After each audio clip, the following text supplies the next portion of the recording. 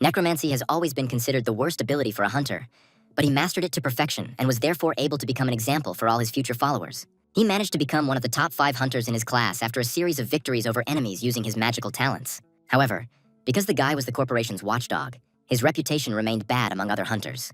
On the day his entire team was wiped out, he was the only survivor because he knew how to find solutions in the most difficult moments. For this reason, he was nicknamed the King of Immortality, because he was ready to survive at any cost in order to then save everyone else. This guy's name was Nigel, and his long story begins with that bloody massacre that took the lives of many of his friends. This time, everyone was expecting his death, because his opponents were members of the guild he had previously been a member of for many years. And yet Nigel remained alive after 6 months of fighting, although he was always confronted by a whole crowd of armed agents. He looked at them as if they were a bunch of pathetic scum, capable of only simple tricks.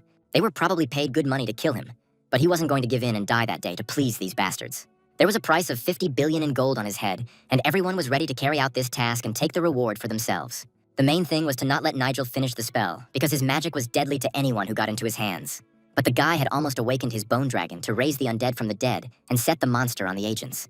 Within seconds, many of them regretted not staying home today, and now they had to fight a giant bloodless monster. Instead of a reward, they should think about how to save their lives. Although after everything that happened, Nigel will not let them leave. It was already too late because the dragon was raised from the other world and now became Nigel's servant and main weapon. In a moment, the entire floor was blown up, and now it was time to deal with those who ordered his murder. Having flown out of the building, the dragon carried on itself its master, who had already learned to control it perfectly. The guy felt so confident, as if he had been flying this way all his life and had no doubt that he would quickly reach his goal.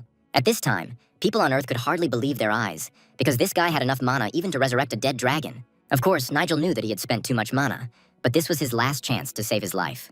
Now it remains to be seen whether he has enough strength to finish what he started when he meets the head of the corporation. It was at this moment that he noticed the bastard below, to whom he would very much like to fly closer. On the very top floor, in the middle of a huge office, was the one who was involved in ordering Nigel's murder. A man named Gilbert calmly watched the flight of the young hunter and was ready for their meeting. As always, Nigel exceeded all his expectations, and Gilbert was glad to finally see the guy face to face. Although it is strange to be happy that a dragon, raised from the dead under the control of its main enemy, hangs before you. However, Nigel knew that controlling the dragon required more mana than he had left, and it was clear why Gilbert was so calm. Moreover, at that moment, shells flew up from the ground, one of which hit the dragon, and this was the worst news for the guy. The dragon immediately began to lose its balance in flight, because the projectile hit right in the center of its huge skeleton. In addition, the second projectile hit the dragon in the wing, and without a magic shield, he became very vulnerable. The guy immediately ordered him to fly higher so that the shells could not reach him and cause even more damage to the dragon. Unfortunately, his giant pet did not have time to carry out the order, and the next projectile hit him right in the head. And Nigel himself was not doing any better, because the shells continued to fly in his direction and could hit him. At some point, there were so many shots that the dragon looked like a sieve, easily shot through from the ground. Unable to withstand this pressure, he fell down and smashed the ground to pieces with his whole body, unable to maintain his balance. Nigel lay on the ground for a while and could not recover from such a blow for a long time. The knights under Gilbert's command immediately took advantage of this and surrounded the guy from all sides. This scoundrel was sure that now the young hunter would give in and finally stop behaving like a stupid boy. But the old man should have foreseen Nigel's answer, because he knew perfectly well that the boy had never given up in a fight. Perhaps Gilbert should have remembered this before suggesting such nonsense to Nigel. And if so, then there is no point in wasting time, and it is time to continue the duel that has long been brewing between them. Gilbert was used to everything going according to his plan and was ready to take revenge on the boy for his insolence. Moreover, Nigel always put a spoke in his wheel, and after the last incident, Gilbert finally lost his temper. This guy always survived where he was definitely supposed to die and became even stronger than Gilbert expected. But the main thing was that Nigel was clutching the nameless stone in his hand, which he had taken out just at the moment when Gilbert appeared nearby. This was enough to get rid of the guy, but if he agreed to give up the stone, the man was ready to grant him a quick death. He extended his hand forward and hoped that the boy would not be stupid at least this time and would give him the artifact in a good way. It seemed to him that Nigel was not worthy of even holding this valuable item in his hands, much less using it in a duel. The guy didn't want to argue with him and was ready to give him the stone right now. It was hard to believe that Nigel had been persuaded, although Gilbert was already longing for the moment when the relic would be in his hands. But he should have realized long ago that this guy never gives up without a fight and is not ready to give in to enemies. Suddenly, Nigel put the stone on his tongue, and Gilbert realized that he could only take the artifact by killing him. Yes, Gilbert never expected that Nigel would dare to do such a thing, but now he saw with his own eyes something unimaginable. Gilbert immediately ordered his fighters to tear Nigel apart and remove the stone from his body, which he had already managed to swallow. But it was thanks to the stone that Nigel was able to easily use his next ability. Right in front of Gilbert, a crowd of living skeletons appeared, ready to fight on Nigel's side. Unfortunately for Nigel, the fight ended with his first defeat in his life, and the guy did not survive the fight. Nigel thought that now he would be able to calmly rest from everything, but suddenly he noticed a complete stranger in front of him. Opening his eyes, Nigel saw strange people who spoke to him too politely, as if he were their master. Then everyone around shouted loudly that the young master had come to life. Could it be that Nigel had woken up in the body of another person?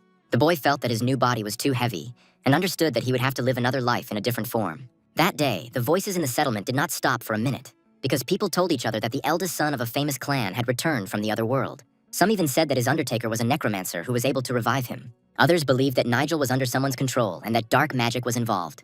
It's hard to believe that this guy, who should have been dead long ago, suddenly opened his eyes as if after a long hibernation.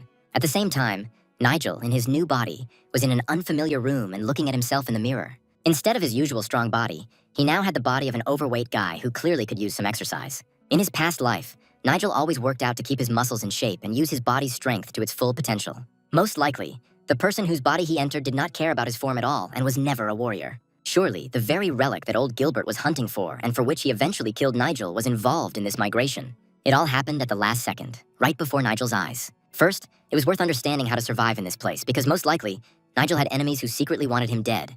Unexpectedly, in his list of skills, he did not see a single ability that could help him in a real fight. It was hard to believe, but all the skills he had in life were now completely gone.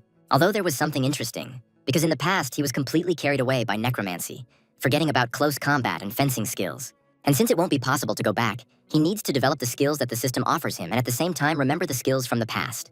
Maybe at least here he could get some rest from the monsters he was so tired of killing every day in the past. Yes, it seems that it is possible to stay in this world for a while and try other skills that were interesting to him. From that moment on, Nigel decided to do everything possible to change his destiny. At that moment, voices were heard outside the front door, and Nigel realized that many people wanted to see him as soon as possible. True, the guy who burst into his room was clearly not his best friend and was not happy about his sudden revival. This guy's name was Eugene, and he was one of those who secretly wished death on the owner of this body. However, Nigel ordered that no one should be allowed to see him, so the servant Jacob asked Eugene not to disturb his master and not to disturb him. But a blow to the face quickly silenced Jacob, because Eugene could not stand it when some boys objected to him. Looking at this, Nigel realized that enemies had appeared in his house faster than he expected, which meant that the next battle would be very soon. It seemed to Eugene that even after coming back to life, the owner of this body remained the same idiot that Eugene had known him all his life. The young servant Jacob continued to apologize to his master for the fact that Eugene still managed to get into his room and disobey the order. Eugene was surprised at the care his old acquaintance showed for his servant, as if he had not yet come to his senses after being revived. In a whisper, Jacob quickly told Nigel that Eugene was the half-brother of the former owner of this body, who had long disliked him. At that moment, another person entered the room, who was also interested in taking a look at Nigel after his return from the other world. This man, named Derek, was the leader of the Red Clouds faction and a respected man among the locals. However, the tone the man allowed himself towards Nigel was too rude, and Jacob asked him to watch his words. The father of the man whose body he entered died of illness, and now there is a struggle for the right to take his high position. Derek immediately apologized, saying that he himself had not slept well that night and promised to choose his words carefully in the future when talking about Nigel's father. Looking at them, Nigel realized that they did not care about him, and especially not about his father, whom they had always despised. Then they both went to the exit and, without even saying goodbye, began to cheerfully discuss something of their own, as if there was no one else in the room. Nigel had never put up with this kind of attitude towards himself, and the next second he decided to shake them up a little. And the first one to come to hand was Eugene, who entered the room and immediately began to command. Derek turned sharply to Nigel and started shouting loudly that he had completely lost his mind. Eugene received a very strong blow from which he could not recover for a long time. He should have sensed the enemy approaching and prepared to strike, but this time he failed to do so. Instead, Eugene was still trying to recover, realizing that it had been one of the hardest blows he had ever suffered in his entire life. However, Nigel stated that this was only a response to Eugene's insolence, so that he would not allow himself to do such a thing again. But the guy was also ready to draw his sword and show his true strength. Eugene wasn't used to being attacked from behind, especially by someone he considered the most vile person in the known clan. But right now, Eugene was not himself, because Nigel looked like he was ready to take on the challenge. At some point, even Derek doubted the strength of his protege Eugene, seeing Nigel's confident gaze. A lot of people had already gathered nearby, and a loud quarrel was completely unnecessary now. There were too many strangers around, so Derek hoped that Eugene would come to his senses. They seemed to be secretly exchanging thoughts with each other using telepathy. It was a very rare ability, and Nigel wanted to know what other skills this guy had. When they left, Jacob looked at his master, realizing that he had changed greatly since waking up. Suddenly, Nigel's head began to hurt so badly that it felt like it was going to explode from the terrible pain. Clutching his head, he heard only the loud words of the servant, who suggested calling a doctor immediately. Not understanding what was happening, the guy just held his head, trying to endure this terrible pain. Nigel increasingly realized that the death of the guy in whose body he was now was not an accident, and that Eugene was certainly involved in it. Most likely, Eugene poisoned the body's previous owner immediately after killing his father, sending his son after him. In the memories of the body's previous owner, Nigel saw Eugene bullying him and taking away his girls using only brute force. It looks like this poor guy had to endure a lot, because without fighting skills, he couldn't fight back against Eugene. New memories came to Nigel every second, and he understood more and more who Eugene really was. At that moment, Nigel realized that he had made a big mistake by attacking Eugene from behind while only being level 1. If he makes enemies now with such weak skills, then the next death will come very soon. But he wanted to live in this body a little longer, and if he had thought about it earlier, he would not have attacked Eugene. Turning to his servant Jacob, Nigel asked if there were any places nearby where many people had died recently. Jacob was surprised by this question, and for a long time could not understand what had happened to his master. Eugene was beside himself with rage, because for the first time in his life he had been insulted by someone he had always considered a pathetic nobody. In a rage, Eugene broke the vase in front of Derek, who had been nearby the whole time, and it became clear that the matter was serious. Derek had a hard time figuring out how to calm Eugene down, make him come to his senses and not do more stupid things. Derek ordered all the servants to leave immediately, as he understood that Eugene might say too much in the heat of the moment. Now Eugene needed to calm down, because there were people crowding around who could spread rumors throughout the settlement. But it was hard for Eugene to calm down after his worst enemy dared to humiliate him like that. And in front of his servant, too. After his awakening, Nigel really did behave strangely, not at all like the previous boy who was afraid of his own shadow. Approaching Eugene, Derek reminded him that Nigel was already 1 foot in the grave, so there was no need to worry so much. It would not be at all strange if Nigel, who had already died once, died again soon after waking up. Derek hinted that he would order his men to follow through and give Eugene such a gift. The guy got the hint, and a wide smile immediately appeared on his face, because Derek guessed his main desire without words. Even if the enemy is lucky enough to return after death once, he will definitely not have a second chance. This time, Eugene wanted to finish off Nigel, who had gone to the Valley of Mists, from where it was difficult to return alive. Nigel wanted to get his strength back as soon as possible, but he knew it was very hard to move in this body. His entire face was covered in sweat, but it was the forbidden zone that he chose to practice his main skill of necromancy. As he thought, in this place where many evil people had died, he could easily find himself strong servants. Nigel could summon many, but first he wanted to raise the white skeletons, which were the easiest to control.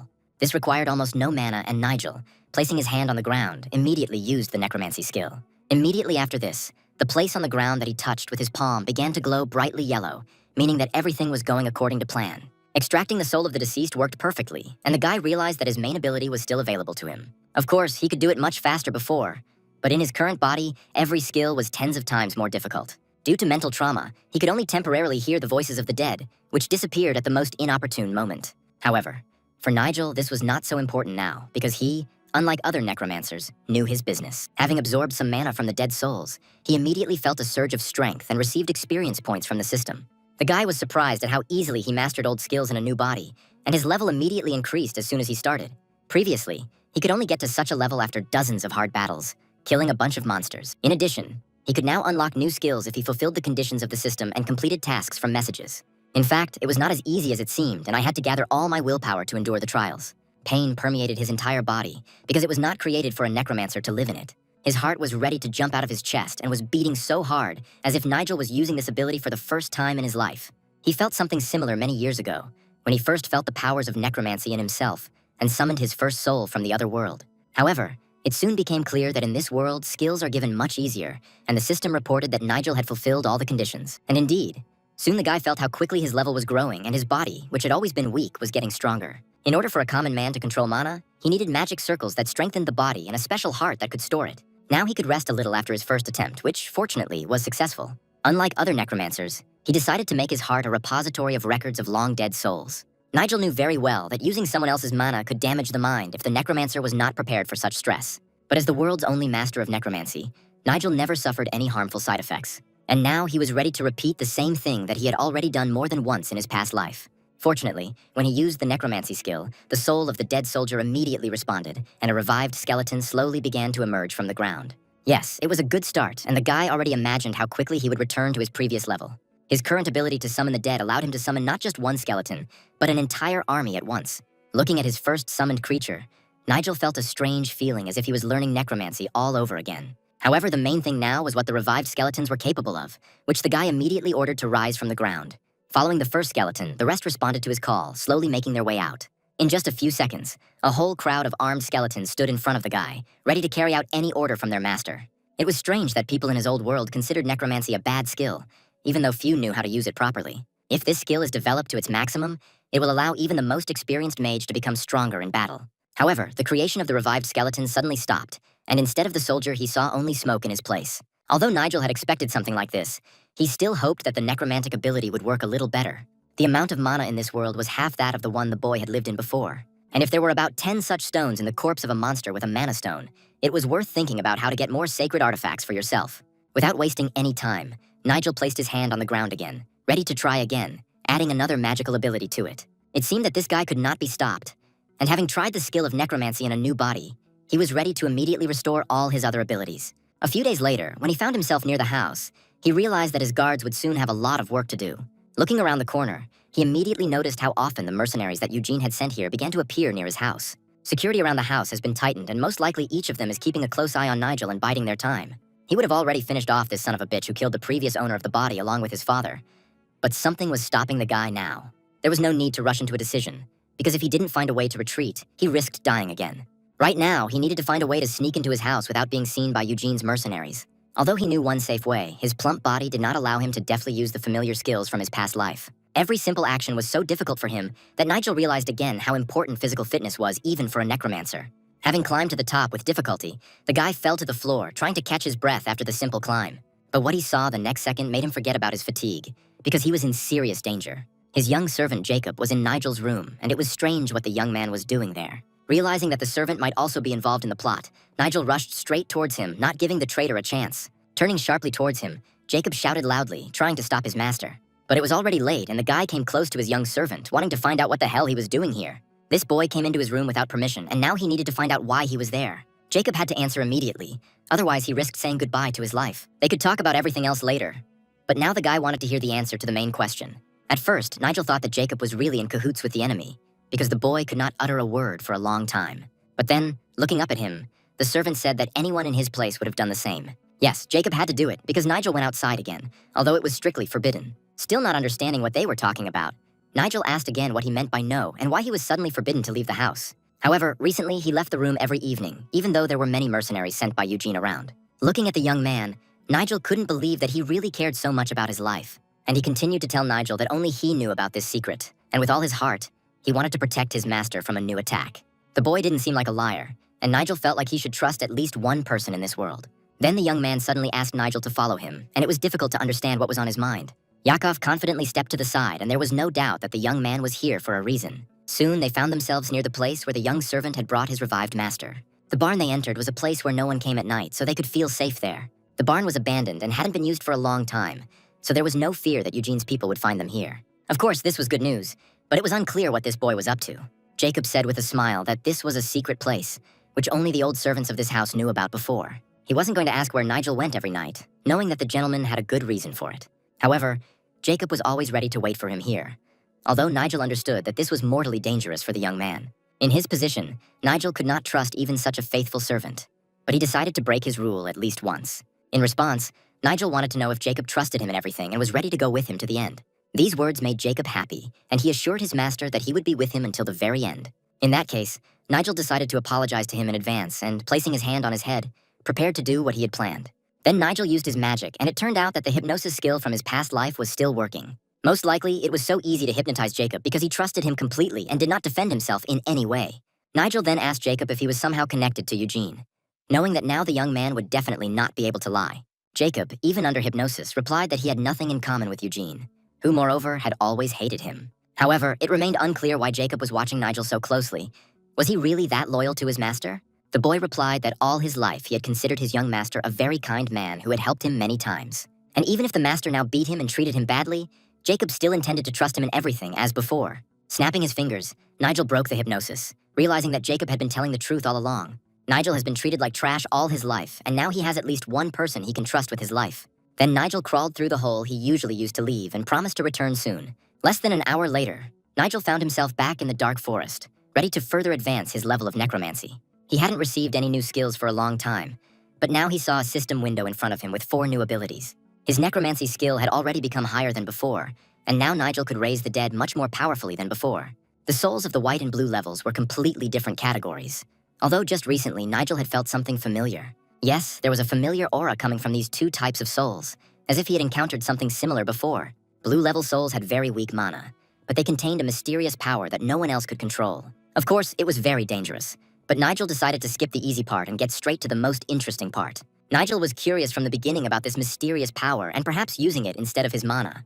However, this could only be found out in practice, because what is planned often does not go according to plan. Nigel immediately felt hot energy coming from everywhere, and his face instantly became covered in sweat from the heat of the magical fire. However, he felt no resistance, and the energy flowed easily through his mana circles. If this continued, he would be able to combine these two energies, which was what he wanted to do immediately. However, in reality, everything turned out to be much more complicated, because the body also had to be ready for such skills, and the body in which he was reborn in this world was too weak for such complex necromancy. At one point, he even started bleeding from his mouth because the pressure had increased so much that his body could not withstand such a load. But if he allowed that to happen, his mana circle would simply explode, which was something that could not be allowed under any circumstances. If he can't use this power to reach the mana heart, he will never raise his level to the limit. At that moment, the idea came to him to create another mana library to store the new aura that arose from the mixing of the two energies in his body. Yes, it was a great idea, although creating a new mana library was difficult and would put too much strain on the body.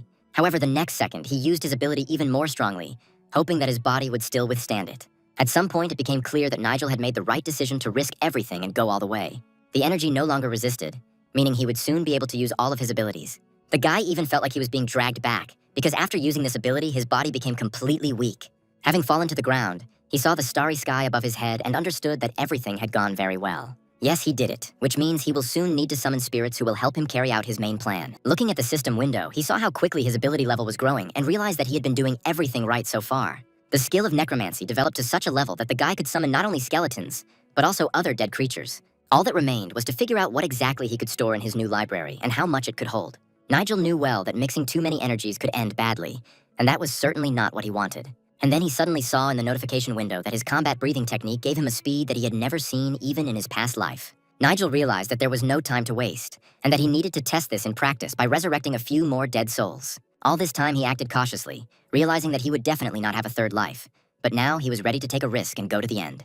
Having summoned a combat skeleton from the afterlife, he was ready to test whether his new ability was really that good. Looking at the revived creature, Nigel understood that his new ability must have some downsides.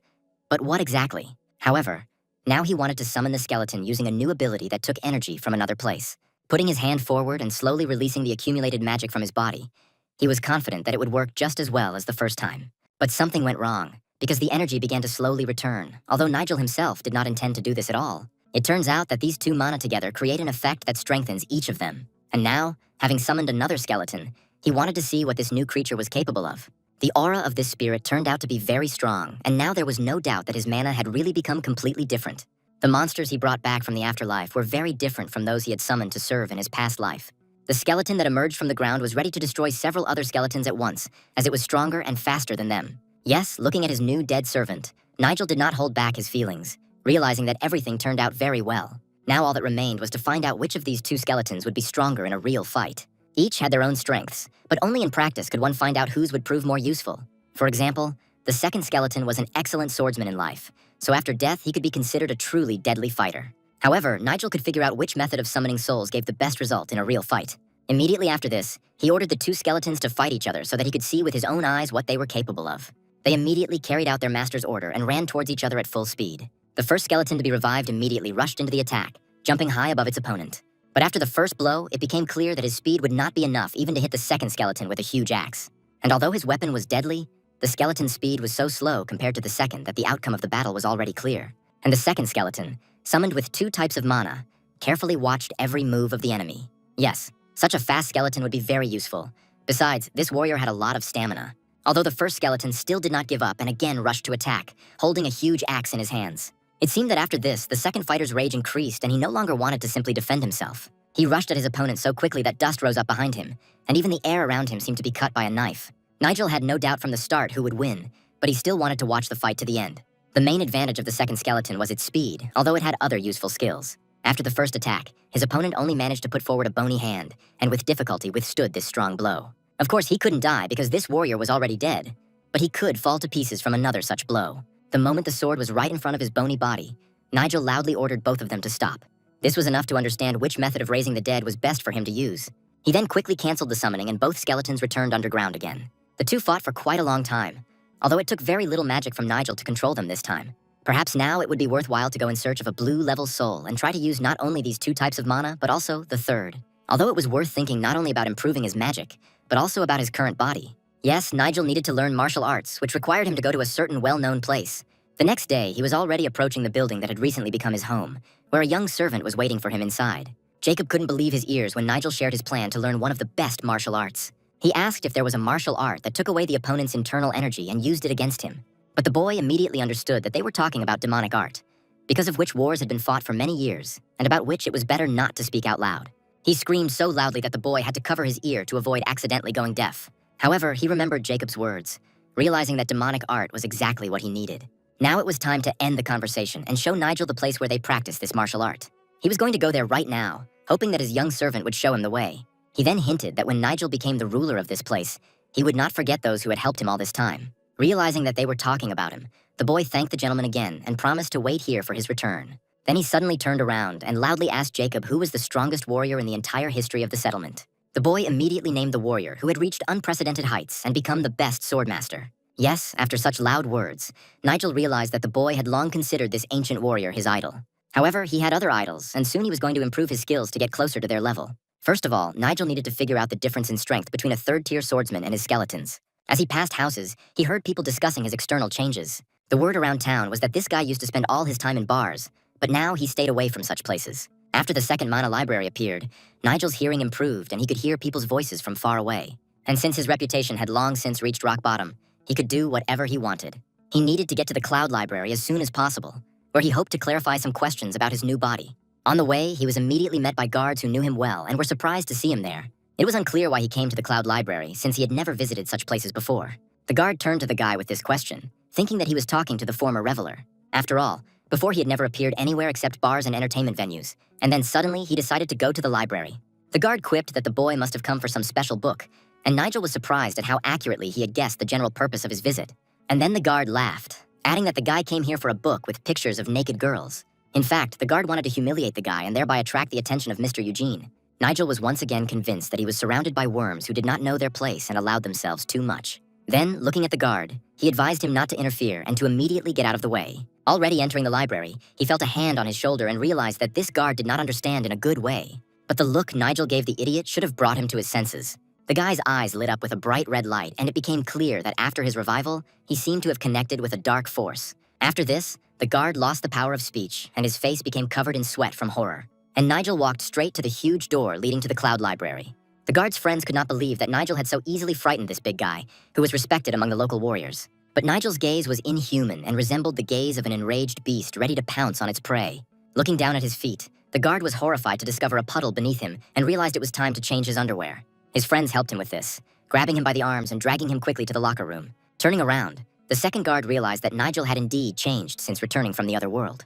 Although what was more important to Nigel himself was that these idiots had finally left him alone and not interfered with his business. Meanwhile, in the Red Cloud Tower, there was a man with whom Nigel had already managed to meet. Approaching the wall of the tower, the man stood in front of the secret inscriptions that hid its main secret. After saying a few lines out loud and placing his hand on the wall, he heard a sound that could only mean one thing. Immediately after this, the door opened in front of him, and Derek looked into where they had been waiting for him for a long time. Then he began to slowly descend the stairs deeper and deeper into the dungeon that hid a terrible secret. Finally, the people who had been there for a long time saw one of the main shamans in front of them and greeted him loudly. The entire group was well aware of Derek's abilities, because soon the mummy on their table was finally supposed to be reborn. A young man named Zach, the second leader of the Red Cloud faction after Derek, greeted his leader with a smile. But Derek again asked not to call him that, because it was necessary to keep everything secret and not reveal their activities. The guy immediately apologized for the mistake, explaining it was his long-standing habit. But Derek got straight to the point, because that brat Nigel had recently entered the Cloud Library and had already managed to dig up some information this morning. Nigel's actions were unexpected for Zach, and he assumed that Nigel was simply scared after his return. Yes, this Nigel had been irritating everyone for a long time, but it was Zach who paved the way for him to the top. Of course, his stupidity was off the charts at times, but that was precisely why Derek chose him for his own selfish purposes. This could only be beneficial to them, because the guy didn't know martial arts and would most likely start reading the first book he came across. But backup was still needed, so Derek decided not to let things slide and take matters into his own hands. However, Zach had already prepared everything long ago, and the work with the mummy was completely finished.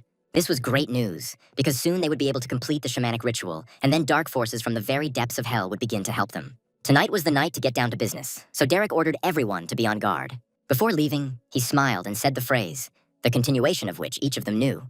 They all served the red sky and loudly shouted the same phrase after their leader. Soon, Nigel finally found himself in the Cloud Library, because now no one could disturb him. The guards had been yawning for a long time because it was late, but they had to guard the library while Nigel was inside.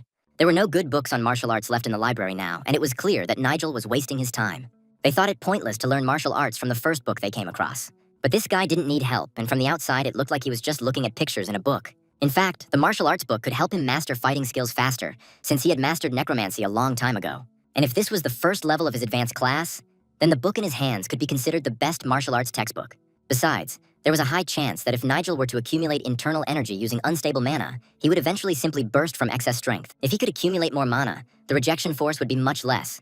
But for now, all he could do was hope for luck. After 8 hours, he finally finished reading the book, and his level instantly rose to the required level. Nigel decided he had no choice, since this was his only top-level martial art. At that moment, Nigel realized that there was someone nearby, because he had felt someone's presence for a long time. All this time, he simply didn't show it. Although after another rustle behind his back, everything became clear. Jumping to his feet abruptly and turning around, he saw a little girl in front of him looking at him with fear. With tears in her eyes, she apologized for disturbing Nigel and distracting him from his reading. But the guy wanted to know what kind of books the girl brought with her in the cart. Realizing that this was exactly what he was looking for, Nigel ordered her to take him immediately to where these books were kept. Soon the boy had already studied all this ancient literature, although the girl did not understand why he needed it. There was only one book left that he had not had time to read, and the girl handed it to Nigel. She felt that by studying the dangerous things described in the book, Nigel was putting himself in mortal danger, and she was worried about him. But there was no need to worry about this guy. Besides, he had wanted to ask her for a favor for a long time. The girl happily agreed when he asked her to give him the oldest book in the library. She immediately handed him the ancient manuscripts, which seemed about to crumble in her hands. It looked like an ordinary tattered book, but it was worth taking a closer look at it.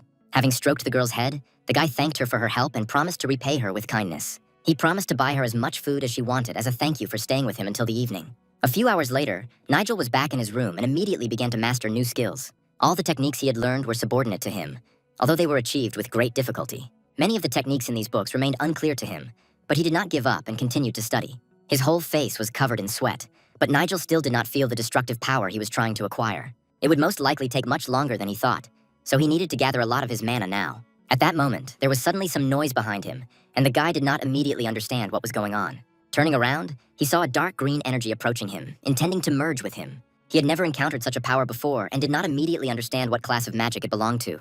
But when the magical essence completely enveloped his body, it was too late to think, and he had to activate the defense as soon as possible. This green substance quickly seeped through the body, merging with his mana, and for some time the guy could not figure out how to stop it. But at some point he stopped, realizing that this green entity was not as strong as it seemed at first. Yes, she quickly merged with his body, and at first he couldn't even stop her. In addition, the system notified that an unknown entity was placing a death curse on him. Only one person came to mind, because it was Eugene who was capable of such a vile act. This curse was very similar to the abilities of the hunters from his past life, and it was not surprising that the healer could not recognize it. However, any magic he knew was subject to him and would hardly be able to kill him now. Gathering his mana into one point, he instantly activated the defense, and the curse immediately dissipated into the air. Yes, it seemed to work, and for the first time in this world, he managed to turn on real protection. This was very useful, because in the future, he would have to do the same thing many times. Now Nigel knew that the usual curse of the local magicians would never work against him. It was worth thanking Eugene for the death curse he sent, because with its help, Nigel was now full of mana. The curse was a blessing to the Necromancers, and Nigel wasn't about to lose that mana so easily. He decided to create a third circle around his mana pool, taking into account the improvements and new skills he found in the library. Now he was at a new level of hunter, and the system immediately informed him about the strengthening of his previous abilities. In his past life, he developed his skills much more slowly, and there was something else interesting. After all, with the increase in the amount of mana, it became easier for him to combine it with his energy. And besides, the art of floating clouds also merged with them. The system immediately reported that Nigel had received the rank of Eastern Sage's Tearing Art. Moreover, he immediately reached level 15, which would have been impossible without this death curse. Looking at the list of his new abilities, which didn't even fit in the system window, Nigel was glad that everything turned out this way. Moreover, his body became stronger with each passing minute, and his natural energy also improved rapidly. The guy didn't even notice how the first rays of the sun appeared outside the windows, because he studied his abilities until dawn. He worked all night, although he felt great, as if nothing had changed since yesterday. At that moment, Jacob unexpectedly ran into his chambers, announcing that guests had arrived to see his young master. It was strange that someone decided to visit Nigel, because he had no meetings planned. Suddenly, Nigel noticed that Jacob had stopped speaking mid-sentence, without naming the guest. It turned out that Nigel's fiancée had come to visit him, and the young guy didn't expect this at all. He didn't know that the previous owner of this body had a fiancée whom he would soon meet. Meanwhile, the gates to the territory of one influential clan had long been open for an important meeting. At that moment, one of the guards noticed the passing carriage of the young lady, whom every guy dreamed of seeing. The coachman loudly announced to his mistress that they had arrived and asked her to carefully descend from the carriage. Immediately after this, the girl began to slowly walk down the stairs, already hearing the enthusiastic greetings of the crowd. This young lady had always been known for her beauty, so she never left the estate without a bodyguard. Isabella, who was called the White Flower for her beautiful appearance and perfect, clear face, was considered an angel in the flesh. No one who saw her could understand how one could be so beautiful. Every guy in the crowd tried to run forward so that the others wouldn't block the view of the girl who was walking from the carriage to the estate. But the young man was in such a hurry that he tripped over a stone under his feet that he had not noticed. Unfortunately, he fell face down in the mud, and instead of admiring the girl, he felt something much less pleasant. Yes, it was a pitiful sight, and the worst thing was that Isabella managed to see this guy. It was in this form that he had to appear before the girl whom he had dreamed of seeing so closely all his life, not expecting that their meeting would happen exactly like this. Fred, her bodyguard, immediately boiled with rage, seeing in what a disgusting state this guy appeared before his young mistress. But Isabella immediately put her hand forward to calm her bodyguard a little. Then she slowly handed the coin to the guy, who was beside himself with happiness and even had tears in his eyes. Now it became clear to everyone that this girl not only looked like an angel, but was also as kind as these heavenly creatures. True, none of them knew what kind of real nature, completely different, was hidden behind the angelic appearance of this girl. Several of the nobles who had organized this important meeting today had already gathered in the Blue Clouds building. There were still a few members of high society missing, but it was clear that none of the invitees would dare to miss this meeting. Looking at the wide chair where Nigel should have been sitting, Eugene thought for the umpteenth time that he was already getting pretty tired of this guy. He thought sadly that if it had not been for Nigel, Eugene would have long ago taken this chair and become an honorary member of the assembly. It's strange. Why was that idiot Nigel so confident? Did he really think his father was still alive? Logan, who had previously led one of the most famous clans in the Empire, knew very well what this young man was thinking. At that moment, there was a noise from the front door, and it became clear that another guest had arrived. Bursting into the office, Mateo immediately apologized for being late, saying that it was all his son's fault. But the guy immediately objected, reminding that it was Mateo who had sat late at the bar yesterday, and that was why he had overslept today's meeting. To save face, the man immediately interrupted his son and ordered him to immediately greet the chief. He immediately carried out his father's order and respectfully greeted the man to whom he owed a lot. As Eugene watched everyone around him greet Logan, he realized that he wanted nothing more than to be respected in the same way. However, Mateo could not be bribed with money or women. Did he really respect Logan that much? Mateo was from the Clear Clouds faction, whose members only followed the strongest, so he considered Logan his ultimate leader. Eugene still thought that sooner or later they would all bow before him and regret that they had not done it earlier. Soon, Jerry, the leader of the Small Cloud faction, arrived and greeted everyone who had come with a smile. Since all the main leaders were already here, the meeting could begin while the rest of the guests were arriving. But the senior gentleman had not yet arrived, so Logan suggested that they wait a little before starting the meeting. Jerry thought that Nigel wouldn't come today anyway, as he had heard that he hadn't been feeling well lately. But he was very mistaken, because the one everyone was waiting for was already standing at the door, carefully watching everyone for several minutes and listening to their conversations. Yes, Eugene didn't even notice him, and it was strange how this guy managed to sneak into the hall so unnoticed. This guy, as they knew him, had changed a lot after his rebirth, and his look had become much more confident. Jacob was reluctant to go to the meeting until the very end, but Nigel grabbed his hand, intending to show himself to these people in a completely different way. It was strange what had changed the boy so much, but his young servant Jacob had never seen Nigel so confident before. Now, sitting at the common table with the most important people of the settlement, Yakov looked in surprise at those on whom the lives of many depended. All these heads of factions were sitting opposite him, and among them were Nigel and his servant, waiting for the meeting to begin. However, Jerry immediately shouted loudly that a servant should not be seated in an important place, and that Nigel was thus spoiling the reputation of their honorable assembly. Never before in the entire history of the clan had anyone allowed themselves to do such a thing, and it was unlikely that this guy had the right to act like that. But Jerry should have stopped this useless argument, because Nigel's decision was firm. Besides, it was unclear what the problem was, because no one was driving Jerry away from his place of honor. But he did not calm down, believing that Nigel had no right to allow a dirty servant to sit next to such respected guests. But Jacob was first and foremost Nigel's trusted assistant, not the filthy servant Jerry had just insulted him as.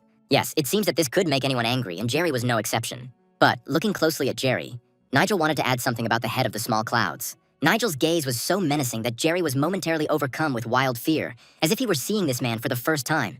Now Nigel felt that he did not have to ask anyone's permission where to seat his servant. And if any of them are against it, they can get up and leave the meeting, which they certainly won't be able to hold without Nigel. The chair of the meeting remained empty, and Nigel and his young servant continued to sit there at the right end of the table.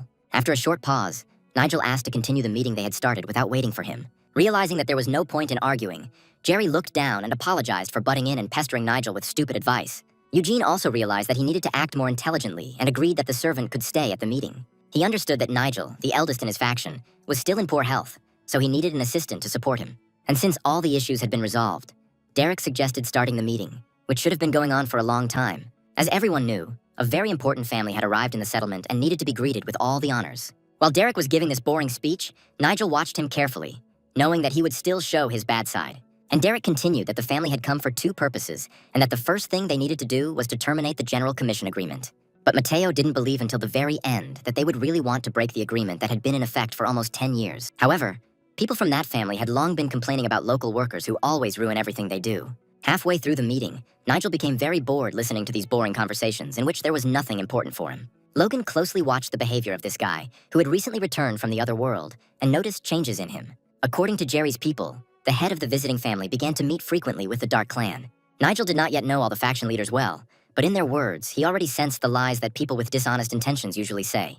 Mateo suddenly shouted that the bastard who irritated him the most had been chosen as the commissioner from all the factions. At that moment, loud voices were heard at the front door, and it became clear that someone else had arrived for the meeting. And indeed, Isabella was already standing at the door with her large retinue, and behind her, as always, walked the senior bodyguard. She immediately apologized to the leaders for being late, saying that there had been a slight delay on the way due to the coachman. But no one who met this beautiful girl was offended by her, and Eugene even said that she came just in time. Besides, Eugene managed to tell her so many compliments that the girl even blushed and pretended to be a little embarrassed. Mateo also added that tea had just been served in the waiting room, and Isabella had arrived just before it had cooled down. It was not the first time that Fred had heard all the men around him fawning over his mistress, but he asked everyone to at least pretend that they were there for business. Yes, this remark was inopportune, and for a while the room became quiet. And then Fred suggested getting straight to the point, since everyone had other plans besides the meeting. Logan didn't object, and suggested starting a meeting to discuss the most important matters. The main issue was that from that moment on, their clan would stop all trade with the groups whose members were at the meeting. Yes, it was a bold statement, and Mateo said that they could not change the terms of the contract once it was signed. But the head of their family had already made this decision long ago, considering trading with them a bad thing. He simply could not allow such a mess in the management of trade, because the workers of that group did not fulfill their promises.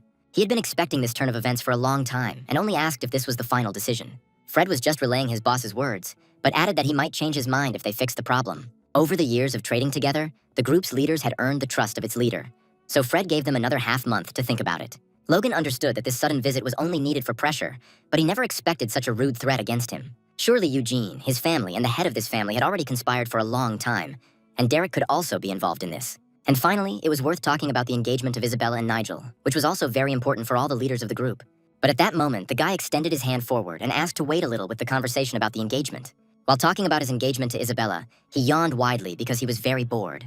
Looking at him, Fred could not understand what else Nigel wanted to say, but he was ready to listen to him attentively. Only now did the guy see for the first time the girl who was soon to become his legal wife. Looking at her sweet appearance, the guy knew from his own experience that it is precisely such girls who often turn out to be the most evil witches. And then he suddenly said that he wanted to call off this engagement because his heart already belonged to someone else. At this point, Isabella showed her true character when she heard that the guy was refusing the honor of becoming her husband. Just a moment ago, when Isabella and Fred entered the conference room, they had no idea what their meeting would lead to. When Nigel saw her at the door, a strong pain appeared in his head again, like when he first met Eugene. By moving the mana within him and focusing on this pain, he was able to quickly deal with it. But at the same time, someone's voice seemed to echo in his head and memories of the past came flooding back. In these memories, he saw a girl who was once engaged to the previous owner of this body. Isabella still thought she was talking to the same guy she knew, not realizing that there had been a completely different person in his body for a long time. But in fact, Isabella was secretly dating Eugene, and all this time that guy was forced to endure this insult. But it was unlikely that Nigel was the same and could tolerate the intense jealousy that the previous owner of this body easily endured. Reading through someone else's memories, which now belonged to him, the boy remembered how Isabella was beside herself with anger when the truth was revealed. After the betrayal, the worst awaited the girl, and even the protection of her noble family would not have helped her. The guy watched from afar as this traitor repented, but the guards did not want to listen to anything. All her servants, who participated with her in the dirty deeds, were killed, and their bodies lay on the floor for a long time. These must have been memories of a future that was still far away, but Nigel wanted no part of it. These were very interesting secrets, and it was unclear what other secrets were hidden from this guy's eyes. Once he can level up even more, he will unlock all the other memories and then know the whole truth. That is why Nigel decided to call off this engagement, knowing what horrors await him in the future. Of course, the girl could not hold back her tears and, bowing her head, quietly cried upon hearing this refusal. True, the guy could not believe that she was still in love with him and thought that it was only beneficial to her family. A little more and Fred would have used his fists, because no one dared to treat his young mistress like that. But Mateo asked him to watch his words and not to speak so disrespectfully about their young master. Besides, the guy thought that they wanted to offer him the same thing and didn't understand what the problem was. But the problem was that these words should have been said by the girl herself, and not listen to the offensive refusal of this fat man. Although among the people from different groups, there were those who had known about the cancellation of the engagement for a long time, which meant that it did not matter who was the first to say it. No, Fred could no longer tolerate his mistress's insult and was ready to do what anyone in his place should have done. Only the presence of all these people stopped Fred from smashing the brat's head in. His anger reached such a limit that Fred emanated a fury capable of incinerating anyone. And it was strange that this guy continued to stand in his place and did not run away as he usually did. At that moment, Fred realized that the boy was probably at the peak of his powers. Otherwise, his courage could not be explained. In addition, he noticed that someone else's mana was moving towards him, which could only come from one person. And he was not mistaken, because from Logan's direction, a whole stream of deadly energy was indeed directed towards him. Looking seriously at Fred, Logan asked if he should consider this a declaration of war on his family and him personally. If so, then he was ready to fight here and now. But it was unlikely that Fred would be happy with such a strong enemy. Yes, this man was already old, but his powers had not gone anywhere, and the magic was still very strong. He immediately apologized and said that his family had no hard feelings towards Nigel. Logan then warned that by attacking this guy, they would create a lot of problems for themselves. Eugene also agreed that they would have to engage in this fight, even if Nigel's answer did offend the young lady a little. Therefore, in order to maintain good relations between all families, the best way out could be chosen. And then he suddenly suggested that this little dispute should be settled by a duel between Fred and Nigel, so that no one else would interfere. It was a very mean proposal on Eugene's part, because neither Fred nor Nigel could refuse a duel. Even Mateo, who had fought many duels before, didn't expect this brat to suggest such a solution. And he calmly continued to say that a duel could resolve everything, while maintaining good relations between the two families. After some thought, Fred agreed to accept the challenge, as long as Nigel himself did not refuse the duel. But Yakov immediately jumped up from his seat, because he knew that he could not send his young master to a duel. However, the big man, with a smile on his face, said that the young master could only refuse if he apologized to Isabella on his knees. If he begins to beg her for mercy, then perhaps he will show generosity and refuse this dangerous duel himself. All this time, Nigel calmly looked into the face of the man who did not understand what awaited him. Rising from his seat, he looked straight into his eyes in silence for a while. And then he turned sharply and suddenly headed for the exit, to the delight of many enemies who decided that he was escaping. The main such enemy was Eugene, who believed that Nigel would ruin his reputation if he refused. As he passed Isabella and Fred, he took one last look at Eugene, who had started all this. Of course, Fred alone could not be blamed, since Eugene had specifically suggested this duel, knowing what it would lead to. Quickly exiting the conference room, Nigel first headed away from all these idiots who were just wasting his time. But then he suddenly stopped abruptly and, looking into the distance, decided to change his mind. After stretching and yawning a little, he suddenly said that he had been terribly bored lately. And then he turned abruptly to the people who had already decided that he would never come to such meetings again. But looking at them, he knew that they were just waiting for him to lose his nerve and refuse the duel. To their great surprise, the guy suggested not to put it off and fight a fair duel right now. Rumor immediately spread the news of the upcoming duel throughout the entire settlement, and every worker found out where it would take place. One of the craftsmen had just finished making a magnificent blade, and at that moment noticed his friend running past. All the other inhabitants of the settlement ran after this guy, and the blacksmith did not understand what was happening. It was unclear where all these people were running, but judging by their faces, he should hurry there too. One of the guys running past shouted loudly that the elder Mr. Nigel would be fighting with the guests who had only arrived for one day today. It was hard to believe that the young master, who had always been considered the main coward in the family, accepted a dangerous challenge. By that time, everything on the square was already ready for a fair duel in front of a crowd of local residents. Realizing where this was going, Mateo's son warned that if they didn't stop the fight, Nigel could get seriously hurt. Everyone knew perfectly well that Nigel had never been a real warrior and did not have the necessary abilities for this. However, Logan was on his guard, although he could not stop the fight to prevent the young master from being disgraced. After all these people considered Nigel to be their future leader and would certainly have turned their backs on him. Losing support among the locals was tantamount to losing the leadership battle, and Mateo knew this better than anyone. But they couldn't stand idly by, so Logan was ready to intervene in the fight at any dangerous moment. Although judging by Nigel's behavior, he was not at all worried about the outcome of his first duel in his life. Even Jacob was surprised by the calmness of his young master, who was not at all worried about the outcome of the battle. He begged Nigel to change his mind at least now, and not to pay attention to the gossip that would immediately spread throughout the settlement if he refused. Yakov considered this complete stupidity, and the fight itself unfair from the very beginning, since an unprepared fighter was challenged to a duel. However, Fred was already eager to fight and suggested to his opponent not to delay. Without even trying to refuse, Nigel climbed the stairs to the arena where the fight was to take place. Of course, Isabella pretended in front of everyone that she was scared and that her head was spinning from this sight. This girl played her role perfectly, and Nigel, like no one else, knew her real intentions. Yes, she would have made a wonderful artist, and the guy loudly told her about it, already standing in the arena. With these words, Nigel insulted Isabella again, and Fred advised him to hold his tongue. Before the fight began, Logan warned that the use of magic was strictly prohibited, since the fight was taking place in Nigel's homeland. Fred knew this rule without further reminders and quickly turned to his fighters, any of whom could come out to fight. Each of them was ready to fight against Nigel, because their careers would immediately go uphill if they won. Fred saw a forest of hands in front of him, although he only had to choose one fighter for the duel. Having selected one fighter, Fred reminded him that he should fight using only physical strength. Suddenly, the guy said that choosing an opponent was pointless for him, because his main opponent had long been known. Realizing that the guy was talking about him, Fred couldn't believe that this brat was ready to go out for a fair duel against a real killer. The guy said that Fred was his real rival and asked him to come up to the arena himself. No one who saw this could believe their eyes, and only Logan guessed that Nigel would never be the same again. Even Eugene knew that going against Fred was suicide, and he wondered when the fat man had become so bold. It was rather reckless to choose for sparring an opponent whose strength was tens of times greater than yours, but the guy claimed that the difference in strength didn't matter, because Fred looked like an ordinary, weak opponent to him. However, the time for the duel came, and Ron commanded both opponents to get ready and wait for his command. Then, waving his hand, he shouted loudly that the duel was beginning and now the fighters would have to fight. Just before the fight began, Fred again asked his fighter not to kill Nigel, but secretly hoped that he would give the upstart a good beating. It seemed that no one present in the arena understood who their fighter was actually dealing with and what this fight threatened him with. Nigel himself continued to stand in place, carefully watching every movement of his opponent. Nigel's opponent, wasting no time, immediately rushed into the attack and, jumping up, raised his fist over Nigel's head. But the first attempt at a strike showed that the attacker did not have enough speed to even touch Nigel. No one expected such dexterity from Nigel, and even Logan began to suspect something was wrong. And Nigel continued to watch his opponent as if he could see his every move in slow motion. Even when his opponent unleashed a series of rapid punches on him, none of them hit their target. Nigel dodged every blow so deftly, as if he was floating in the air and had no problem with excess weight at all. Unable to contain his emotions, Fred loudly shouted to his fighter that he was fighting like a girl and should finally show his true strength. Fred's fighter also understood that at this rate he would not be able to hit Nigel and decided to use the ability of the Ghost Wolf Fist. Yes, he actually used magical martial arts against an ordinary person, even though it was strictly prohibited by the rules of the duel. At this point, Nigel found himself at the very edge of the arena, and many spectators were scared at the thought of what would happen in the next second. Nigel realized that his opponent had been pushing him this whole time on purpose, in order to drive him to the very edge of the arena. And so it happened. His opponent immediately activated his ability and tried to hit Nigel with all his might. It was a very dangerous move, and if it had succeeded, it could have ended in death. The blow was indeed very fast, and for the first time in the fight, Fred's fighter managed to land a powerful blow to Nigel's chest. Fred finally saw the true power of his best fighter, who was Nigel's opponent today. But the next second, Fred realized that it was too early to rejoice, and the outcome of the battle had not yet been decided. And Fred's fighter could hardly contain the hellish pain, because after the blow, the bones in his hand broke, as if he had punched a concrete wall. It was hard to understand how it was possible, but Nigel actually managed to block the magically enhanced blow. It felt as if Nigel had placed an iron plate on his chest. Only Derek knew perfectly well that Nigel had used the highest defensive art, which he had learned from who knows where.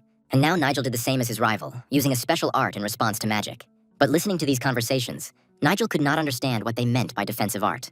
Loud arguments broke out in the crowd, and those who supported Nigel believed that he had acted within the rules. However, his opponent's supporters claimed that Nigel had used superior magical protection. But either way, Nigel had won, so Fred was forced to admit it. And Fred, admitting his defeat in such a dispute for the first time, admired the talent of this young fighter. Nigel raised his hand high in the air to signal his first official victory. The bone armor that had been protecting his chest all this time worked perfectly against blows from ordinary people. However, the duel was not over yet, and Fred suggested continuing it right now. As he slowly made his way up to the arena, Fred remembered that Nigel had originally wanted to fight him. Logan couldn't believe that Fred took Nigel's words seriously and was actually going to fight him himself. However, this young gentleman turned out to be not so simple, so Fred decided to accept his challenge with a smile. Fred felt that Nigel's level was comparable to his own, so the fight would be fair. But these words could hardly calm Logan and Mateo, who had already barely survived their young master's first duel. From a distance, Nigel shouted that Fred was talking too much and urged him to get up into the arena. And then, beckoning Fred with his finger, Nigel asked him to come closer and not to act cowardly like a frightened girl. Yes, Fred would never forgive the brat for this, so the duel had to take place soon. He promised that the guy would greatly regret his words and the fact that he had insulted the young lady today. But after such words, everyone usually lost, and Nigel knew well how this duel would end. The man seemed confident in his fighting skills, but Nigel would have no trouble breaking him. To win, you just had to be stronger than your opponent, and Nigel was ready for that. Although Fred was confident that with his strong punch, he would quickly end this fight in his favor. However, the fight began just like the first duel, and not a single blow hit the target. And no matter how much Fred swung his fists, Nigel continued to easily dodge each blow. Although it had to be admitted that Nigel turned out to be very agile and was much stronger than Fred's student. However, there was one thing that Fred would never learn, and it was his weakest point. It was precisely the tactics of combat that this experienced fighter lacked, and he easily fell for the trip that Nigel made. Although Fred continued to act like the boss in the ring, it became clear to many that the fight would end the same way as the first. Of course, Logan was the most worried and was ready to intervene in the fight if help was needed. But despite all of Fred's beautiful tricks, many doubted which of the two would need help. At some point, Fred himself realized that his strength was running out, but he was still unable to harm his opponent. Even when Nigel put up another block, he managed to look Fred in the eye with a slight smile. Fred thought it was some kind of trick, and he couldn't believe that after his strong blows, this fat man would be able to dodge until the end of the fight. Fred used the same technique as the previous fighter and attacked so quickly it was as if he had 10 arms instead of 2. But Nigel responded in kind and easily matched his opponent's speed. It was hard to believe, and viewers even doubted that Fred was the special fighter everyone thought he was. I guess they hire just anyone to lead the group these days, and anyone from the crowd could easily take Fred's place in the ring. Yes, Fred understood that this way he would forever lose the respect of the locals and something had to be done urgently. But it's hard to fight someone who knows your every move. So Fred stopped holding back and went straight for it. He decided to use all the strength that he used only in real fights, because otherwise he would not defeat this guy. However, Nigel noticed this and also prepared a surprise for Fred, which he was unlikely to like. With just one punch, Nigel hit Fred square in the face, and that was enough to decide everything. From such a strong blow, Fred flew far to the side and no longer looked like the terrible fighter he considered himself to be. He flew so far away from Nigel, it was as if he had been thrown by 10 men and not by one punch. Once again, Nigel raised his hand, rejoicing at his next easy victory. All the spectators who were rooting for Nigel were delighted with their young master's victory. And only Fred could be pitied, because for the first time in his life, he lost a fight to someone who was much younger than him. Opening his eyes, Fred realized with horror that Nigel could finish him off if he wanted. And then, looking at his opponent, he realized that he would forever remember this fight, which turned out to be worse for him than he thought. After all, with this blow, Nigel even knocked out his front tooth, which will now be a reminder of this shame. And this fat man continued to look at Fred with a smile, as if the fight was just a light warm-up for him. Seeing this, Fred became very angry and was ready to fight again immediately after the defeat. He rushed at Nigel and no longer held back the techniques that could not be used in a duel according to the rules. But now he could no longer be stopped, and he was ready to kill this brat who had disgraced him in front of everyone. A bright white flash appeared where their forces collided, as if this was not a training battle, but a fight to the death. Isabella covered her eyes with her hand, but continued to look there, trying to understand what was happening. But she quickly realized what was going on, although it was unlikely to make her happy. After all, her bodyguard Fred was flying straight at her when Nigel threw him back with another blow. She was lucky that she managed to step aside, and the big guy Fred fell next to her. This time, Logan himself entered the arena, unable to watch this horror from the sidelines any longer. Fred couldn't understand why this leader of the group, whom people called Whiteblade, himself went into the arena to protect this guy. However, they had just tried to kill the young master before his eyes, so Logan ordered everyone to draw their swords. Immediately, all the bodyguards carried out his order and stood around their young master.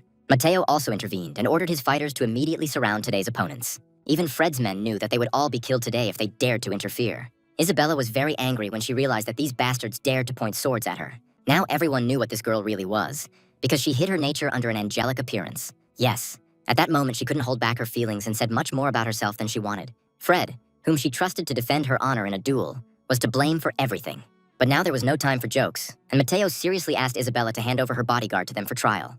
They had every right to punish him with death for attacking their leader, and she did not dare to object to them. However, Fred's sentence was carried out before Mateo asked, and the boy lost his head today. At the last moment, he managed to put his hand forward, although his head was already flying to the side. Immediately after this, a warrior known to the people as the Ghost Bloodclaw appeared in front of them, and it was he who killed the guy with one swing of his blade. It was difficult to understand which of the leaders ordered the boy's death, but this man acted cunningly and quickly eliminated the obstacle. Everything happened quickly, and no one had time to come to their senses, although Mateo knew that according to the law, there would be no one to blame. Even Nigel hadn't seen such speed since his second reincarnation, and realized that he was being protected by very strong warriors. Looking at this, Logan knew that his fighting skills were currently at a good average level, but even that might not be enough against such strong fighters. However, he asked his young master not to worry and promised to protect him even if he had to die himself. But the guy calmly replied that Logan would do better to think about himself, since he was not in the best shape right now. Looking at this guy, the old man again realized that after returning from the other world, something had changed greatly in the young man. And now it wasn't just he and Mateo who were ready to protect Nigel, because there were other warriors in the crowd who wanted to show themselves to this guy. Mateo had the choice to deal with the criminals with his fighters, but he didn't. If he wanted, a new war could start now and hardly anyone would stop him. However, Eugene immediately asked him to step aside, because the quarrel over Fred ended with his murder. But Mateo knew that the others who had participated in the attack on the young master could not be released, and he insisted on his own. Although the actions of these people could be understood and Eugene again proposed to stop the killings and avoid war, everything was not going according to plan, and he understood that his agreement with Isabella's family would fall through if the girl was hurt. Therefore, he tried to quickly take her away from the angry crowd that had not forgiven the attack on their master. However, Nigel also agreed and ordered the release of all those who should have been brought to trial long ago. They turned to him, not understanding why Nigel was so merciful to the criminals and wanted to let them go home. He believed that this would serve as a lesson to them, and in the future, they would stop attacking and begin to negotiate and trade peacefully. It was a wise decision, although Logan couldn't believe how much the guy had changed after what happened. He almost died, but remained as calm as he had been an hour ago in the conference room. Moreover, many did not understand where he got the skills with which he won the duel. Yes, something had changed in this guy, and many girls now looked differently at the usual fat man who had become a different person. This angered Eugene, who was used to being first in everything, because now his old enemy easily overtook him. When he said that this would serve as a lesson, he was primarily referring to Eugene, who had hatched this cunning plan. He would never forgive Nigel after what happened, and their next meeting had to happen soon. Besides, she couldn't forget the guy's refusal to take her as his wife, because he announced it in front of everyone. With this mood, she quickly left the building, intending to quickly take revenge on this arrogant gentleman. Smiling, Nigel knew that this was not the last meeting, and next time there would be no rules. Soon, as night fell on the city, everything was ready for Eugene's next cunning plan. Where there was no one a second ago, two groups of mercenaries hired for the same purpose appeared from underground. Their plan to fight failed, because Nigel not only won, but also strengthened his position as leader. So two experienced teams of killers were hired to kill him and finish the job. Now they had to account for the failure, although each had done everything he could. But no one knew that everything would turn out this way, and even the instigator of the plan would pay for the failure with his life. Eugene only wanted to know their next plan of action, since he was soon to join him. Now the mercenary was going to draw his sword under the moon, and, if Eugene allowed it, try to kill Nigel again. It seems the guy started a dangerous game, realizing that if he failed, he would risk his life. But there was no way back, and in the end, he promised to remove the guards and dogs from the gate so that the mercenaries could get into Nigel's house faster. In a moment, it became empty, as if no one had met for a secret conversation and it had been quiet all night. However, the magic that was still active spoke otherwise. After all this time, Nigel had been secretly eavesdropping on their conversation with his magic, which he wielded very well. No one noticed the guy's presence only because of his excellent command of his abilities. Having received the necessary information, Nigel had only to wait for the meeting with the mercenaries and prepare well. They say it's true that if you want peace, you need to prepare for war, and now the guy understood the meaning of these words well. That same night, the light was on in his house, because it was impossible to sleep after what he had heard. The boy thought how much he had angered Eugene and his men, since they had decided to go all the way even after failure. The young servant reminded him that the leader of Pure Clouds wanted to know when the boy would meet him again. In addition, several heads of other groups also asked the guy to devote his time to them, and were worried about his life no less than he was. Seeing that the gentleman was silent, Yakov asked to answer at least in a few words. The guy admitted that he thought about it, because the events did not seem as dangerous to him as others thought. After all, even if Logan hadn't stopped his opponent's blow at the end of the fight, Nigel would still have easily dealt with it. But he could not imagine how the young man's heart had trembled when Nigel had accepted the challenge to a duel to the death with Fred. Yes, it is strange that Nigel's own brother wishes him death, and this young man's heart trembles as if he were his real brother. He apologized for making the boy worry, although Jacob believed that a master should not apologize to a servant. But Nigel did not consider him a servant, but saw him as a reliable assistant, equal to himself. Now the gentleman needed to rest, so the young man hurried out of his room. Yes, it was a good idea, although only Nigel knew what he would be doing all night. Left alone, Nigel was ready to call off the magic that had eavesdropped on Eugene's conversation with the mercenaries. He extended his hand, and with one gesture summoned a clot of energy that was already slowly crawling towards his door. The door swung open, and the room contained the magic that allowed him to appear anywhere without having to go there himself. This ability came to him from a past life, as part of the Necromancer's skill, which he mastered better than anyone else. He wanted to immediately see what this clot had recorded, and once again personally verify that he was right. Immediately after this, the clot began to slowly open a portal through which its owner could pass and see everything for himself. A moment later, the portal became so large that the boy was able to see in detail the scene of his younger brother's betrayal. He immediately noticed that Eugene was poorly hidden, wearing a hat he had never worn before. It's good that the guy prepared in advance and quickly found out the plan before it could be implemented. It turns out that in a week, Eugene was going to remove all the guards and the mercenaries would try to kill him at night. But now it was impossible to rush into decisions, because he still did not know the real strength of the enemies, who could also hinder him. Before he took action, he wanted to test his new necromantic skills once again, but at a higher level. Opening the door, he realized that this night was perfect for his purposes and decided not to waste time. It was clear that he was not at all afraid of meeting the mercenaries, but on the contrary, he would be glad to try out his new skills in battle.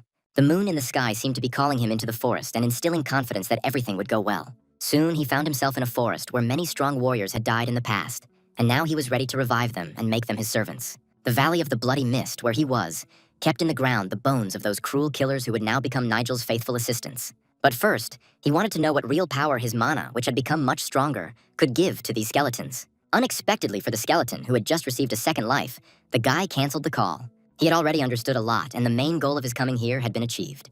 He now had 5 first-class skeletons that he revived in just one day. It was also worth remembering the ability to absorb any power that he received, thanks to the art of the Eastern Sage from the book. All of his stats were now above average, meaning he could easily improve his melee skills as well.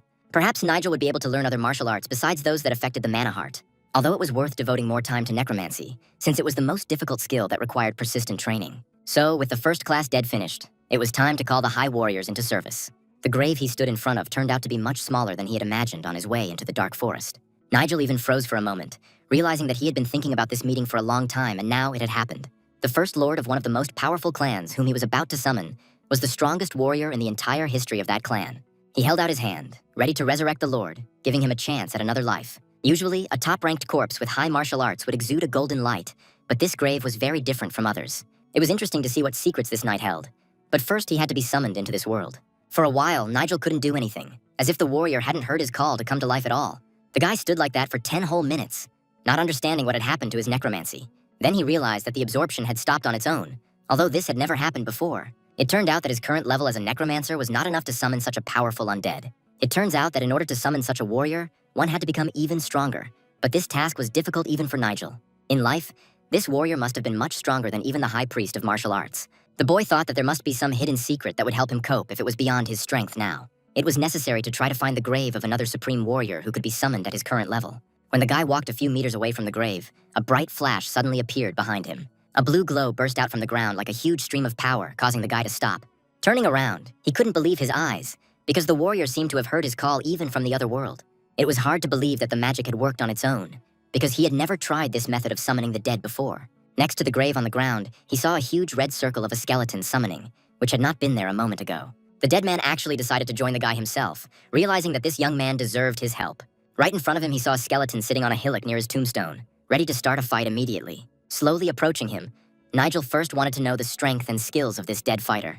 He was greatly surprised to learn that almost all of the skeleton's abilities and skills were of the highest level for such warriors. Another difference was that the skeleton did not kneel before its owner as a sign of respect, but stood opposite him, feeling equal to him. Looking at him, the skeleton was surprised at how persistently the guy tried to call him back from the other world. Seeing that Nigel lacked skill, the warrior himself decided to respond to the call and enter his service. It turns out that it was not Nigel who chose the skeleton, but the skeleton itself chose the person with whom it wanted to continue the work it had started.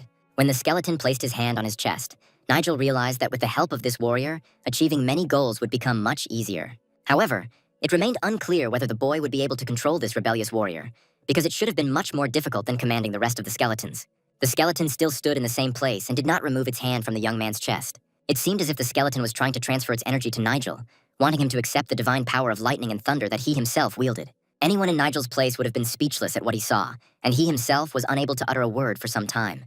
But then a slight smile appeared on his face, and he realized that he had reached the level where the skeletons themselves wanted to enter his service. It was this very night that the assassination attempt that Eugene and his mercenaries had recently prepared was supposed to take place. True, first this group of mercenaries had to meet with the clients who were supervising the preparation of the assassination. Without wasting any time, the entire group of mercenaries headed to where the conspirators who had paid for this work were already waiting for them. The mercenaries arrived at the meeting place before their clients, and their leaders suggested that they rest a little. Moreover, no one was rushing them, so they could simply wait until the rest of the conspirators arrived. But the girl who noticed this stop was unhappy that these idiots were going to rest after their recent failure. She stated that they were too slow and even kicked one of the mercenaries from behind to hurry them up. However, one of the mercenaries believed that the young lady should not follow them, since she could only interfere with the matter. But the girl wanted to see with her own eyes how this fat man, who had refused to be engaged to her, would choke on his own blood. Yes, such a thirst for revenge was familiar to the mercenary. Although looking at the girl, he doubted whether she was in her right mind. The girl suddenly wondered if Eugene was going to pretend he wasn't involved after it was all over. However, now it was worth thinking about the fact that they had already lost one of their important people, whose head was cut off right on the square. But then the girl heard the loud voice of the leader of the mercenaries, who was tired of empty chatter. Looking sternly at her, he ordered her to stop this empty argument and move on. It was time to move towards the goal. Otherwise, at this rate, they risked reaching the place only by morning. The attack had to be carried out at night, because at that time, none of the leaders of influential groups would be able to help Nigel. But then the leader realized that he and his guys had been ambushed and that there was someone else there. The leader of the mercenaries managed to jump back in time, otherwise the flying projectile would have hit him right in the head. But his friend was much less lucky, because some weapon flew out of the ambush and pierced the guy's chest.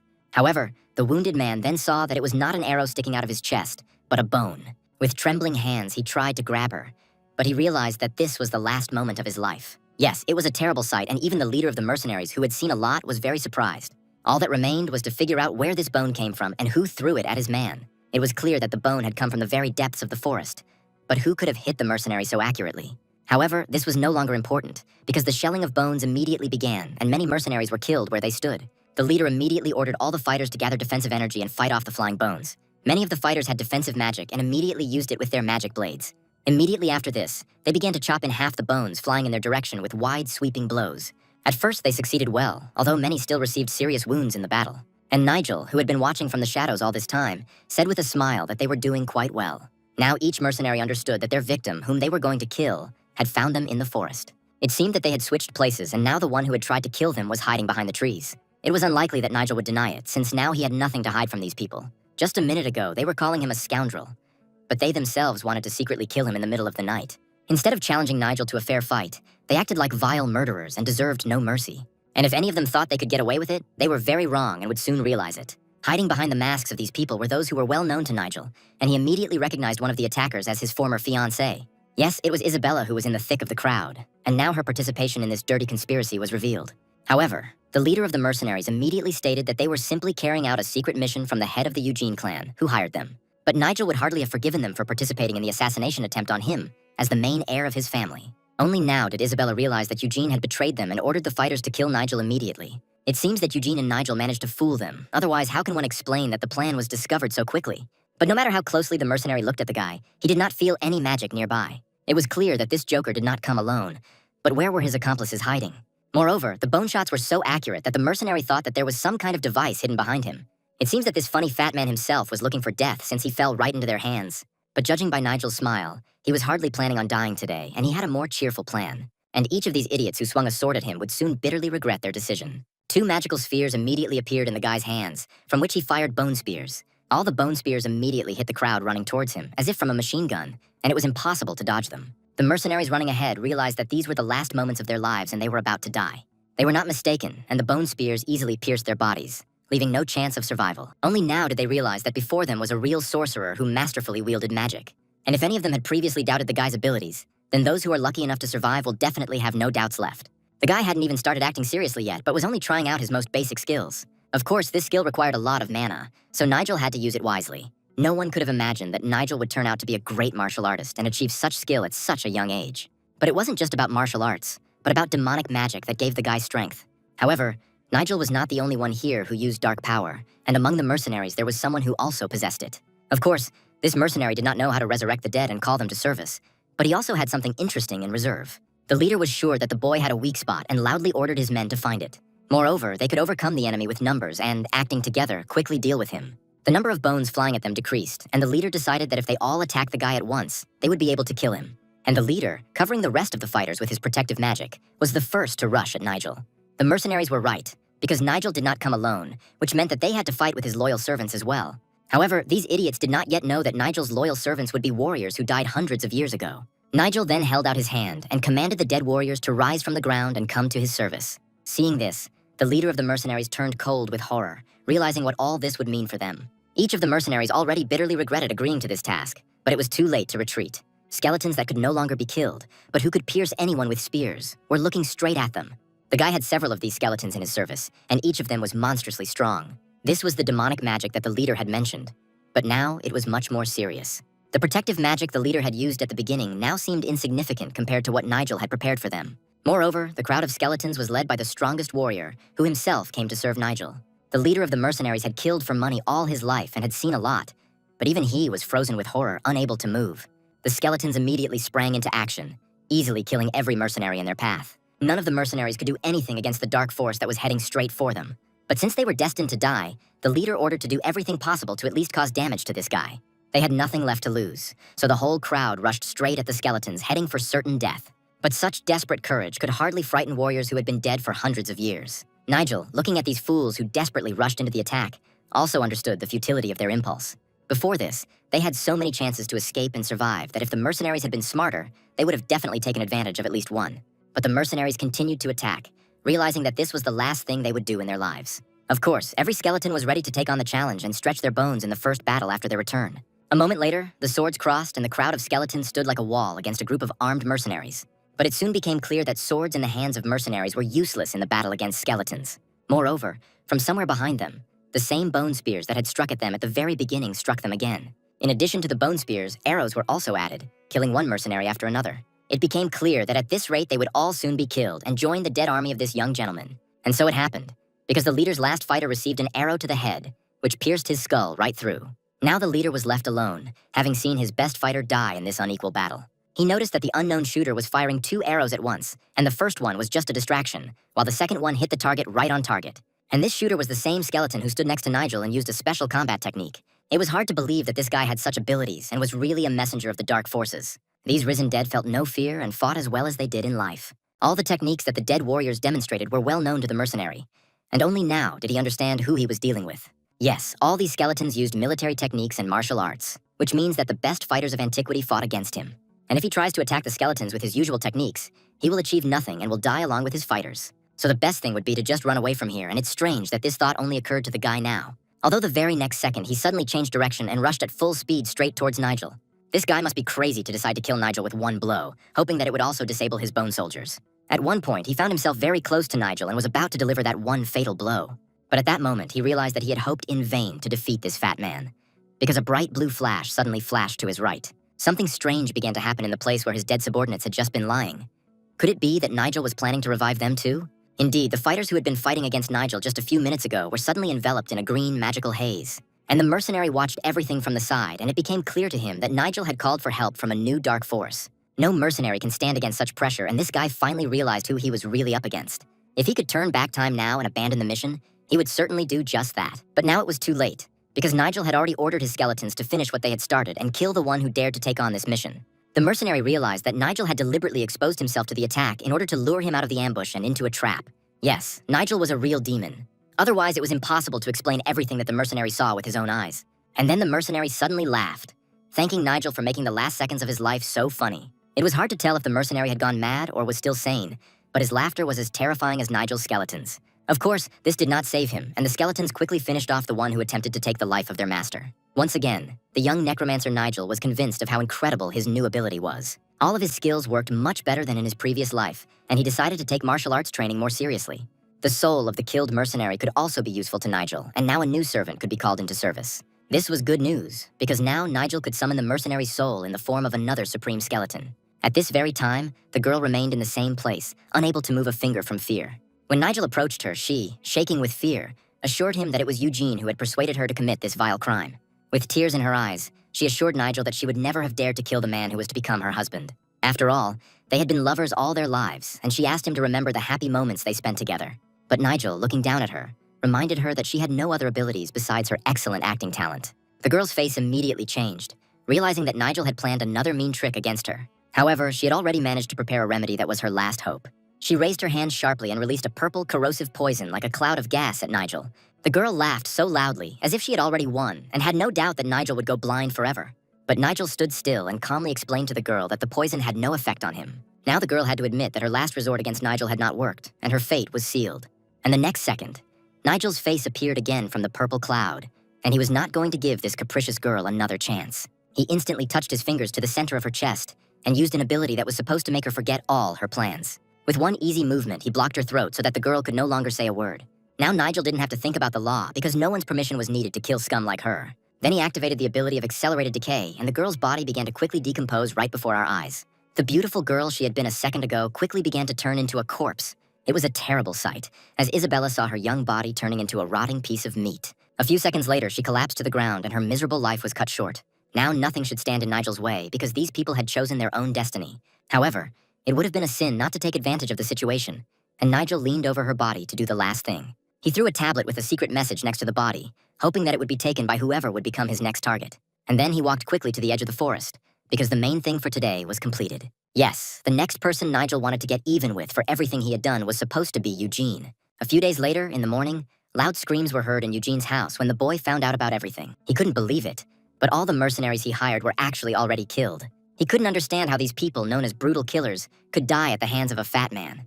The worst thing was that their leader had disappeared, and next to the bodies they found a female corpse, rotting there for about 10 years. Because of a note found there with a name on a piece of wood, Derek suspected that it was Isabella's cursed body. That piece of wood had her name written on it, and it was clearly done on purpose. It seemed that Nigel had left a sign with a threat in advance, which Eugene was supposed to take specifically to himself. Realizing this, Eugene jumped up in fear and asked Derek to think of something. Luckily, Derek had a backup plan. He looked at Eugene and suddenly suggested that they go to the red light district. Derek used hypnosis, and Eugene immediately declared that he really should go there and have a cold beer. Then Eugene turned sharply and walked towards the exit, ready to do so immediately. When they were alone, Ron admitted to Derek that he hadn't expected so much trouble because of Nigel. But Derek hinted to him that a string that is too taut is very easy to break. Ron didn't get the hint, then frowned and asked again what Derek meant by those strange words. However, it was clear from Derek's expression what he was getting at and what he had been trying to get from Ron all this time. After all, if Nigel is interfering with the main plan of their sect, he must be destroyed, even if it means burning down the entire area. Ron realized that soon the entire settlement would be drowned in blood, because their main goal was to get rid of Nigel at any cost. They were to prepare for a holy war and begin the massacre on the appointed day. In addition, the curse placed on Nigel needed to be strengthened, making it even more deadly.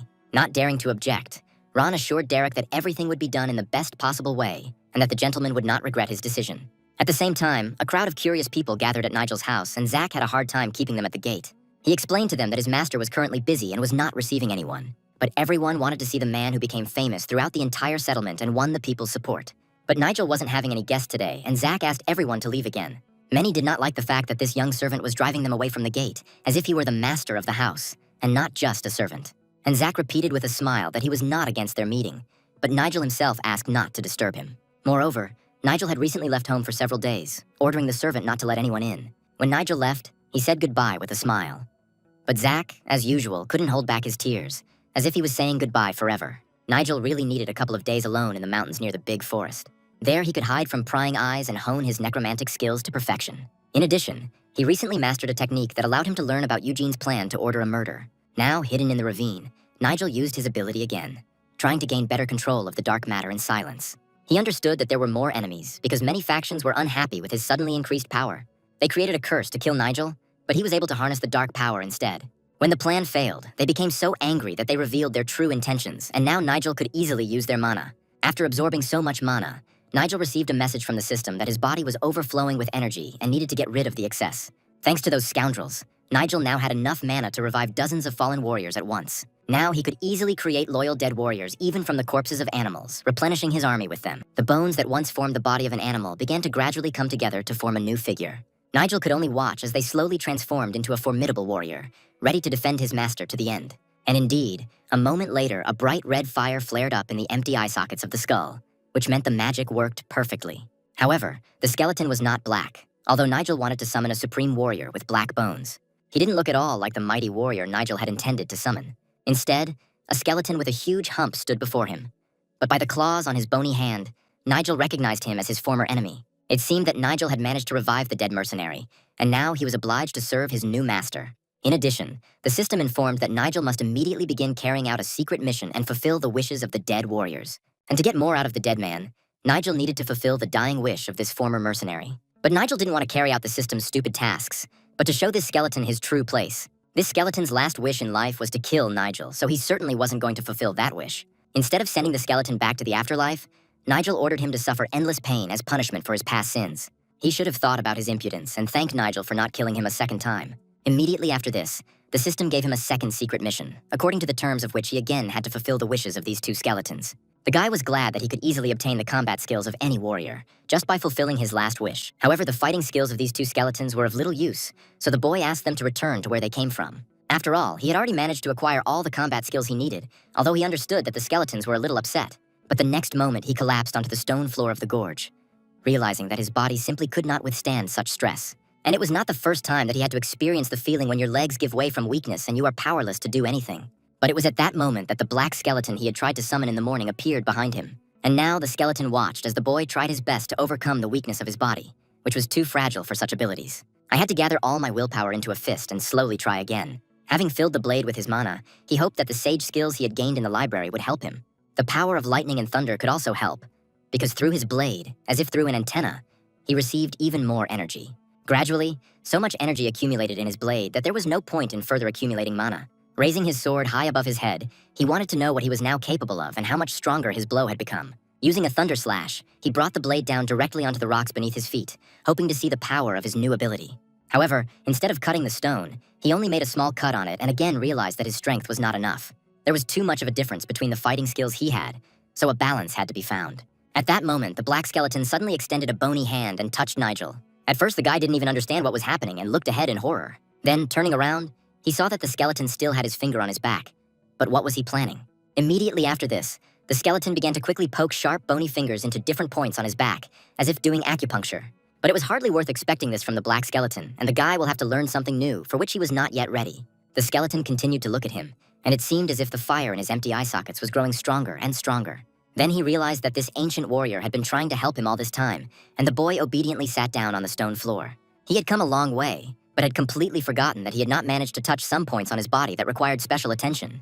That's why the black skeleton sat behind him and again began pointing to the point where the guy needed to open the mana circles. It was worth trying to open each point, especially since the guy could stop at any moment if something went wrong. Closing his eyes, he prepared himself to mentally see his body from the outside and understand which places were the weakest. Almost immediately after this, the system reported that the boy had received a new ability as a supreme swordsman and experience that he had never dreamed of.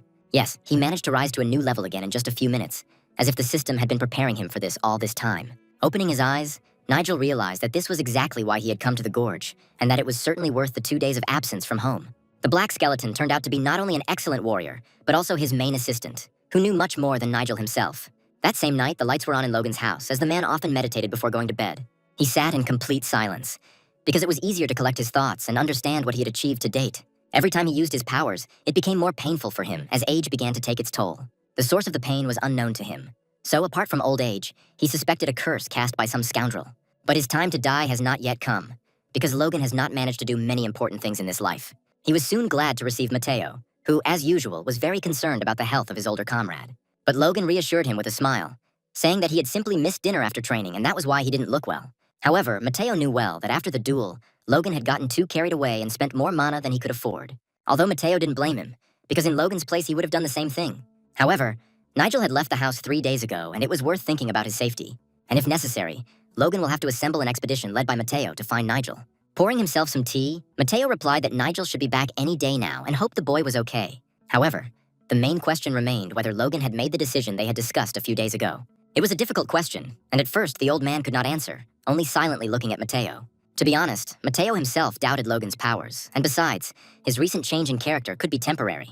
After all, Logan himself understood that strength was needed to protect his position, and the Red Cloud faction became even stronger. It was true, after all, the Junior Master and the Red Clouds could seize power in the clan if the opportunity arose. He remembered that during the meeting, after the fight with the Black Bear, the sight of Nigel reminded him of a man he could not forget until now. In his bravery, he was very similar to the Lord they still missed, and whose loss they still could not come to terms with. The actions of the Red Cloud faction were all too clear to Mateo, and he had already suggested strengthening their position more than once. At that very moment, the front door opened and the very man they were talking about appeared on the threshold. Turning sharply in his direction, Mateo was taken aback, realizing that Nigel had unexpectedly returned from his hike. He greeted his loyal subjects with a smile and was glad that they were both there. It was hard to understand why the guy was so happy to see them, but most likely he had some news. Of course, they immediately invited him to the table to have a drink, but the guy immediately refused. On the contrary, he urgently needed to lose weight and get into shape before he finally turned into a flabby circle. Mateo thought that the guy had probably spent all his money in a casino or a brothel and was lazing around instead of training. He, of course, kept silent about his guesses, but asked Nigel where he had been all this time. However, the guy quickly replied that he was very busy, but something else was important now. He wanted to know how long these two were going to pretend instead of telling him everything honestly. Yes, he knew much more than they thought, and with this direct question, he caught them off guard. Addressing Logan, Nigel advised him not to use any more mana that could soon cause his death. Even back then, when Logan took Fred's blow, the guy noticed that he used up mana, which he already had almost none of. But Logan assured that his mana would soon be restored, and the young master should not worry about his health. Although the guy knew that by using his power then, Logan was on the verge of death, and yet he needed him alive for many important matters. Realizing that the young man was accusing the elder, Mateo had to sternly warn him that he did not intend to listen to such things about Logan.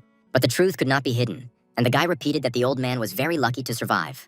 And if he hadn't come to check on him now, Logan could have died by morning and wouldn't have had time to finish his business. Such words would have frightened anyone in Logan's place, and the old man thought about it seriously. And the guy leaned over to him, smiled, and said that now Logan could relax and trust him. Soon, Nigel ordered him to sit on the floor, and he sat behind him and prepared to use his power. Within a few minutes, blood began to flow from the old man's mouth, and it became clear that Nigel had managed to use his power to rid him of his illness. Mateo didn't understand what was happening to the elder and asked the young master to stop it before it was too late. But Nigel motioned for him to stay put and not interfere with the magical ritual of healing Logan. There was no shadow of doubt in Nigel's eyes, because he knew for sure that this was the only way he could help the old man. At some point, Mateo also realized how long Logan had been suffering from his illness and how urgently something needed to be done. Sitting on the floor, he did not take his eyes off the magical ritual that the young master was conducting. Nigel continued to keep his palms on Logan's back and mentally utter the words using his power. His face was covered in sweat, and he wondered how Logan had even lived to see this day. If Nigel had arrived a little later, Logan would have already been dead, and his body would have already cooled down. Yes, then Logan spent his last mana just to protect Nigel from his opponent's attack. The old man didn't know that the blow didn't actually threaten the young master, but Nigel was glad to have such brave warriors by his side. Now Nigel only had to hold out for a few minutes to complete the ritual. He wanted to put in some more of his energy to fully restore the circulation of mana in Logan's body and cure his illness. Immediately after this, the old man's face changed, and it became clear that his mana circulation had been completely restored. Mateo also saw the drastic changes in his mentor and did not understand how the young master managed to do such a thing. In fact, Nigel repeated what the black skeleton had done, performing a similar ritual on him when he came to him in the gorge. He simply repeated the same actions, and, fortunately, the ritual went just as successfully as it had a few days ago. Thanks to this, Logan felt like he was reborn and all his old powers returned. Now he was radiating so much energy that it would be enough not only for survival, but also for the destruction of many enemies. Yes, now there was an excess of mana in his body, and he felt the same as he did 30 years ago. In addition, Mateo noticed that his mentor's chakras had suddenly opened, and now Logan could again do what he could only do in his youth. It seemed like the faction leader had instantly reached the highest rank, as if he had been training with Nigel all this time. It was hard to believe, but Mateo could only congratulate his mentor on his miraculous healing. Even the old man's gaze changed, and he no longer looked like the tired man he had been just a few minutes ago. And Nigel was still sitting on the floor with his eyes closed, finishing restoring his mana. Then a slight smile appeared on his face, as the boy realized that he himself had reached a high level in healing and removing curses. By absorbing the curse from Logan's body, Nigel opened the fourth circle of mana and gained the ability to heal other people. This young man strongly resembled his late father, who was highly respected by everyone. Logan owed him his life forever, and for the second time swore allegiance to his young master. But he modestly said that it was very easy, and healing had always been just his little hobby. However, it was interesting to find out how the guy managed to do this and what ability he recently discovered in himself. At this point, he confessed that he himself had recently been poisoned and had gained this new ability by being able to stop the poison's effects. More precisely, it was not an ordinary poison, but a curse that one person placed on him. But even if that was the case, Logan didn't understand how the boy could know the name of the person who cast the curse. But the first to find out about this was not Nigel himself, but the one who told him the name of the killer and the person who ordered it. Upon hearing this confession, Mateo immediately asked who Nigel suspected. They were very surprised when the boy suddenly admitted that it was his father who poisoned him. No, it was impossible to believe, and none of them considered the boy's late father a murderer. But it was about something else, because the guy meant that his father was destroyed by the same curse that was placed on him. If Logan knew right now who was behind this, he would immediately go there and meet the bastard in person. But it was strange that none of them had yet guessed about the only person who could have committed such a crime. This was the most important information they had, and Mateo offered to tell all the faction members about it. But instead, he heard a question about which of the faction members Nigel could truly trust, other than the two of them. After all, when his father found out about the curse, it was already too late and the process became irreversible. Of course, he didn't want to ruin the family's reputation and eventually gave in, taking the killer's name with him to the grave.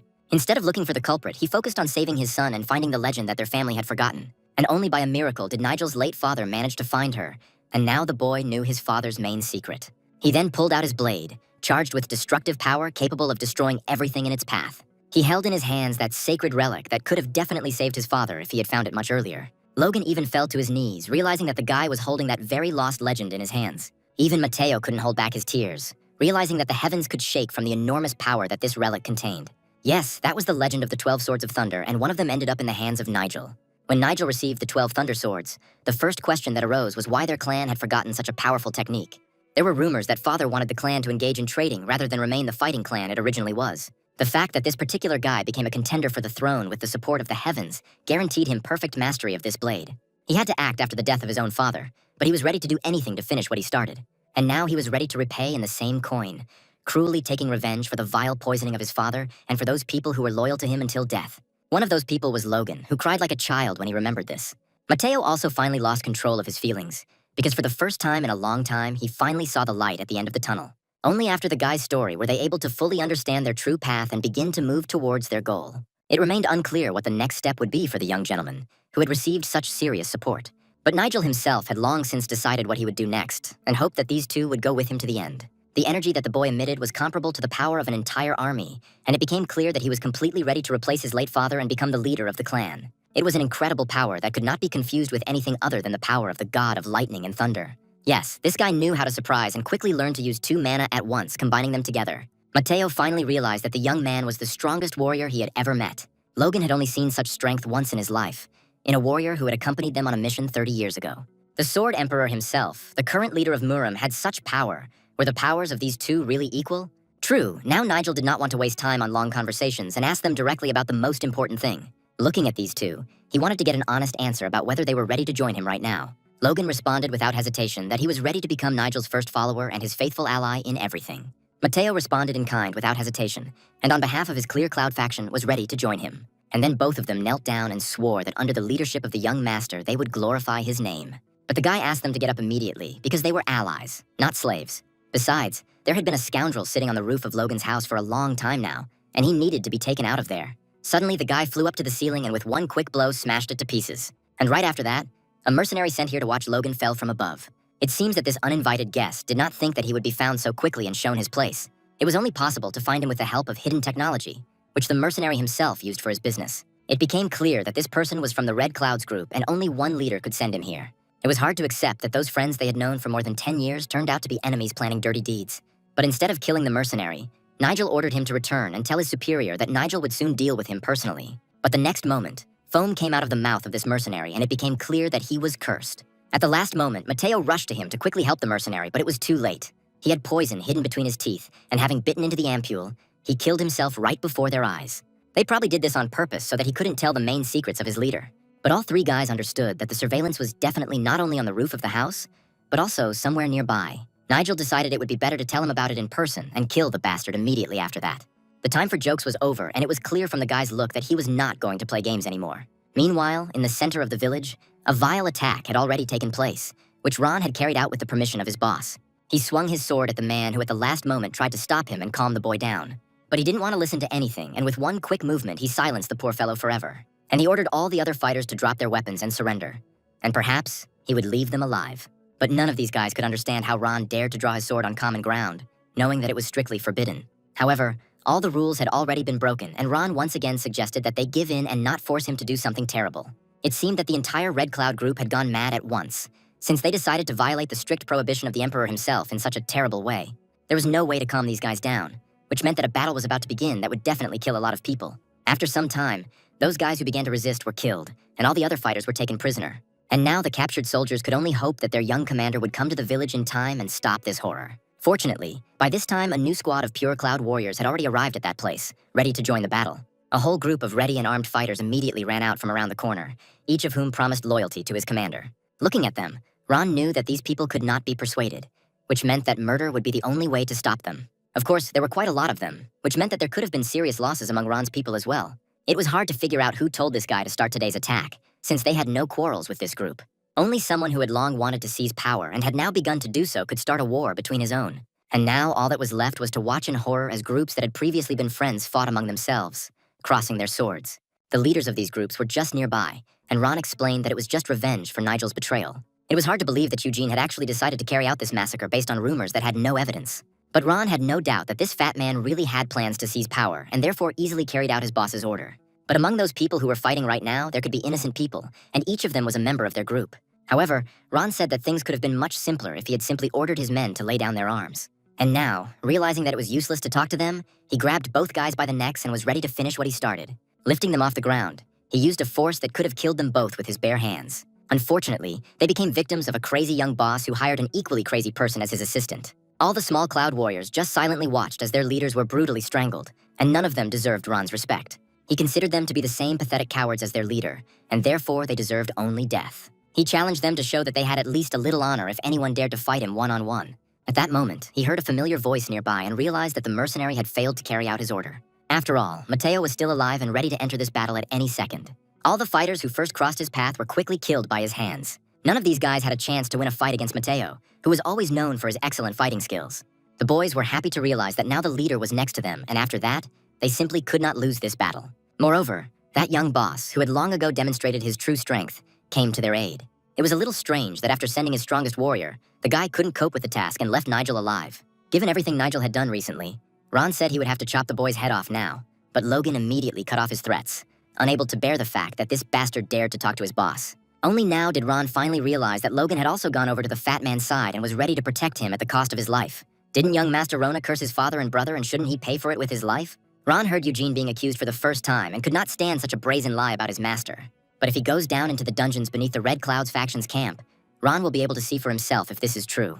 It turns out that the guy knew everything about the secret underground passages, and Ron didn't understand where he got it from. Anyone who heard this had no idea that the faction had secret hideouts. It was with the help of his Shadow Whisper ability that the boy learned all their secrets and could now tell the fighters about them. Ron knew that if he didn't shut this guy up, he would reveal other secrets of the dungeons. But now these soldiers were protected by their leaders, and with their help, the fighters were ready to repel any attack.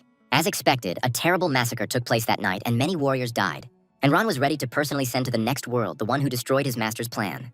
Moreover, for this purpose, the guy had a special power, with which he had already defeated many enemies. Yes, the ice hand looked impressive, but that only fueled interest in the fight, and Nigel wanted to find out how it would end. After all, he had in his hands that sacred blade that he had inherited from his father, which meant that Nigel had an ace up his sleeve.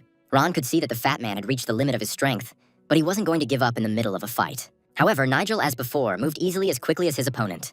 Ron believed that the boy had fallen into a trap, and his power of Ghost Frost would quickly cool the enemy's ardor. But if Ron had seen this guy's last fight in the Dark Forest, he would have definitely changed his mind quickly. Moreover, that time Nigel fought without a blade, and now his weapon carried the enormous power of the heavens. But even after many attempts, Ron was unable to hurt Nigel and never even touched him. And the guy, smiling, looked at him and said that he expected more from Ron. It was hard to understand where this guy got so much strength from and who taught him techniques he didn't have before. Compared to the power of the dead that Nigel controlled, Ron's power seemed quite weak. But in this fight, only one could lose, and Ron didn't want to be that one. Ron saw an enemy in front of him who deserved to die and gathered all his strength to kill him. Ron used a technique he only used in the toughest battles, even though he was only fighting one opponent. But it seemed Ron was too late, because the guy's speed was already incredible, which he had not yet realized. After all, the very next moment the guy cut off both of Ron's hands with one light swing of a sharp blade. Yes, it will now be much more difficult for this man to live without arms, and he will definitely not be able to use his powers. But the guy didn't feel sorry for him, because Ron himself had just tried to kill him. Ron immediately shouted to his brothers not to be afraid of the dark force and to enter the duel more boldly. He tried to convince them that the battle was not yet lost and they could win. After all, the enemy only had 3 strong mages, so they could win thanks to the fact that there were more of them. Although the end of the battle seemed clear, the fighters continued to fight, not daring to disobey the order of their leader. However, Nigel had enough strength for many more such attacks, and putting his hand forward, he showed that he was ready for the next fight. One could only guess what trick this guy had prepared now. But Nigel didn't delay, and the brave man who stepped forward would never want to play such a joke on him again. After all, the daredevil saw a large dark spot underneath him, at first mistaking it for a pool of blood, but it was not so. But at that moment, dark creatures were already crawling out from under the ground, which were the main trump card in Nigel's sleeve. One of the creatures with burning eyes looked straight into the face of that daredevil, and he seemed to see death in front of him. The veins on his face bulged with horror, and the boy froze, unable to move from fear. And now, the one they thought was just a fat man turned out to be a man who could summon dark creatures from the other world. In addition, each summoned creature was highly skilled with weapons and could cut down any of them with one blow. And so it happened, because the first daredevil, who called everyone to attack, immediately lost his head from a deft blow of the blade. There was no point in considering your opponent weak, especially if he was a master of necromancy. Nigel was exactly such an enemy, and he immediately ordered the death of everyone who dared to interfere with him. Immediately after this, a crowd of dark creatures chased after the surviving soldiers, who had no choice but to flee.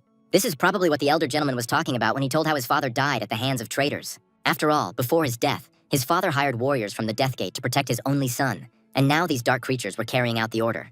Nigel had warned them that at the most important moment, powerful creatures from the other world would appear nearby.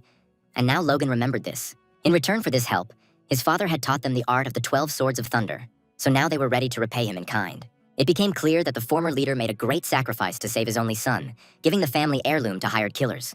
The boy understood that the story was fiction, but he couldn't tell them otherwise about the revived skeletons. Using the phantom robe skill he had acquired at the previous level, he was able to cover the skeletons with black cloaks. So the guy had to come up with a story about his father on the fly, and in the end, it turned out pretty convincing.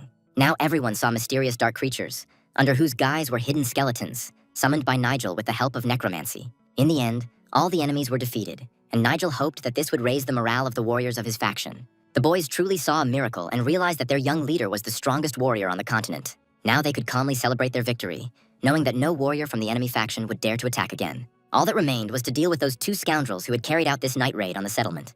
He ordered his soldiers to go forward after the head of the Red Cloud faction leader, who was somewhere nearby. Without wasting any time, they went to where they hoped to meet the conspirators who had carried out the attack. Although the journey turned out to be longer than Nigel had first thought, they were ready to go any distance. After a long journey, Nigel finally saw ahead the goal they had been walking towards for so long.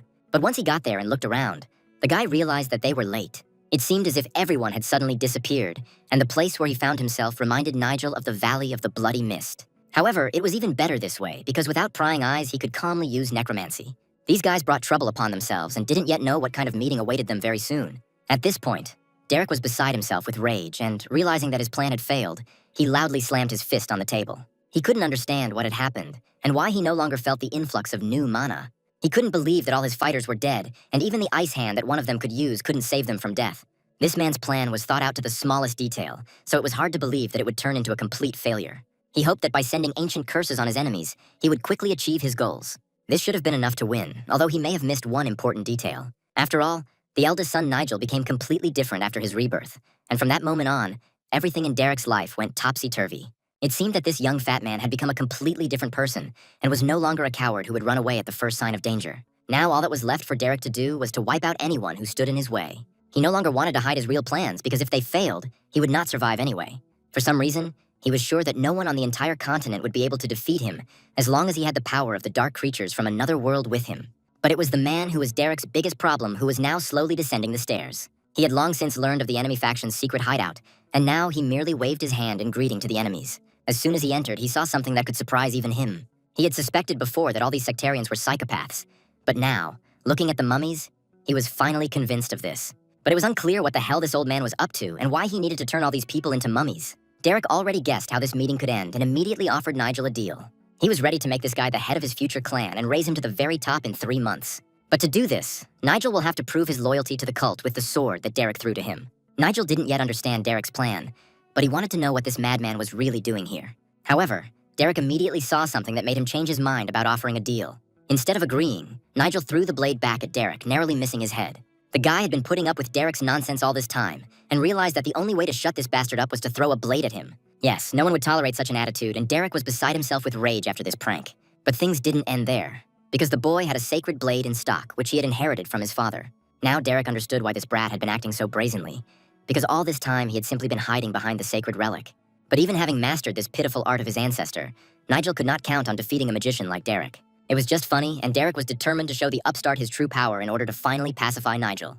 And indeed, this sorcerer possessed a powerful ability, which he immediately used against the young opponent. Looking at this, the guy couldn't understand where this old man got so much strength from. However, he had at his disposal the same skeletons in black robes, ready to enter the battle. Summoning his dead knights, he directed them at the mummies that Derek had already subdued. Each of these mummies also posed a serious threat, because the old man had managed to fill them with a large amount of mana. Here these creatures would be enough for a long battle, because Derek managed to subjugate almost all of the former servants. Now they resembled a crowd of angry zombies, blindly following any order of the master. Although in this world the Walking Dead were called differently, the essence remained the same, and it was necessary to solve this problem quickly. Fortunately, all the creatures he summoned from the other world were ready to help the guy. However, Derek had a huge army of zombies that knew neither fear nor pity. Now they had to fight a small group of skeletons, who in their past lives were the strongest warriors. If Derek hadn't had the advantage in numbers, all those mummies would have been useless, but there were too many of them today. Even if the skeletons could easily deal with them, they could still lose if Nigel made even one mistake. While the duel was going on, Derek mentally controlled his mummies from afar, holding them in place. His young opponent also had excellent control over the skeletons, who continued to strike blow after blow. Derek immediately realized that this young brat had mastered the rare magic of chaos, although now it was completely useless. Even skeletons in black robes could use up all their mana, and then the outcome of the battle would be decided. That's what happened, which means that now the guy will no longer be able to give his warriors new energy.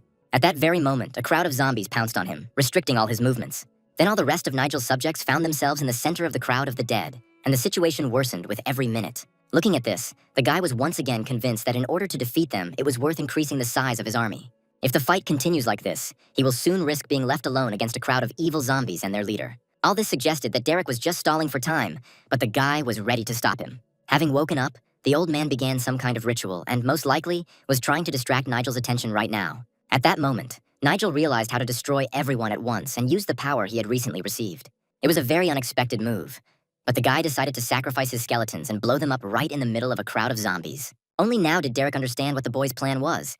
He was just waiting for the right moment. At that moment, Nigel activated the skeleton explosion, which was supposed to destroy all of Derek's zombies. Everything the old man had worked on for the past few years turned to ashes right before his eyes. The secret place under the building where they were was illuminated by a bright light, and in a second, something irreparable was about to happen. There was such a powerful explosion that the entire building was shattered into small pieces, and there was no trace left of the zombies.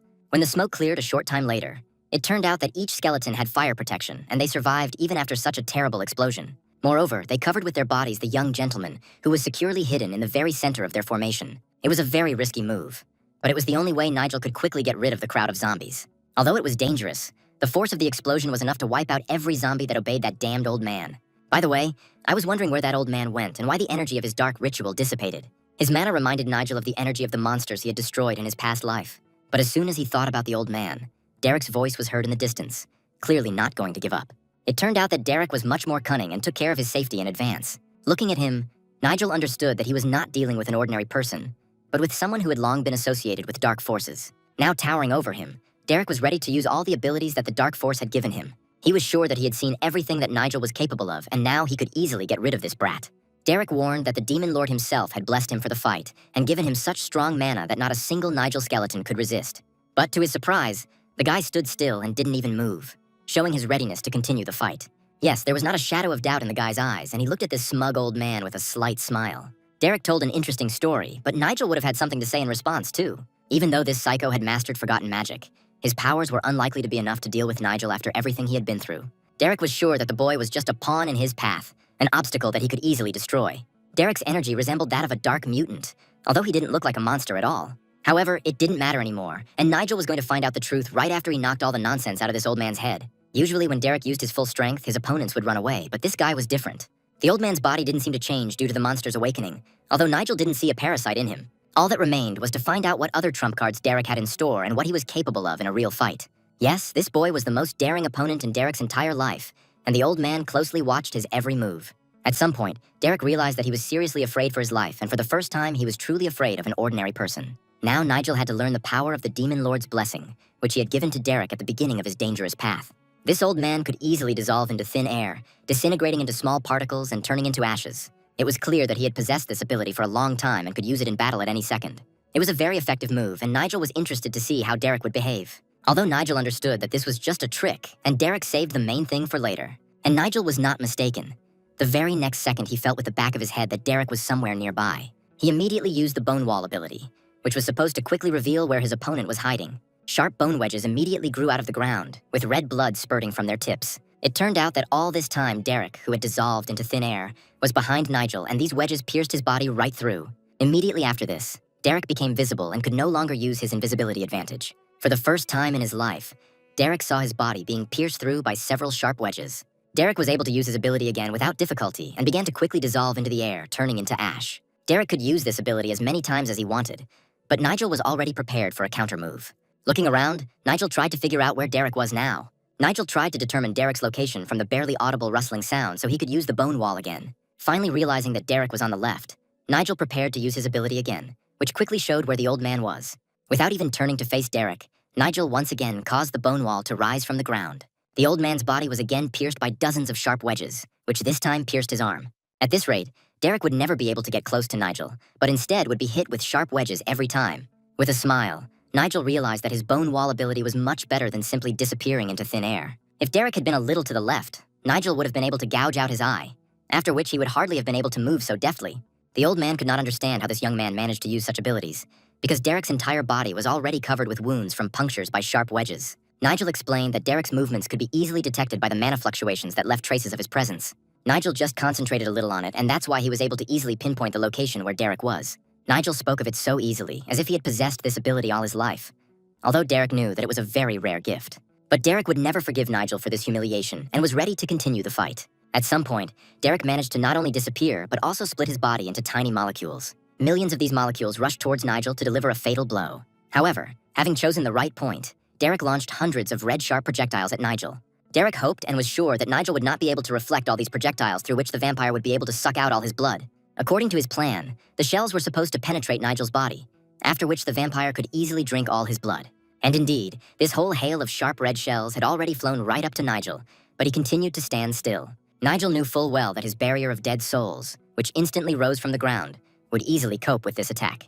Now all those blades of blood that Derek had shot at him were completely useless. Since Derek couldn't even hurt Nigel, he decided to drink the blood of his servants to deprive the guy of support.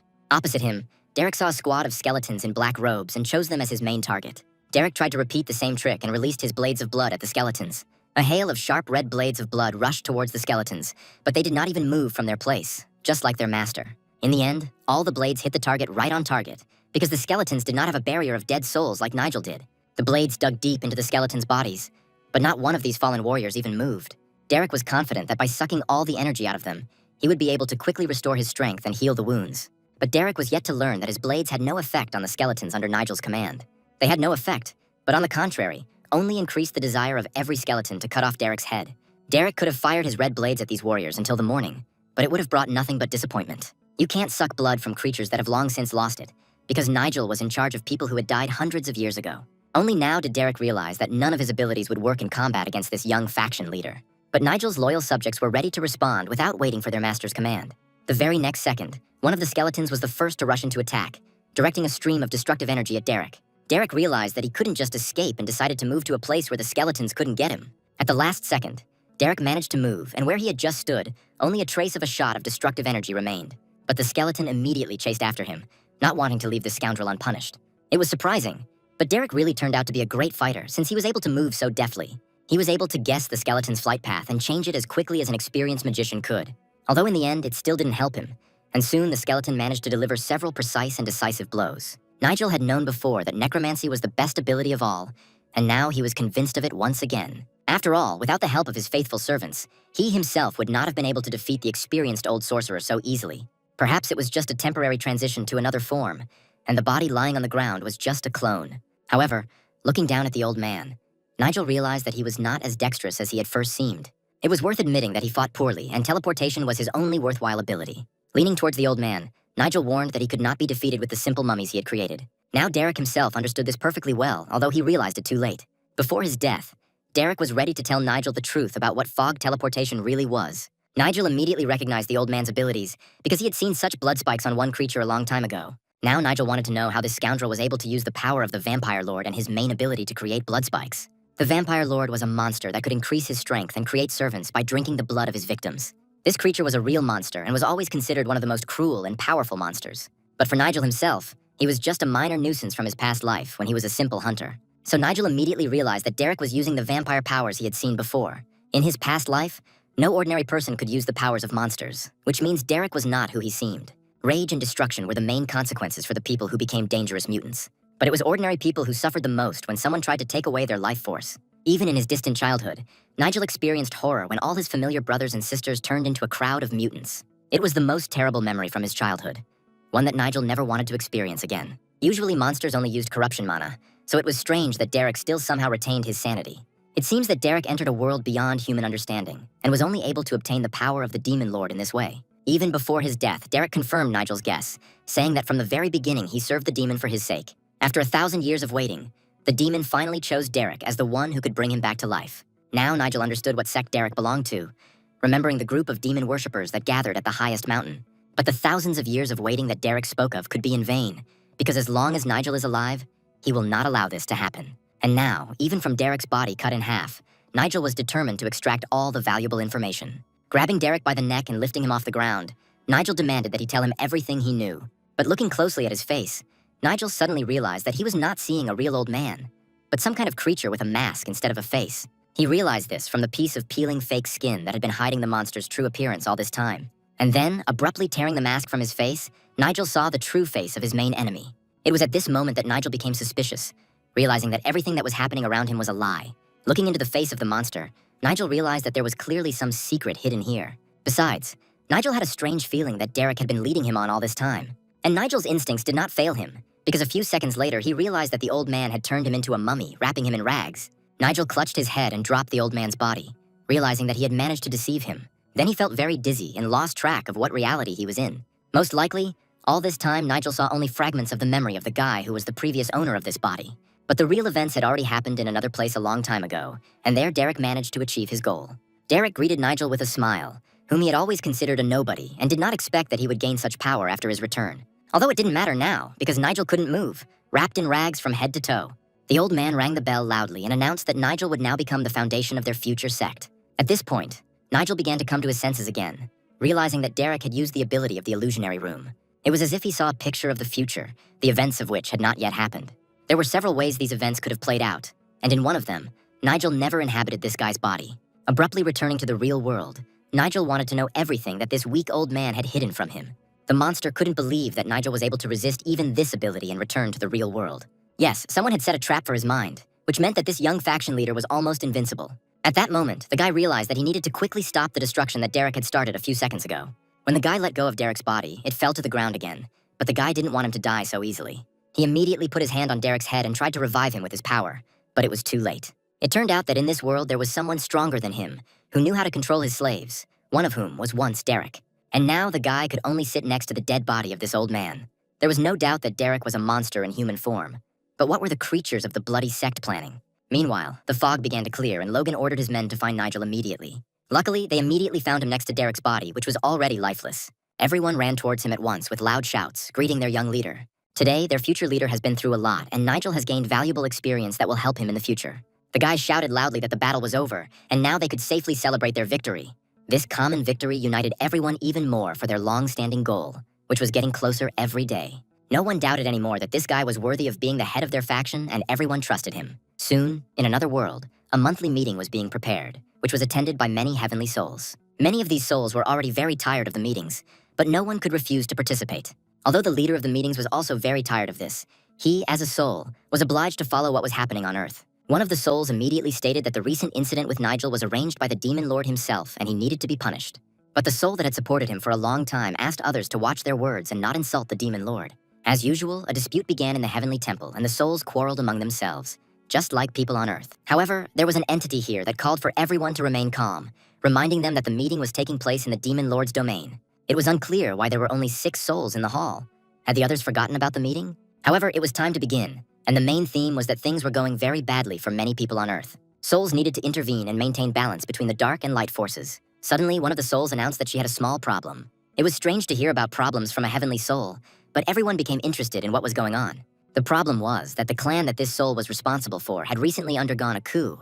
The investigation revealed that the scouts were destroyed by a thunder bomb, and it was unclear which person had such power. Now it was necessary to find out as quickly as possible what harm this could cause to the souls themselves. A shaman participated in this conspiracy together with a detachment of warriors who entered into an alliance with him.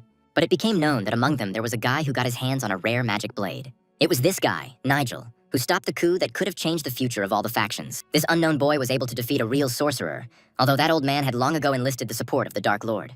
However, it looked more like an accident that happened because of someone's mistake, and one of the souls was sure that the commander would soon fix everything. But she asked to take this seriously so that the affairs of the sect would remain a secret forever. Many agreed with her, believing that people should not have access to higher knowledge. At this point, it was time to end their monthly meeting, especially since the main issue had already been resolved. And now the soul, set against this guy, was just waiting for the right moment for its revenge. In fact, all this time she was a demon and did not want to maintain balance in the human world at all. But one of the souls had long suspected these changes and was ready to join the battle for humanity when the time came. A few days later, in all the bars of the settlement, the only thing they were talking about was the victory they had achieved over Derek. The young men discussed how one of the clan's main houses had exploded, and the youngest son and his entire faction had gone missing. Many considered this to be a simple coup within the clan, as this often happens in a bloody struggle for power. It all started when 3 of the 4 clan faction leaders chose Nigel as the new leader. But Eugene did not agree with this. They set up an ambush where many warriors died, including the leader of the Small Clouds, but one person defeated all the rebels. It was the eldest heir of the Nigel clan who unexpectedly revealed his fighting talent and called upon the energy of the storm to help. In the end, Derek was destroyed by a thunder bomb hidden right in the Red Cloud's mansion.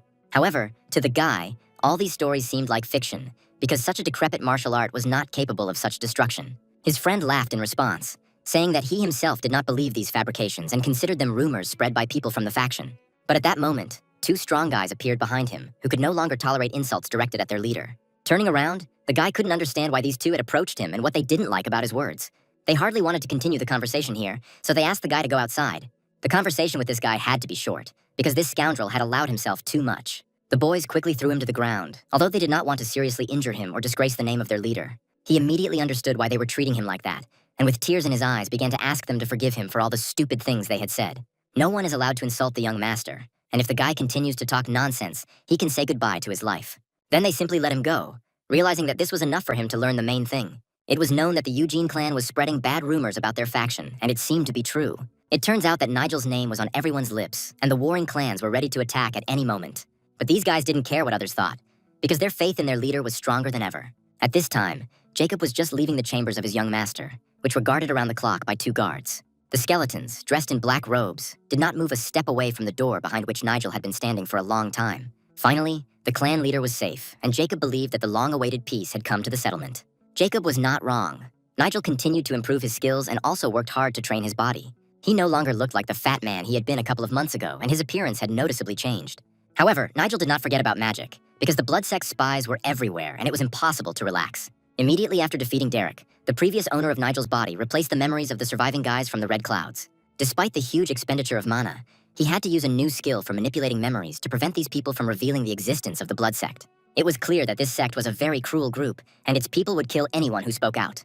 In any case, Nigel has gained time, and now the cultists will only target him, not the entire clan. In addition, thanks to the ability of Shadow Whisper, he could, as before, eavesdrop on the conversations of enemies. Thanks to this invisible dark force, the guy penetrated into the most secluded corners, hidden from prying eyes. Without this ability, he would not be able to learn about changes in the warring factions so quickly. Moreover, he could not just eavesdrop in one place, but cast this spell on 200 clan members at once. All this was possible thanks to the Vampire Lord's Stone, which contained a huge amount of mana. It was hard to understand why Derek dropped the Monster Stone, but it was this relic that helped Nigel establish surveillance so quickly. Since the Blood Sect was such a secretive group, they wouldn't attack openly, which meant the guy still had time to prepare. He needed to become much stronger, so he couldn't stop training even for a day. Carefully opening the door, he quietly ordered the guards not to let anyone into his chambers until he gave permission. He then quickly opened a pocket dimension to take out several valuable magical items from there. The system responded quickly, and a dark magical vortex appeared in front of the guy, from the center of which he needed to get several relics. Of course, this ability also took a lot of energy, and Nigel had to constantly monitor himself so as not to lose consciousness. But after a few more minutes, the void between dimensions he had created was ready for use and obeyed the guy. Then he saw the handle of the object that had first appeared from that void between dimensions, and was now available to Nigel. This magical scythe was a mysterious artifact used in battle by ancient warriors. It was the first time Nigel had held this ancient weapon in his hands, but it felt like he had been fighting with it for hundreds of years. Now it was necessary to find out what element controlled this weapon and what ability was hidden inside the scythe. He had the idea to try to pour his mana, the Eastern Sage's mana, and divine lightning into the scythe at the same time. Nigel had used multiple types of mana at once more than once, and it usually produced excellent results. But what he saw amazed even this guy who had already seen a lot in life. He seemed to sense the weapon's feelings and realized that this mysterious scythe was angry. It became clear that this was a very powerful weapon with its own character. It could even be called alive. The natural power stored within the scythe increased many of Nigel's abilities tenfold. Although Nigel received this weapon, it did not obey him immediately, and he needed to think about how to restore the spent energy. However, he decided to do this later because he hadn't even learned how to use a sword properly. He had learned so many skills lately that he needed to take care to conserve his energy. And now you could just start increasing your combat power, since it usually took less mana. Finally, he will be able to call upon his faithful servants from the interdimensional void, who have already helped him out more than once. Looking into the darkness at the center of the vortex, Nigel knew that the skeletons were his main support. He then commanded the dead warriors to appear in this world and swear to serve him forever. The dead warriors did not keep him waiting, and a moment later, the guy saw their figures appearing from the void. Now nothing prevented him from practicing necromancy, because the doors were reliably guarded by the same skeletons. If Nigel could raise the level of each of his skeletons to the very limit, then he could engage in battle with the leader of the Blood Sect even today. He now had more than 20 mid-level skeletons at his disposal, and their power could be compared to that of a large army. In the chief of these dead warriors, he immediately recognized the man whom he had recently defeated in battle.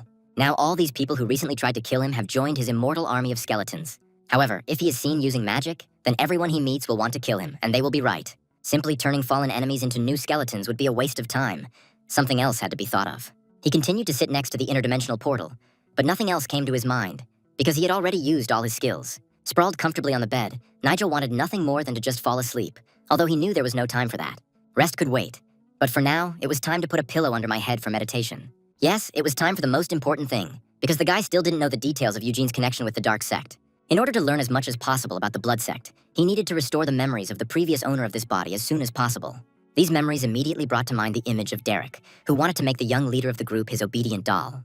By separating a part of his soul, he could enter the projection of his mental world and finally see what had previously been hidden. When he used this ability, his appearance immediately changed, and some new power or personality appeared inside the guy. And then he suddenly felt that he could easily leave his body, and his soul began to slowly rise from his physical shell. Within a second, Nigel was hovering above his own body, looking down at his room. He had a creepy feeling that he had crossed a forbidden line, but it was too late to retreat. It seemed to him that he might end up back in a place from which he could not escape, but there was no other way to find out the truth. After all, if he gives in to fear right now, then fear will instantly consume him, and the guy will no longer be able to repeat this attempt. So, plucking up his courage, he quickly rushed into his own body to find himself at the center of the mental projection. The next second, he opened his eyes abruptly, feeling as if he had split into two and was two people at the same time. After all, that Nigel, who had been lying on the bed all this time, also remained conscious, although this body also had difficulty obeying him. But his soul sank to the very bottom of memories, and now he has access to the information that the previous owner of the body learned. His physical body was still functioning, but Nigel's head was splitting as if from a severe headache, and his soul remained in the place where the guy was about to meet himself. The place looked like an empty, cold land, and there was not a soul around. Looking down at his feet, he suddenly realized that the reflection below did not at all resemble the face of the person he now was. It became clear that he had entered a time-space that related to the time before his death in the real world. and below him, looking back at him, was the reflection of that guy, that Nigel he had been before his rebirth. Then the reflection began to blur, and he could hardly see the features of his face. Since childhood, he moved from one orphanage to another because Nigel's parents died in a monster attack. One day, he was finally taken into a family by kind people, and his adoptive father was even able to replace his biological father. For some time, everything went well, and the boy even managed to forget that trouble and the loss of his parents. But one day, the monsters attacked again, and the boy had to flee, leaving his father to be eaten by the monsters. Since then, he swore to take revenge on these creatures and protect peaceful people to the last. At that time, he entered into an agreement with an organization where there were many hunters, and with whose help he could achieve his goal faster. This businessman perfectly understood the feelings of the guy, who was ready to destroy the monsters that attack the earth even for free. It was strange why Nigel saw these memories of the last seconds of his past life right here and now. At that moment, he suddenly heard a familiar voice, which belonged to Nigel himself. Turning around abruptly, he saw the man who was the owner of his new body and seemed glad to see them. In fact, this guy's name was Thomas, and before Nigel appeared in his body, it was Thomas who was the real young master and his father's heir. Everything was so confused that even in Nigel's thoughts, there was someone else who could easily read his thoughts. Most likely, Thomas had been quietly hiding in Nigel's head all this time, and now he decided to return his body. However, the guy mentally said that he was not going to cause harm, but only came to help. He didn't want anything in return. He just wanted to finish what he started. It seemed that he did not want any harm, and the guy clearly felt the true feelings of the previous owner of the body. At first, Thomas wanted to give Nigel what he was looking for and was going to do it right now. And then suddenly a deep crack appeared between them, dividing the place into two parts. It turned out that in this world of thoughts, the laws of the ordinary world did not apply, and Thomas could control everything around him. And right now, they stepped forward and found themselves at the very bottom of this place in thoughts, where Nigel was supposed to find out the truth. First of all, it was necessary to start from the very day when he first woke up in this body after his death in the previous world. In the mirror in front of him, he saw the appearance of that young guy, as he was in the first second when he woke up. Then, as if looking at pictures, he began to remember his whole life and the battles in which he had taken part. His faithful servant Jacob actually cried with grief when he saw with his own eyes the body of his young master. The same could not be said for Eugene, who only smiled as he looked at the body of his slain enemy. There was now no doubt that it was Eugene who was connected with the murder of Thomas and his father. On the day of Thomas's funeral, something split the world into two timelines, one of which Nigel still finds himself in. These were two different versions of the same world, which had a common history but different futures. Nigel had long understood that the reason for this was the object that he held right in his hands, and it was the solution to all the mysteries. Thomas didn't expect to see a red stone in the guy's hands and realized that Nigel had achieved a lot in a short time. The future he saw was just a memory of what the previous owner of this body, Thomas, had experienced. But now the guy clearly understood what he needed to do, and, without wasting time, stepped straight into the portal between the worlds. However, Thomas finally warned that Nigel would later regret this decision and he should stop before it was too late. After all, fear could take hold of him, and Nigel would have to live in torment and suffer from insomnia for the rest of his life. However, it was clear from the guy's appearance that he was not afraid of his fear and was ready to look it straight in the eyes. In his memories, Nigel saw that Derek considered Thomas a talentless piece of trash that he wanted to give a new life to. Of course, Nigel couldn't control this guy's body, but he could see his whole life from the first to the last minute. At that moment, he was about to transform into the creature that would become the main weapon in the hands of the blood sect. It was Derek who brought Thomas back from the dead to force him to serve him. He looked completely different. His entire body was wrapped in the same bandages that were on the bodies of dried mummies. It was like raising a dead man, and Thomas could even think for himself, but he felt completely different. And then Derek ordered his doll to fall asleep, and the boy's eyes began to slowly close. After a few seconds, he no longer understood where he was, and was completely at the mercy of this sorcerer. When he woke up, he realized that he was standing in front of a soldier from his own group, after he had killed all of his former men. Thomas didn't want to do these terrible things, but Derek whispered a spell and ordered him to kill everyone left. Yes, the guy would have liked to cut his own throat at that moment, but instead he carried out this terrible order, and all these innocent people died at his hand, and Thomas became the one who carried out this terrible massacre. This guy was then nicknamed the White-Eyed Demon, from whose empty eye sockets red blood always oozed. About 2 years passed after that day, and the previous ruling clan lost power and was replaced by another. One day, the head of the new ruling group received the very same guy who was the main instrument for the murders. It was hard to believe that the best killer was someone who had never even known how to hold a sword. And even if this guy was now a servant of their sect, his eyes were still full of pride, just like before. Looking at him, the man asked Derek again if he could completely control his mind. He immediately replied that there was no reason to worry, and that Thomas had been completely obedient to him for a long time. This was good news, but there was also something that slightly spoiled their joy of victory. After all, among the other groups, there were still several leaders who continued to resist and fight. At that moment, still in Thomas's memories, Nigel realized that this guy was completely broken. He had long since seen all the horrors that Thomas had caused in the village and understood how hard it was for him to bear. No one in his place would have survived such a test and would not have been able to live with the memories that he himself always tried to forget. For example, once he even had to kill a man who was his only assistant. This assistant was Lucas, who protected him until the last second. but died at the hands of Thomas himself. Of course, Thomas didn't mean to harm him, but his mind was completely controlled by Derek. From the outside, it seemed that he was full of rage, although in reality, he only wished death on himself. However, he carried out this order as well, because the last leader of the faction, who still continued to fight, died by his sword. Every time he killed someone, he gained new powers and became even stronger. He took the soul from the body of every person he killed, and these souls gave him new strength.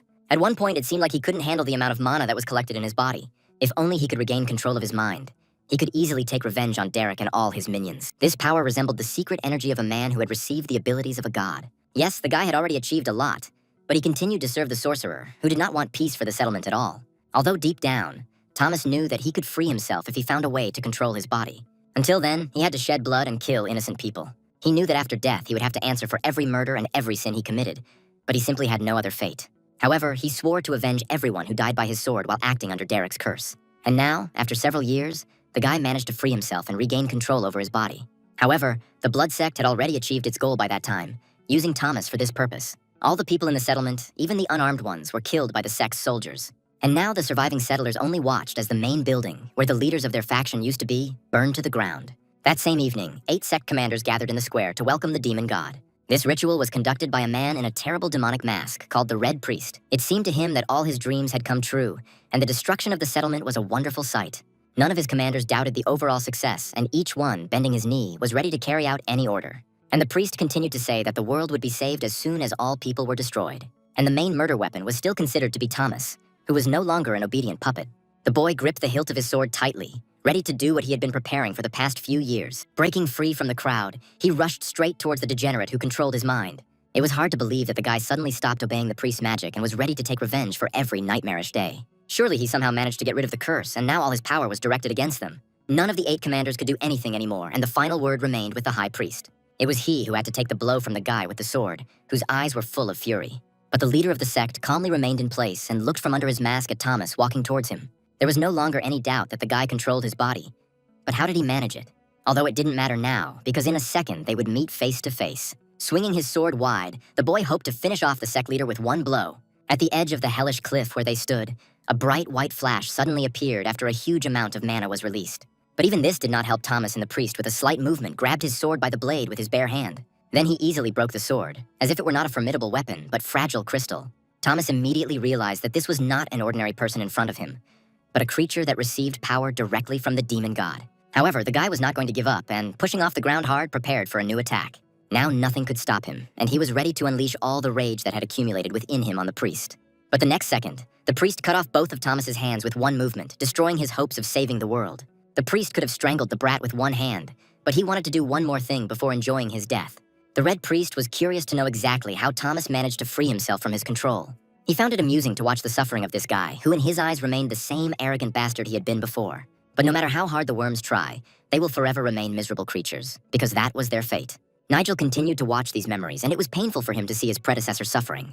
Moreover, the priest did not stop there and wanted to sacrifice Thomas to his demon god. Having said these words, the priest pierced Thomas's body with one movement, ending his earthly life. At the same time, Thomas's soul was still there, watching the last minutes of his earthly life. At that moment, he saw a bright light from the portal between the worlds in the distance and realized that Nigel was returning. The guy had already found out everything he wanted, and now he didn't have a single question left. It was a difficult test for Nigel, because not everyone can see the horrors of the past with their own eyes. It was Thomas who experienced everything that Nigel saw. For the first few seconds, the guy just lay on the ground, coming to his senses. But then he suddenly raised his head and vowed to take revenge on these crazy sectarians at any cost and fix everything. In fact, the fanatics of the Blood Sect wanted to destroy the world in order to supposedly cleanse it. Their red-masked high priest was Nigel's main enemy and his #1 target. It was he who dealt so cruelly with Thomas when he woke up and removed the binding curse from himself. But even after death, Thomas's soul remained as fearful as it had been in life. Nigel was irritated that the guy was afraid even after death, because it was time for him to pull himself together and become braver. These words made the boy think, although Thomas was still worried about his revived body.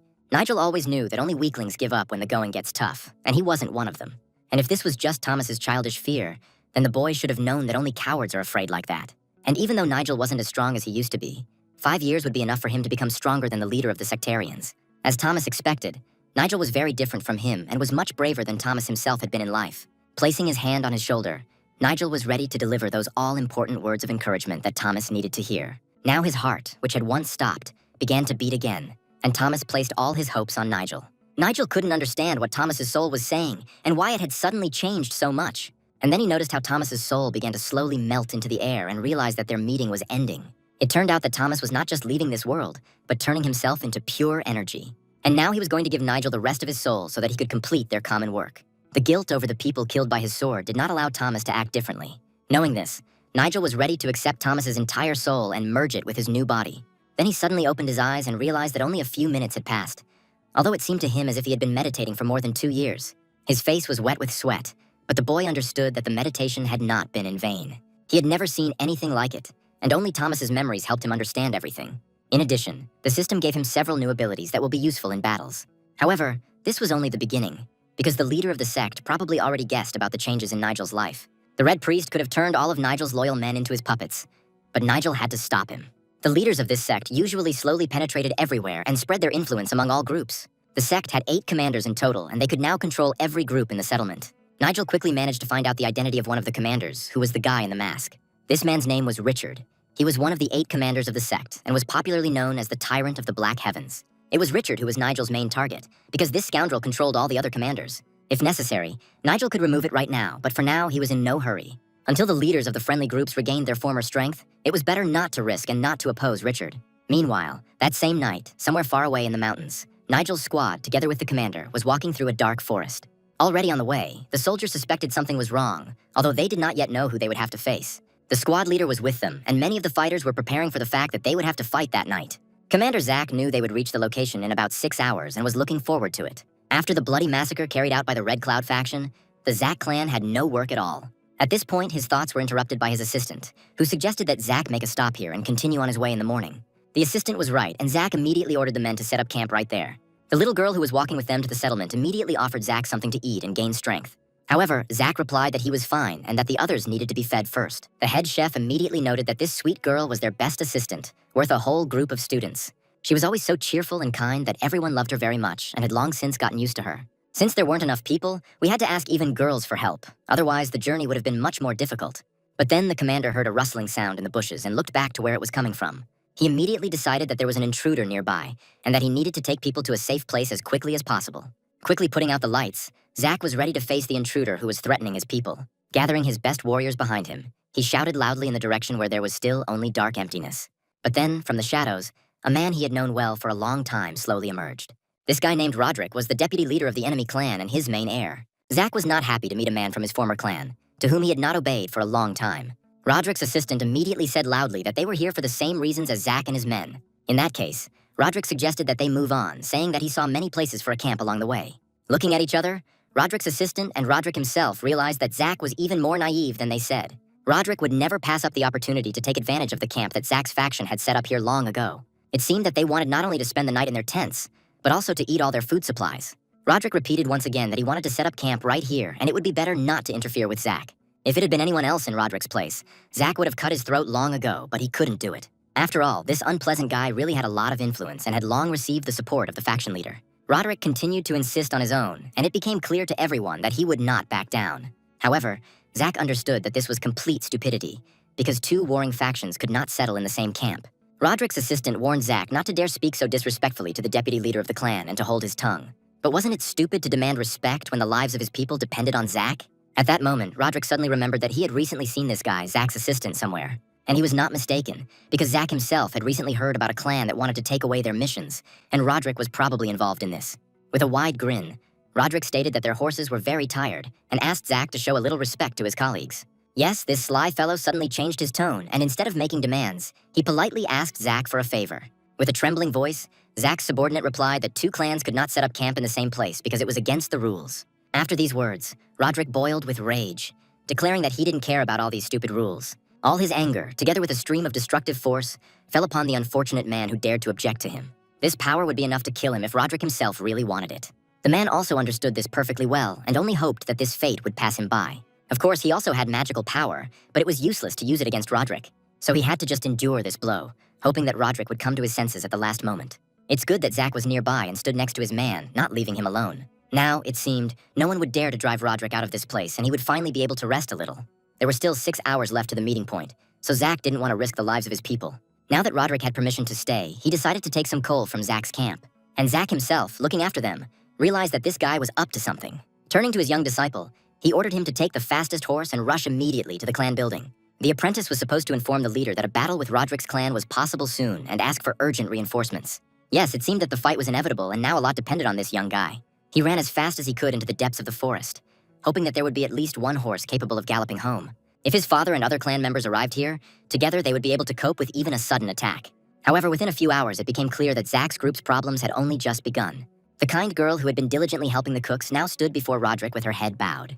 This scoundrel even put the blade of his sword to her shoulder, confident that this girl was a thief. And since her owner was Zach, Roderick wanted to immediately find out where the girl had put the ice jade she had stolen from him. But she said with tears in her eyes that she had not taken any ice jade and did not understand what they were talking about.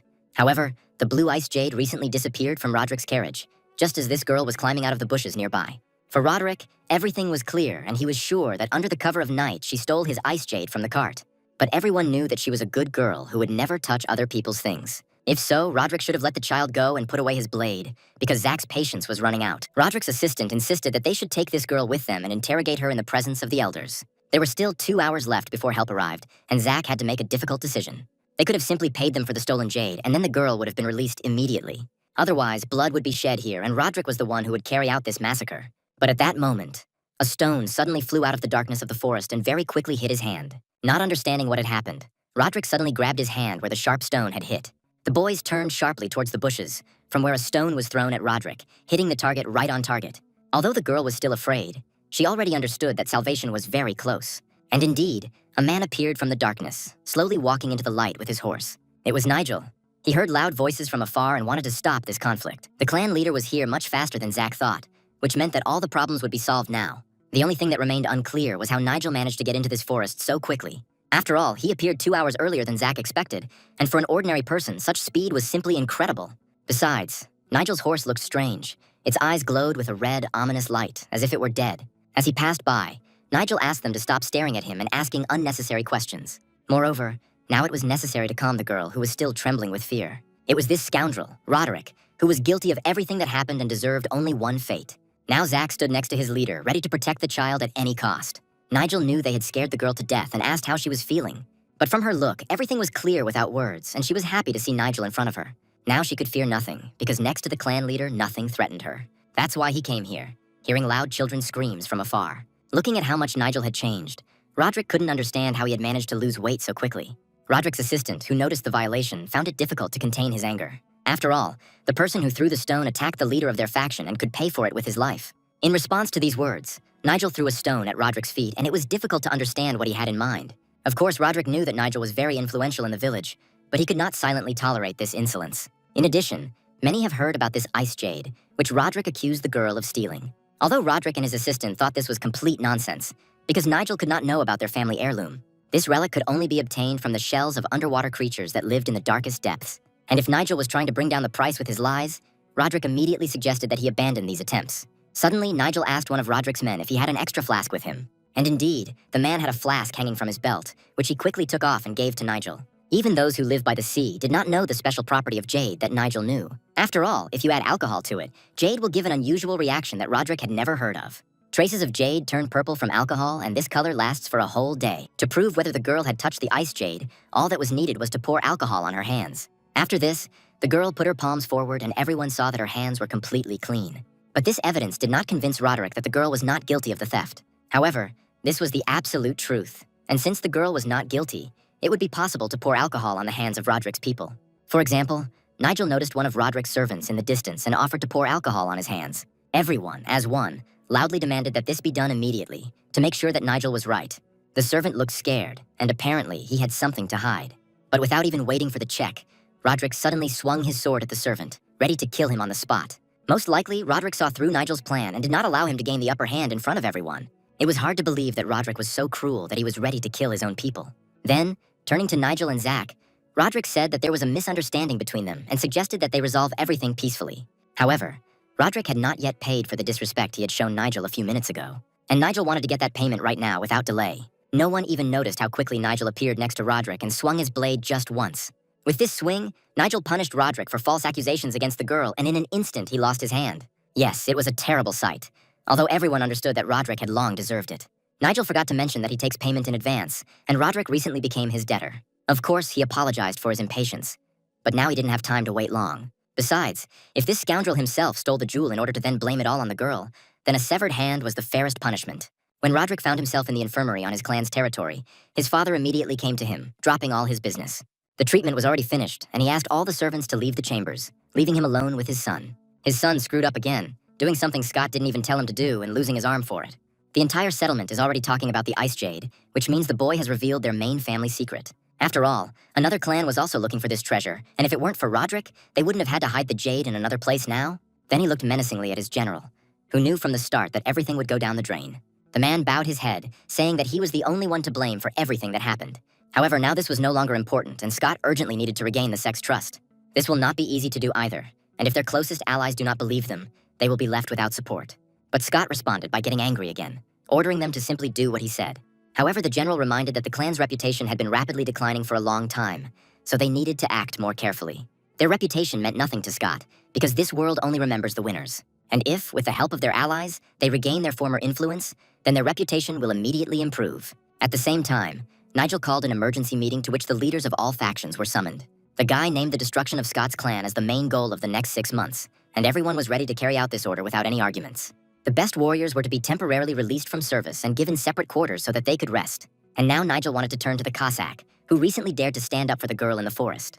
The Cossack understood that he had told Roderick too much, and had certainly revealed his true attitude towards his clan. Moreover, he set up his camp where their enemies were supposed to pass, and Nigel advised him not to do that again. The boy apologized to his young master because he had not thought it through properly before stopping. Nigel asked directly why the Cossack had done this and set up camp in the forest right on the way. The guy didn't know what to answer to this question, although at that moment he thought that it was the right decision. However, from that moment on, it was Nigel who took full responsibility for the actions of the clan members, so it was not worth anyone else taking on too much. And yet it was good that Kazakh trusted him until the very end and protected this unfortunate girl until the last minute. After these words, the Cossack knelt down in front of his leader, realizing that he was the main savior of the child. From that moment on, he was ready to obey Nigel in everything, who was ready to protect each of the faction members even at the cost of his life. For the first time in his life, Mateo saw the guy so inspired and was glad that he was ready to serve under Nigel. Yet it was unclear to the advisor how this young man knew about the precious Ice Jade. In fact, Nigel knew this from Thomas's memories, in which he had been for a long time. Moreover, with the help of his ability, he managed to eavesdrop on the conversation of representatives of the enemy clan and find out everything in advance. But now it was impossible to attract unnecessary attention to themselves, so the faction leaders should simply carry out his instructions. The advisor merely reminded them that their money was quickly running out, since there had been no new orders from the Emperor for a long time. Each of the faction leaders knew this very well, and no one wanted to believe the worst. After all, no matter how loyal these subordinates are, they will not work where they are not paid. Yet the situation was not as bad as they thought, and there was something Nigel wanted to tell them. After these words, everyone looked at the guy at once, trying to hear his next words. And he suddenly said that if they did everything right, they would not be threatened with ruin, but on the contrary, they would replenish the treasury. Yes, it was unexpected, because right now the Empire was in a deep crisis, and was it possible to get rich at such a time? Even the advisor, who was good at managing money, didn't know of any such method.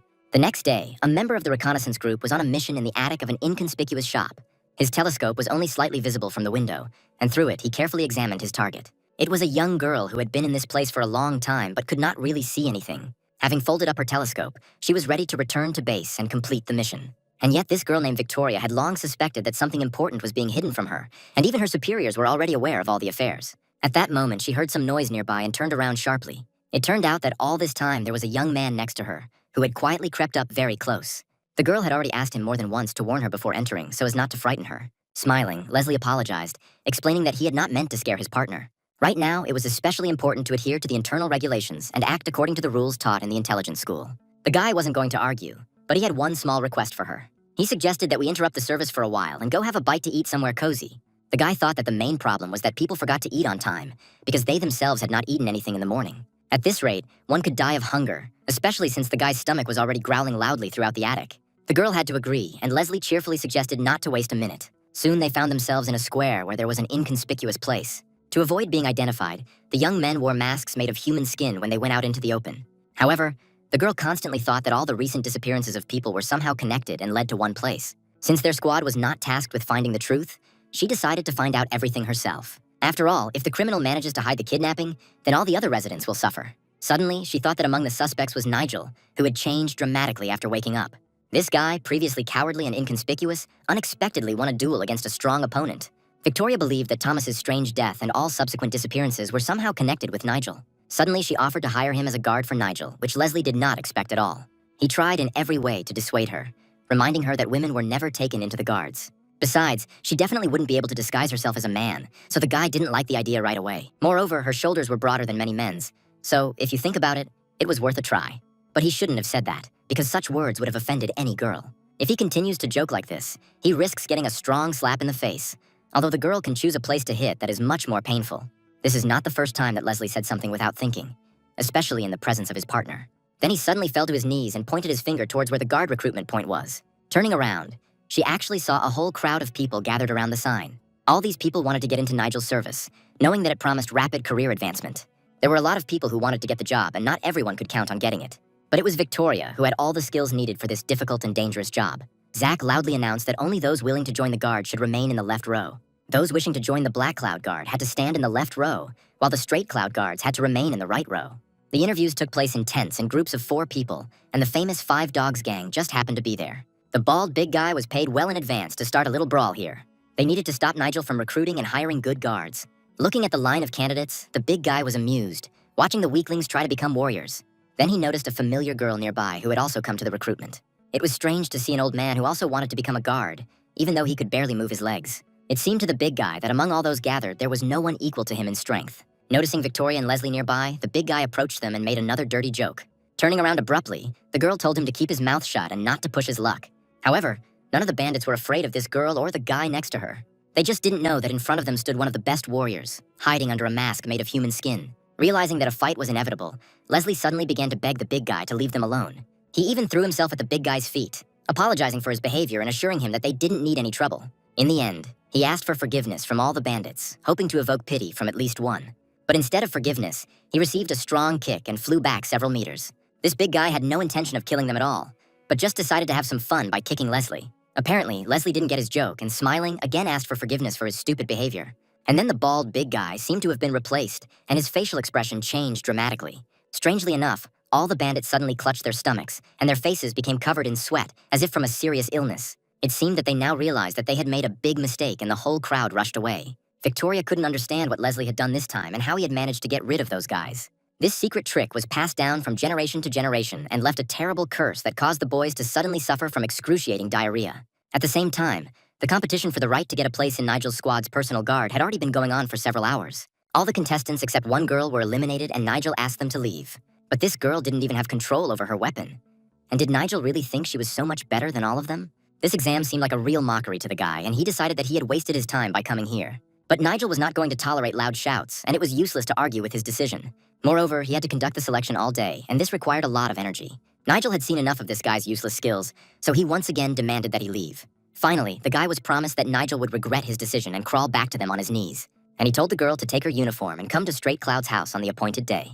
With tears in her eyes, the girl thanked the clan leader and vowed to give her life for him if necessary. It was at this moment that the next group of 2 people entered, and Victoria and her partner were ready for the competition. At the table, she immediately recognized the man who was one of the main suspects on her long list. Of course, he had lost a lot of weight during this time, but his energy was clearly not like that of an ordinary person. Suddenly, Nigel asked her why Victoria had come to this place. The girl replied that she wanted to take the chance and fulfill her dream of becoming a real guard. Yes, that was an interesting answer. Although it was unlikely that Nigel could be so easily fooled, Victoria always remained calm in any situation. But this case was special. In that case, Logan asked her to tell him about her weapon skills. He was very surprised when he learned that the girl was an excellent fencing expert and that this was a great success for her age. At first, she wanted to say that she was only a first rank, but now she realized that she needed to aim higher. However, if she was so good with weapons, she could easily find a job elsewhere. Immediately after that, he asked Leslie the same question, and the guy immediately replied that he only had first rank. In that case, Leslie was ideal for the role of guard, and Nigel asked everyone else to leave the tent. But Leslie understood that he would not agree to work as a guard alone, since he was always used to acting in a team with a girl. Victoria had been his partner for many years, and besides, she was much more talented than him. Nigel couldn't believe that the guy was willing to pass up such an opportunity, even if his partner didn't make the cut. But that was not the point, and Leslie asked to listen to him calmly. In that case, Nigel made a small concession and agreed to leave Victoria in reserve. Yes, for the first time in her life, the girl was given only the role of a reserve guard, and her partner, whom she considered untalented, was accepted into the main team. But holding back her emotions, she bowed sharply to Nigel, saying that it was a great honor for her. Immediately after this, Leslie hurried to take her out of the tent, realizing how difficult it was for her to say these words. Still, the question remained in Nigel's mind as to why Victoria had tried to get a job with him.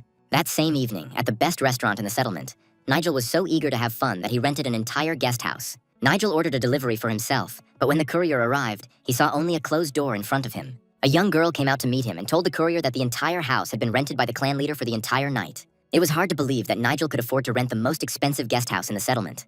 Although everyone knew that Nigel was a great fighter and certainly had to be disciplined and lead by example. However, this cunning girl deliberately spread rumors that Nigel was secretly spending the clan's money. Although she was right about one thing, and Nigel really did have fun that night in the company of beautiful girls, without worrying about anything. He told them loudly how he had managed to defeat Roderick in the dark forest by cutting off his hand. Then he began to show how Roderick fell to the ground and got so carried away that the girls became worried. After all, Nigel actually fell right on the floor to amuse the young girls who only enjoyed it. They thought that Nigel's old habits were a thing of the past, but now they realized that they were looking at the same old party animal. Soon they all headed for the exit, realizing that the clan leader was already drunk to the point of unconsciousness. Moreover, his permanent guards in black robes would not allow them to secretly steal anything valuable, and it would be better to simply leave. Moreover, guards were everywhere, and the girls knew how cruel they could be when defending their master. Yes, these guards were not to be trifled with, so soon there was no one left in the house except Nigel and his guards. Finally, Nigel was able to open his eyes and quickly recover from his drunkenness with the help of a simple ability. A few seconds later, he came to his senses and no longer felt drunk or hungover after a long drinking session. All this time, he had only distracted the girls in order to make the right impression on them, and now he was ready to create his foggy double.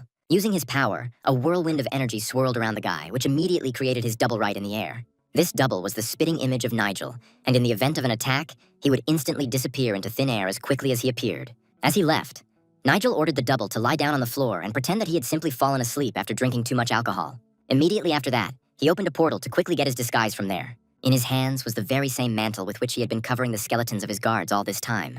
Well, all the preparations were made, and now the guy had a long journey ahead of him. This time, he decided to immediately hide his face behind a mask because no one would recognize him in this form. And then he disappeared through the same portal, leaving his double in his place. A short time later, he found himself next to a butcher's shop, which in fact hid a terrible secret. After all, it was in the basement of this shop that Nigel's goal was hidden, and nothing could stop the guy from fulfilling it. At the very bottom of the shop, there was a secret prison where unfortunate girls sat behind iron bars. Each of them was ready to do anything, just so that they would be released and not killed like the others. But in response, the guard only hit the bars with his fist with all his might and ordered the girls to shut up immediately. The unfortunate girl just leaned her face against the iron bars, and after the blow, blood immediately started pouring out of her mouth. Many girls were poisoned by a poison that only this bald guy had a cure for. Approaching one of the cells, the guard slowly chose a new victim among the unfortunate girls. He liked one of them more than the others, and it was she who was unlucky today. The girls begged to be given medicine, especially since they had not been fed for a long time and were not even given plain water. It seems that this time the drug had a stronger effect, and the bald guy realized that he had to continue torturing the girls, leaving them in the same state. Suddenly he heard some noise not far from him, and realized that in this secret prison he was not the only one who was free. Turning sharply and looking towards the end of the corridor, the bald guy loudly ordered the one who was hiding in the distance to come out into the light. He was ready to kill anyone who snuck into this secret butcher shop without permission, so it was best not to anger him.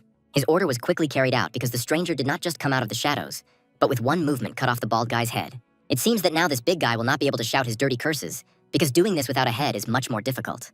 And right in the middle of the corridor stood a man who came here with only one purpose. Right at the entrance, he used the Wave of Silence ability, and every guard immediately lost their hearing. After that, he easily dealt with all the bandits who were doing their dirty work here.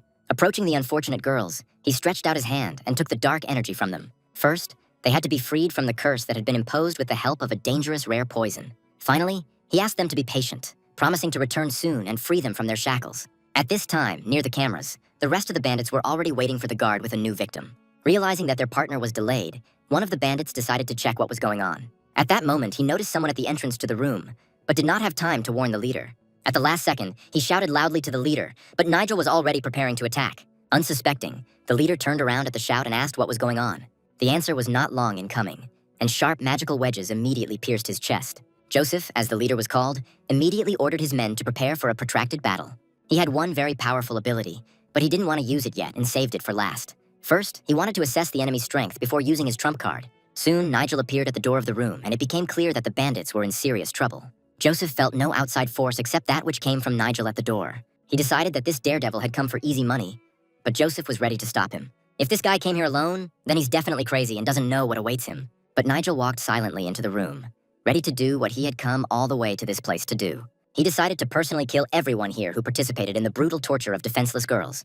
The guy was determined to see things through to the end and not spare those who had always been cruel bastards themselves. Immediately after this, he released a hail of sharp magical spears from the portal towards the gang.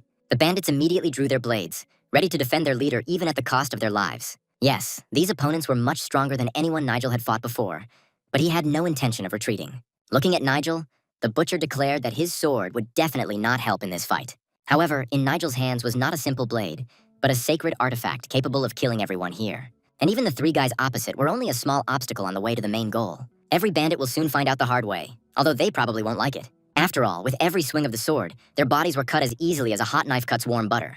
The guy had no trouble dealing with three butchers at once, who mistakenly stood in his way. And now, looking at it from the outside, Joseph realized that the evening would definitely not be boring. He walked around the room so confidently, as if he didn't even notice the squad of killers standing nearby. Step by step, the boy approached the leader who deserved punishment the most. It seemed that no one could stop this man, and anyone who entered into battle with him would immediately fall dead. As Nigel walked through the ranks of these guys, he realized that each of them was a high-ranking fighter, but it didn't bother him one bit. They probably wanted to fight him one by one to gradually wear down Nigel's powers, but he knew about this plan in advance. However, they did not take into account that his mana would be enough to fight all night without rest, and with one simple movement, he unleashed enough destructive force to take down any of these guys. Nigel used techniques using the energy he gained from absorbing the fighting spirit of these butchers. He quickly managed not only to break their will, but also to take for himself the energy that was hidden inside each of them. Joseph realized that he was dealing not just with an excellent fighter, but also with a high-level magician who knew how to control someone else's mana. Now Joseph was looking straight at him, and from under the enemy's mask, eyes full of rage were visible. Nigel was ready to quickly put an end to these scum, capable only of kidnapping defenseless women. However, none of them were ready for a battle with a real enemy, and after activating their abilities, the guy's appearance changed dramatically. They seemed to no longer resemble the fierce fighters Nigel had seen as soon as he entered the room. And the guy himself became stronger with each passing minute, absorbing the energy of these cowardly fighters who were looking at him from the side. And if any of them still hoped to catch him, then after the next trick, this desire should disappear without a trace. After all, a blue flame suddenly lit up on the blade of Nigel's sword, and they had never seen such a trick before in their lives. The magical flame made the sword even hotter, and no one wanted to be the one against whom this weapon was used. Their opponent today had such a powerful aura, and the worst part was that all that magic was directed at them. Moreover, the sword in his hands could only be obtained by reaching an excellent level of mastery, which meant that this was exactly the level that the stranger possessed.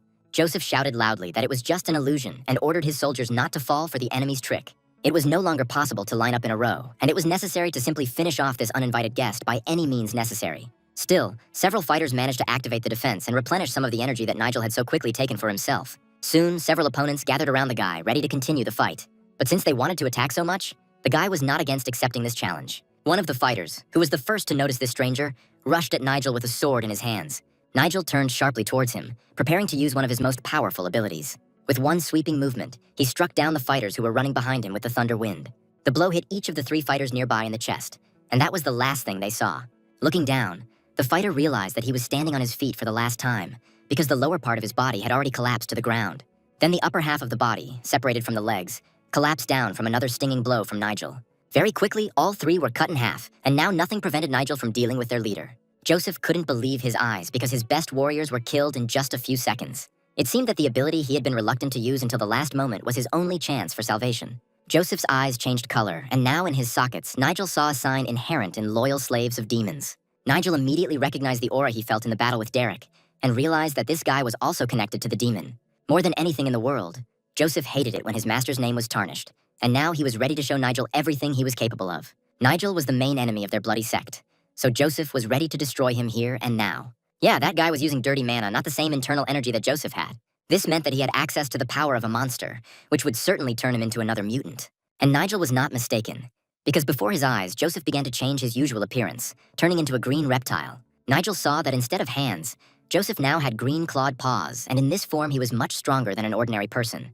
Then he saw before him a huge lizard, which Joseph could have become earlier if he had taken this threat seriously.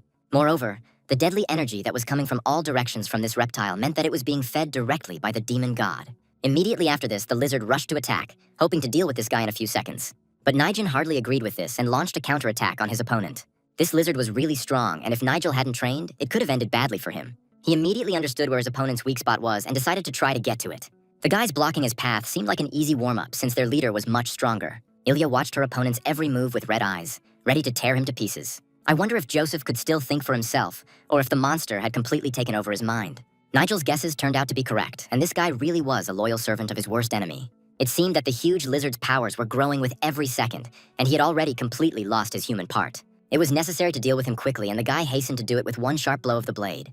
But after this blow, he suddenly realized that his sword had broken in half, and his opponent was much stronger than he thought. The reptile continued to look at him with red eyes, waiting for his opponent's next move. However, it was difficult to make the next move when only a fragment of a blade remained in the hand, and the monster still had many abilities that he had not yet had time to show in a real fight. One of these abilities was acid, which the monster released towards Nigel. The guy managed to dodge and jump to the side, avoiding this blow in time. Immediately after that, he hit the lizard in the head with all his might, and it flew back several meters. Scaly armor and poisonous acid were the main advantages of this opponent, because his saliva could burn through even a stone wall.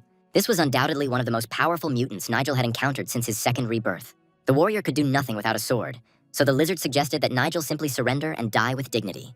But there was no need to rush, because the guy still had several excellent abilities in reserve.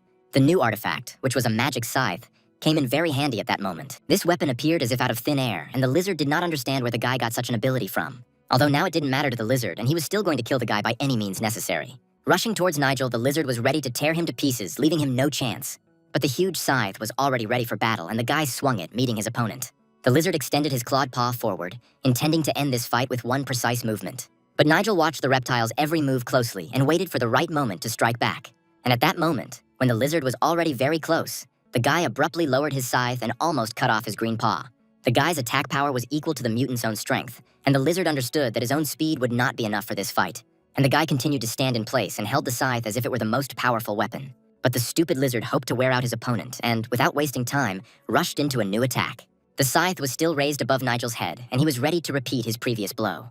The opponents were once again so close to each other that any wrong move could be fatal for either of them. The energy that was spreading in all directions was so strong that neither of them could continue this fight for long. However, it was Nigel who managed to repel any, even the most powerful attack of the reptile, as if the guy had mastered magic to perfection. Nigel had long been interested in combat magic, so the first thing he did was go to the library and find books and manuscripts of ancient warriors there.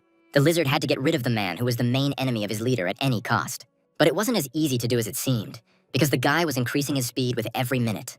And where Nigel had been a second ago, now lay only the soldier he had defeated a few minutes ago. Joseph had boasted so arrogantly about his abilities, and now, having become a reptile, he was unable to carry out a single serious attack. Joseph had to admit, he had never met such an opponent before, although he had no intention of giving up. First of all, the lizard needed to destroy Nigel's main weapon, and the reptile released several poisonous spits from its mouth at once. Lumps of green liquid flew straight at the guy, and it seemed that this was the main ability of the huge lizard. All that was left for Nigel to do was use the energy he had gained from merging his soul with the soul of Thomas, the previous owner of this body. The scythe was a magical object filled with natural energy, and with its help, the boy hoped to win. And even this poisonous saliva, which had almost touched his body, could be reflected with the help of his sacred artifact. The guy somehow managed to stop these poisonous lumps right in the air, although all the poison should have been controlled only by the reptile. The lizard couldn't believe his eyes, realizing that this guy still had many more aces up his sleeve against him. It was strange to see the elements that had previously only been subject to the lizard, but now Nigel was able to tame them to his will. Besides, the lizard simply had no other abilities, so he should think carefully before continuing this duel. Recently, Nigel has managed to learn to control all poison within a radius of several meters. Finally, this idiot realized that the only way to save his life was to run away.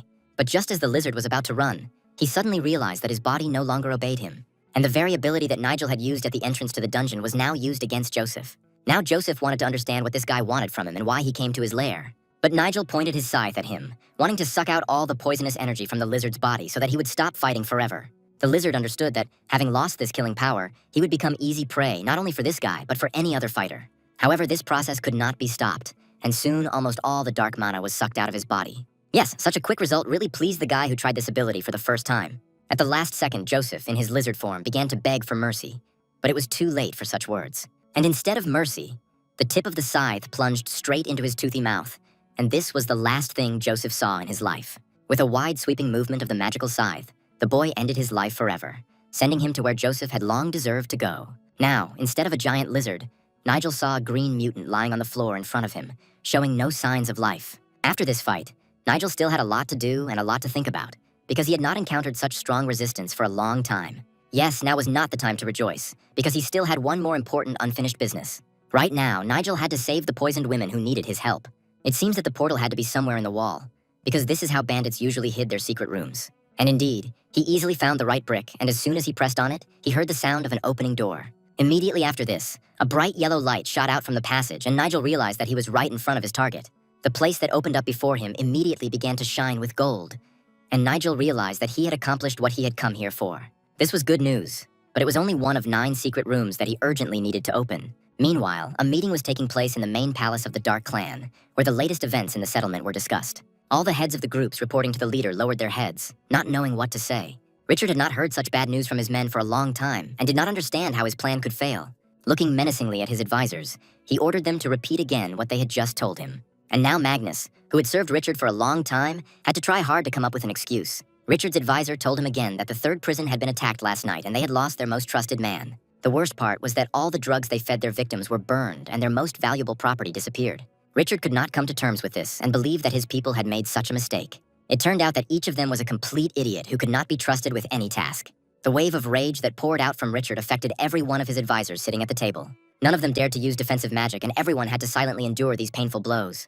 After all, if any of them dared to use their power, it would be the last thing they would do in their lives. Having calmed down a little, Richard said that the most important thing now was to find the culprit of the attack. However, Magnus only managed to find traces of the battle and noticed that the attacker had used divine energy.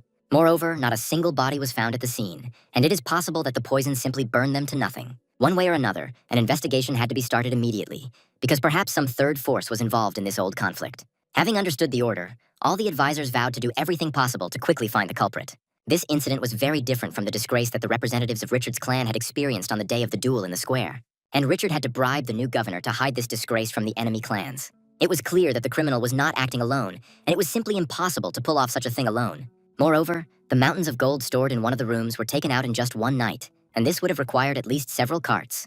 This news meant that everything had to be put aside, and all that was left to do was to search for gold. Meanwhile, the man who had caused all this commotion was calmly riding in his cart to his destination. On the way, Yakov asked his young master why they had stopped at a brothel, although they were going on urgent business. But the gentleman replied that he simply wanted to unwind a little, as he had been through a lot lately. Yes, this answer suited Jacob quite well, although he was not accustomed to such behavior from his master. It even seemed to him that Nigel began to behave worse than before his return from death. Remembering the girls from the brothel, the guy promised to repay them with the same kindness someday.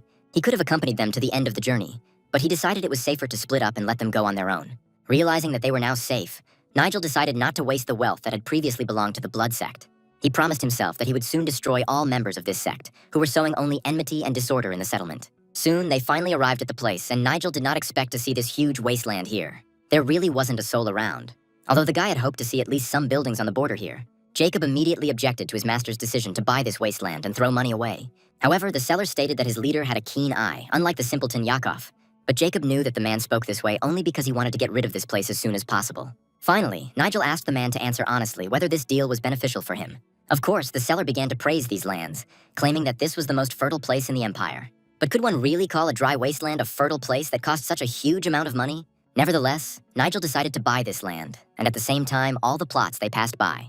Without wasting any time, the seller immediately took out the documents and asked to sign the papers to complete the transaction. Still, Jacob was unhappy that his master had fallen for this simple trick and had bought the worst lands in the area. Nigel only assured Jacob that he had a great plan and that he should just wait a little. While driving past one of the villages, he noticed the houses of local residents in the distance and wanted to meet them. Entering the house, he politely greeted the owners and apologized for his unexpected arrival. It turned out that an old man lived in this house who was not expecting any guests at all. But Nigel offered to buy the blacksmith a sword, which he believed he forged every day. But did it really look like they were selling swords here, since there was nothing here except tools for working the land? Still, Nigel wanted to please the blacksmith, realizing that this hard worker probably needed money. But instead of welcoming the buyer, the old man suddenly simply turned away. Jacob asked the old man to be more polite with his master, who had recently bought all these lands. Hearing the noise, the girl quickly ran out of the room and asked the dear guests for forgiveness. Her grandfather had always been unbearable, so she asked him to ignore him and talk only to her. It is not surprising that Yakov immediately changed his tone when he saw a pretty girl in front of him. The girl, in turn, asked again what kind of goods they needed besides combat swords. She added that all the farming tools here are of excellent quality and young people could buy some of them. Taking the excellent hoe in his hands, Nigel immediately noticed the old blacksmith's talent and told his granddaughter about it. He was ready to buy all these tools for cultivating the land and pay in gold right now. There had never been such a generous buyer in this forge, so the girl simply looked at Nigel in silence for a while. Now that business was finished, Nigel had to move on so as not to delay or embarrass the old man. But the old man remained angry and said that he hoped that this meeting would be the last. However, Nigel replied that if fate so decided, he was ready to meet the old man again and give him a special order. Not understanding what he was talking about, the girl asked again what kind of order he meant. However, instead of answering, Nigel thanked them again and hurried out of the hot forge. Soon after his departure, the owners of the forge had to decide what to do. In fact, behind the mask of a pretty girl was hidden someone whom all the local warriors knew. From the very beginning, it seemed to the old man that this guy knew much more than he let on. However, he did not know that this girl named Lana was the founder of the Union of Merchants and Blacksmiths and earned respect for her skills. Among martial arts masters, this girl was known as the Iron Monster because in addition to excellent weapons, she also had a strong character. If it weren't for her talent and the financial power of her allies, Lana would have likely been captured and forced to work in the forge as a slave. And now, it seemed to her that she had no obligations to Nigel's faction, so there was no point in thinking about this boy. She was so tired of living on the run that she wanted to rest for at least a little while and not think about anything. But apart from the old man, everyone who knew her former appearance either died of old age or was killed. All 10 of the tools that Nigel pointed out were forged by her herself, although she did it just for fun. And yet the old man understood that the girl was a little worried whether Nigel had guessed who she really was. Moving back to the window, Lana still doubted what she should do this time. After all, Nigel left her no choice, and since he so desired her attention, he would get it in full. She told the old man to send people to watch this guy's every move. Lana considered him just a pathetic heir to a rich family. But recently her opinion has changed. It seems like this guy was an extraordinary person, and he had some kind of plan that he followed every day. Meanwhile, Nigel continued on his way, hoping that meeting with Lana would be useful for him. The people were not lying, and the girl known as the Iron Beast had excellent skills. The natural energy that bubbled up from this young girl indicated that she was that very living legend. If he had given any indication that he had revealed her identity, a battle to the death would have broken out that very moment. That's why the guy bought up all this empty land, but soon he will reap the benefits of his great idea. His faithful servant had long since fallen asleep, having become sick in the carriage. Once again, Nigel was convinced that his servant had no taste in women at all, since he even liked Lana. Looking at the servant, Nigel could not believe that yesterday's event had actually happened and was reality. Although this was only the first point in the plan to destroy the Blood Sect, Nigel still had a lot to do to complete the plan.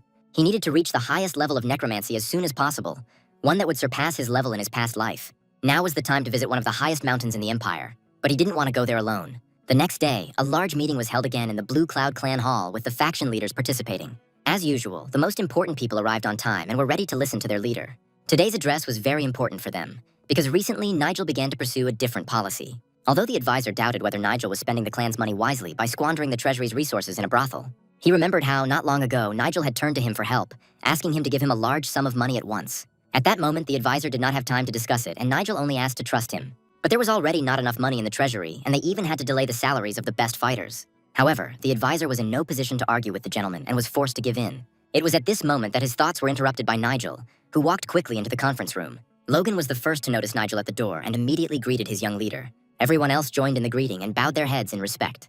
But Nigel asked them to calm down and get down to business, for which they had all gathered. Logan immediately reported that the White Cloud faction was trying its best to carry out the young leader's order. It was today that Nigel appointed the clan's chief advisor as treasurer, thereby promoting him to a higher position. Although it was clear from the appearance of the new treasurer that he was not at all happy with such a promotion. Then everyone moved on to discussing the training of the new recruits, and here things were not going well. The person in charge of training honestly admitted that the training was going so badly that the fighters had to be trained from the very basics of martial arts. The thing is, most of the martial arts books were destroyed in the explosion at the Red Cloud building. The treasurer realized that now they would probably ask for money for books as well, which would completely empty the treasury. This problem could only be solved if Nigel's clan mastered the best martial art available to them. To the surprise of many, Nigel decided to deal with the problem himself a little later. However, this will take time, and until then, we will have to make do with what we have. The new treasurer secretly doubted that Nigel would be able to solve this problem without the necessary experience. It was hard to believe that the guy would try to create his own martial art in the midst of a clan conflict. Although this was only possible if the guy was a natural genius and could do much more than others. Logan knew that their young leader could really handle this, especially if Logan helped him. Now it remained to understand what the clan with which they had long been at enmity was doing. Logan reported that the warring clan had sent all of its troops, which were stationed near a high mountain, and Roderick had become a disciple of this sect. It was a pity that they had not given the enemy a reason to act first, because Nigel was already running out of patience and wanted to move on to the attack as soon as possible. But first, it was necessary to sort out the matters that had been put on the back burner and had not been resolved for 10 years. Nigel held in his hands a huge pile of documents that required his attention and decision on all these issues. However, one of these documents seemed the most interesting to the guy, and he had already made a decision. And then, showing it to all his advisors, Nigel declared that they would take on this task right away. Logan immediately asked him to reconsider his decision since this task was impossible for them, but he believed that everything was already ready for success, and there was no reason to refuse the task. Besides, he believed that this task would definitely save their clan, and they were obliged to complete it. Although many doubted the correctness of this decision, Mateo was all for it from the very beginning. Gradually, Logan began to guess why Nigel had chosen this particular task. At the same time, intensive training of their new recruits was underway on the training ground. The boys had to complete difficult tasks and hold a cup of water without touching it with their hands. Each fighter also had a cup filled with water on his outstretched hand, and it was impossible to drop even one. It was much more difficult to do this in the blazing sun, but this was the only way the boys could strengthen their spirit. Their internal energy is useless if each of these fighters is physically weak. And although the task was very difficult, the place where the training took place was calm and quiet. Victoria chose just the right moment to talk to her partner about their main concern. She sternly warned that if he called her by her real name again, she would cut out his tongue. Seriously, you have to be careful, because they have been so good at hiding their true faces. It seemed like messing with this girl was a bad idea, and Leslie remembered her advice. Although it was strange that Nigel did not teach his recruits martial arts, but spent time only on general training. It was also strange that they themselves weren't participating in group training, as if Nigel suspected something. It was also unclear why he had hired guards into the Straight Cloud Squad in the first place, and what the main reason for this was. At that moment, an old man with his eyes blindfolded appeared behind them, dissatisfied with their idle conversation. Alfred, of course, apologized for interrupting their conversation so rudely, but noted that they should be thinking about training. Although the young people deserved to drink some delicious tea, which Louise had recently prepared, it was this girl that Nigel took into his squad, asking 3 guys who were in the same group with her to leave. However, all of Louise's skills were limited to making delicious tea, while the others were training until they were sweating. But she was not afraid to take on hard work when her help was really needed. At that moment, they were distracted by loud shouts from the training ground, where 2 recruits were fighting. Marek tried to deliver a precise blow, but again he missed and his fist flew past. His young opponent moved so dexterously that the big guy didn't have a single chance. Nigel also decided to see with his own eyes how the training was going and went outside. However, he soon wanted to gather together all the fighters who had distinguished themselves. He immediately apologized for not being here for a long time, explaining that he had urgent matters to attend to.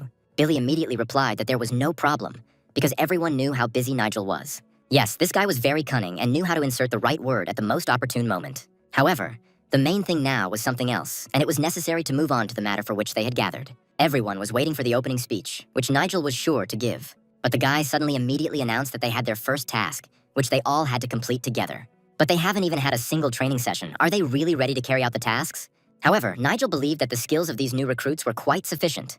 Then it was necessary to find out what their first task was and where they were to go. It turned out that this task was a direct order from the largest bank in the Empire, and it would be the beginning of their work in Nigel's squad. Victoria also knew this bank very well, and surprised Nigel a little by saying that she had even been there once. She couldn't believe that this task was connected with the event that shocked everyone 5 years ago. And this time she was right too, because Nigel's client was the former owner of the bank. The former head of the bank once lost his investment, but a few years later he managed to make a fortune. But he was known for his uncontrollable temper and habit of spending money on whatever he wanted. All the martial artists were amazed by the task this man left behind after his death. For completing this task, a reward of 10% of his bank's annual income was promised. Of course, many took on this task, blinded by the promised huge reward. But each of these guys eventually faced a tough fight from the bandits operating near that mountain. And for some reason, Nigel decided to go there, putting the lives of his recruits at risk. It became clear that in this way, he wanted to improve the difficult financial situation of his clan by completing this dangerous task. However, Nigel believed that they should not be afraid of any bandits, because he would go there with everyone else. And if any of them didn't trust him or were afraid, he could refuse right now. If there is even one dissenter, he must go out the door and leave the room. For Victoria, this was a great opportunity to refuse and not die as ingloriously as perhaps the others were destined to do. But none of those present wanted to get up and leave, as if they did not understand the full danger of the task. Nigel waited patiently for at least someone to raise their hand and refuse.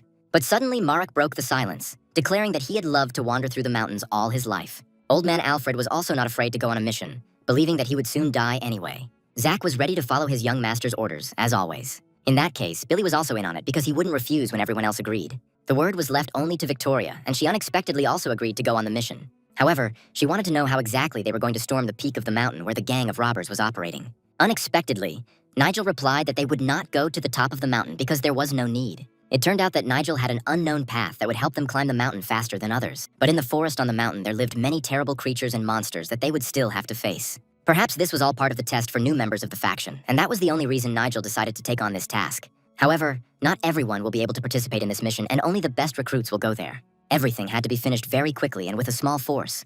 So Nigel was prepared to take only the most capable fighters. Only now did Victoria realize that the fighters for the faction were selected specifically for this mission. Hearing this, Leslie lowered his head, realizing that he would definitely not be taken on for this task. Victoria said loudly that she was very sorry not to participate in her first task. But looking at the others, she hoped that their abilities would be enough to overcome all difficulties. However, there was also an important task for those remaining at the base, so they would not have time to idle. Soon, Nigel planned to prepare carts for all the remaining fighters who would need to go to a certain address. The recruit immediately picked up the letter, which contained the exact address. It seemed that Victoria began to suspect that she would be among those who would go to the mountain after all. But it was too early to be surprised, and it was worth first understanding the idea that had long matured in Nigel's head. That same night, they found themselves near a place where a gang of dangerous robbers was operating. The bandits who have been operating in these places for a long time have long since become accustomed to the local monsters and other dangers. They were not at all afraid to walk here in small groups and had long since become accustomed to encounters with rare monsters. The only thing that worried the young robber was how much longer they would have to wander through these thickets. After all, no sane person would venture onto this road where even experts in these places have wandered. And if they wander even further, they will find themselves in such a dangerous situation from which they themselves will never get out. But that is what their leader ordered. And that means they must carry out his orders. After all, the gang was soon supposed to come across people who were their main target. And if this young brat Nigel was to blame for everything, then each of the robbers was ready to cut him down with their own hands for everything he had done. However, one of the guys had recently joined the bandits, and it wouldn't hurt for him to get to know the local trails better. Suddenly, turning his head, he saw in the distance the very mountain that every local resident knew about. It was so high that its top seemed to reach straight into the night sky. Suddenly, another robber approached him and, grabbing him by the neck, squeezed him tightly in his arms. Then he laughed loudly and said that there was a steep cliff right behind the bushes. Therefore, he must go with the whole group, otherwise he will die earlier than he would like. This guy was already barely holding back, and after such an incident, he definitely wouldn't have left the group for a single step. Noticing anything, the gang moved on and did not feel anyone's presence nearby. Only at the last moment, one of the guys looked to the side, and it seemed to him that he heard some kind of sound somewhere nearby. Deciding that he had simply imagined it, he tried to keep up with the group before something bad happened again. In fact, he wasn't imagining it, because Nigel's team was climbing the mountain right below them. The guy was glad that the simpleton didn't pay any attention to it and didn't share his suspicions with the others. It seems we can breathe a sigh of relief because the bandits have already gone far away and they can continue what they started. It was obvious how difficult this task was for the old man, although he kept up with the others. Marek descended the mountain much easier, although he was more worried than anyone about his leader. Of course, it was much easier for him because he was tied with a rope to Nigel, who was dragging 2 people behind him. It was good that Nigel's power could be used like this, and he could easily handle it even without complex magic. When the target was already very close, Marek looked down, and for the first time in a long time, he was truly scared. After all, right below them there was a secret passage into the gorge, which was a secret bypass route. This is exactly what Nigel was talking about at the very beginning, because they finally got to the main goal. This place really did exist, although Victoria had only heard rumors about it before. It was hard not to believe her eyes, because right in front of her there was a deep gorge. The only thing she didn't understand was how the guy was able to find this gorge here. Although Nigel thought that this girl knew everything and wondered why she was asking such questions, understanding his hint, she immediately apologized for her unnecessary curiosity and promised to remain silent. However, the guy found out what this place was really for only recently and regretted that he didn't know it earlier. After all, at the entrance to the gorge, everyone immediately noticed a stone with some strange inscription written in huge letters. The stone was inscribed with a warning that anyone who entered here without the necessary determination would die immediately. It became clear that they were already on the right path, and now they needed to gather up their courage and step forward. 200 years ago, the best master of traps lived here, and this place kept his secrets. It was necessary to light a torch, because in complete darkness they would not be able to take a single step in the cave. As the bright light of the torch dispelled the darkness, Leslie saw how huge the cave was. He couldn't believe his eyes, because it seemed that this cave had no end, but only a beginning and complete emptiness ahead.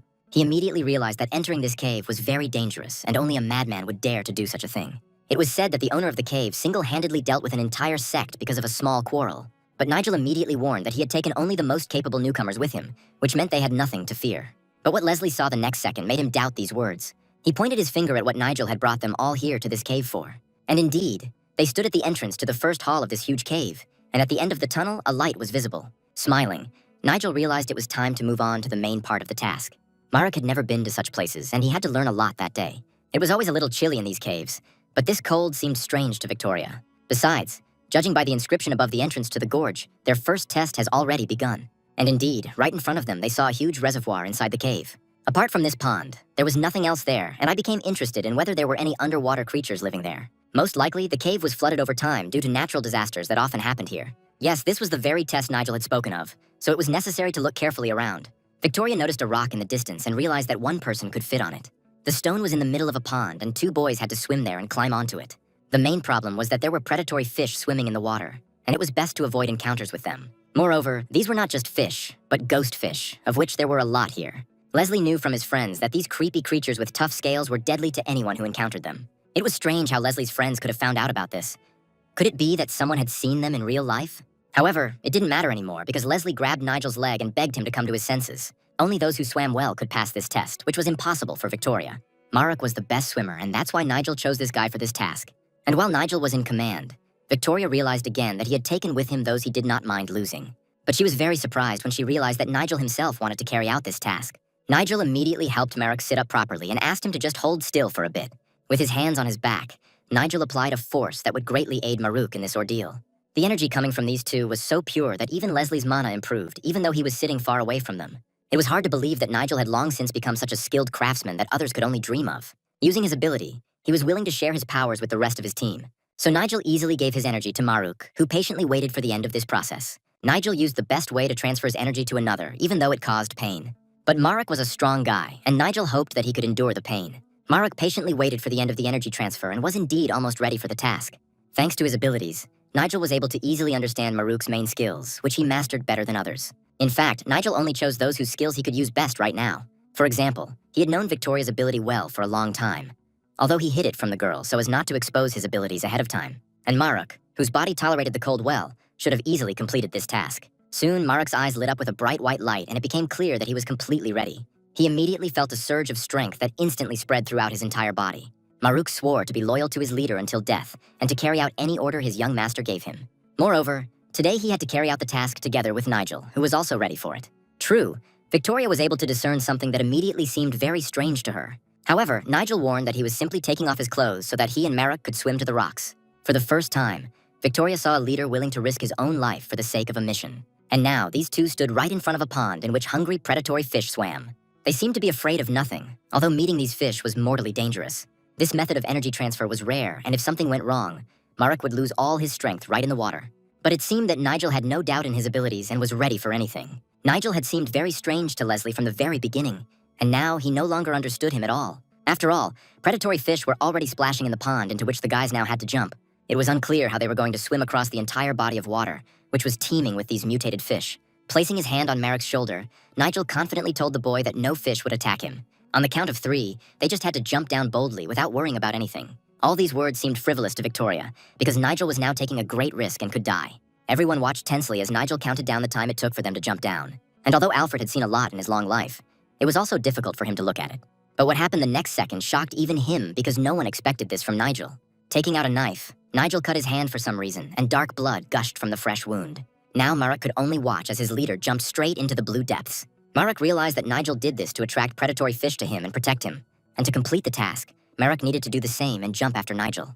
Without wasting any time, Maruk jumped after his leader to complete the task. Once in the water, he immediately felt that it was icy and quickly gripped his body.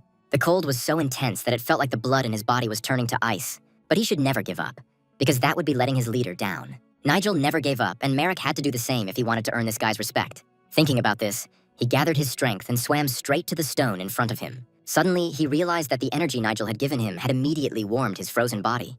Yes, this strange energy also protected from the cold, preventing the guy from freezing underwater. Thanks to this, he was soon already close to the stone, which he slowly climbed.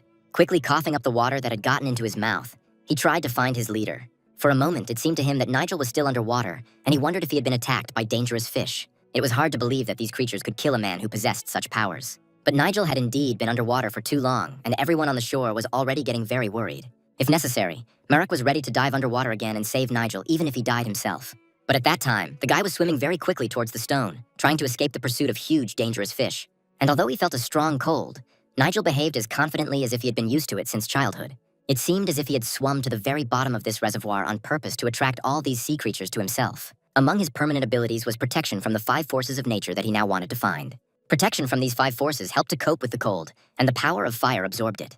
As a result, the forces of fire and water united, and thanks to this, the guy was not afraid of these sea predators. He was glad to receive such pure and strong energy for free, which would be useful to him in the future. However, the newcomers who were still waiting for him on the shore did not even suspect this. At some point, Victoria stepped forward, realizing that she couldn't just watch silently. Her partner could not believe that the girl had decided to do this and wanted to dive into this icy depth herself. She understood perfectly well that this was dangerous and could be the last thing she did in her life. But she didn't have time to reach the edge of the shore because the next second everyone saw a strong explosion under the water. It became clear that Nigel was still alive and had been deliberately staying in the depths all this time. It was difficult to understand what this young leader was planning, but all his past actions had always led to success. And then everyone suddenly saw how parts of those underwater creatures that were chasing Nigel were thrown out of the water. It seems the guy has found a way to defeat all the sea predators at once and win this battle. Indeed, the predatory fish lay on the shore and no longer showed any signs of life. Meanwhile, the guy began to slowly climb the rock, which he finally reached. Maruk couldn't even hold back his tears, realizing that the greatest happiness for him was the opportunity to see Nigel alive again. This guy was very cold, but he was well prepared for such a swim underwater. Now all they had to do was put their hands on the stone at the same time and press with all their might on the point in its center. Immediately after this, a loud roar echoed throughout the gorge, and Victoria could not understand what had happened. And then they saw a water vortex right in front of them, which appeared immediately after the guys pressed on the center of the stone. Soon all the water went down, and instead of a reservoir, there was only a huge hole left. Now the girl realized that the creator of this place, who lived hundreds of years ago, specially invented this barrier. But it was difficult to understand how Nigel had guessed this, and found out the way to remove the obstacle from the path. He did this to open the way for his entire team to finally reach the top of the mountain. Now they had to climb up the stone stairs that led straight to their destination. It is unlikely that any of the guys now doubted the powers of their leader, having seen with their own eyes a real miracle. But then Leslie noticed that the cave suddenly became very wide, as if it was expanding to the sides with every step they took. It turned out that they had reached the second hall, where a new test was probably waiting for them. The exit was already visible ahead, but this passage was very dark and seemed even more dangerous than the first. The light at the end of the passage pointed to the next task, and, turning to the old man, Nigel asked him for help. Yes, now it was Alfred's turn, and the old man asked Merrick to bring him closer to the aisle. The old man adjusted his bandages to make them more comfortable and prepared to do his job. He asked Marek to give him a cane, from which he was going to make an excellent bow, because he had no equal in shooting. Then he slowly wrapped the base of the bow with the same bandage that he had recently removed from his leg. He looked carefully at every detail, although his eyes were covered with cloth and it seemed as if he could see through it. And then, pulling the bowstring, he took careful aim, peered into the distance, and chose the most open place. Only now did Leslie realize that the old man was holding not an ordinary bow, but that very famous weapon known to every archer. True, in his youth, Alfred often fired from it and was known as the best shot in the whole area. But enough talk, and Nigel asked him to act immediately, making one precise shot. Taking aim, Alfred released the bowstring and his arrow immediately flew to the distant point he had chosen as a target. As they thought, it was not a simple arrow because it was charged with destructive energy. She glowed like a torch and immediately illuminated the entire path that she flew over in a few seconds. Now it was necessary to pull hard on the rope tied to this arrow. Realizing that the old man couldn't do it himself, Nigel quickly grabbed the rope and pulled for him. Then in Nigel's hand was the very arrow that the old man had just shot from his bow. But what was on the arrowhead surprised everyone, and a new surprise awaited them. It turned out that the old man had accurately hit the inhabitant of the local gorge, who had been hiding in complete darkness all this time. Suddenly looking at Victoria, the guy said that the girl knew very well what kind of bug he had in his hands. Of course, she understood perfectly well what he was talking about, but it was strange that the guy asked her in particular. The family Victoria grew up in dealt with every kind of poison that could be found in the Empire. But the guy spoke as if he knew her real story and what she was hiding, who she really was. Throwing the beetle onto the stone floor, he stepped on it with all his might and crushed it into a flat cake. He then warned that the darkness behind him was deceptive and full of poisonous insects. Now Nigel wanted to ask Victoria the name of this poisonous insect, which, most likely, only she knew. The girl immediately replied that it was the sand spirit of the Black Death, realizing that it was useless to hide anything from Nigel. The most terrible thing about this beetle was that its poison could poison everything around it, even the air in the gorge. Then the guy turned sharply to Alfred and asked him to sit here in the lotus position. It seemed he was about to transfer his energy again, but this time only to old man Alfred. Touching his body, Nigel immediately noticed that the 70-year-old man's wounds were quite deep. His sensitivity to the Earth's energy was rather weak, because this man had suffered too much pain recently. Now Nigel had only one way to help, although he knew that Alfred would be in a little pain. Nigel used his ability, and everyone immediately saw blood pouring out of the old man's mouth. Everyone immediately felt a strong energy emanating from the place where the guy was performing his ritual. Nigel had exactly the same energy as the stone left by the shaman many years ago. It seems they were very wrong about this guy, and he was not just an ordinary magician. Suddenly, the system informed Nigel that he had completed another task and received a new skill for healing people. It looks like the women under the influence of drugs that the guy was able to cure in a few hours also counted. But at the same time, he managed to discover a medicine unknown to the world, which could only be used with the help of his mana. Because he restored Alfred's natural energy, he gained the ability to heal, even though the system did not normally grant such an ability to necromancers. Now everything was ready, and the guy wanted to make sure that the old man was okay. All the details could be discussed later, but now it was necessary to move on to the most important thing. He knew for sure that in this darkness, besides the poisonous beetles, there were other hidden dangers. And it was the old man who had to cover his young leader when he entered the very depths of the gorge. Alfred was ready to carry out the order because he had already placed an arrow in the bow and pulled the bowstring tightly. Nigel was not mistaken, because inside this gorge there really were plenty of poisonous insects. He was prepared for them all to pounce on him, but he was not at all afraid of their deadly bites. Of course, having smelled the blood, the insects immediately rushed towards him, but he continued to stand in place. Nigel just watched as all these evil creatures almost got to him. But what did he have in mind this time? Even after the insect bit his neck, he did not move and remained in place. Within seconds, the poisonous creatures had covered his entire body and only his head remained outside. Now he just had to be patient a little because he would easily heal the bite marks later anyway.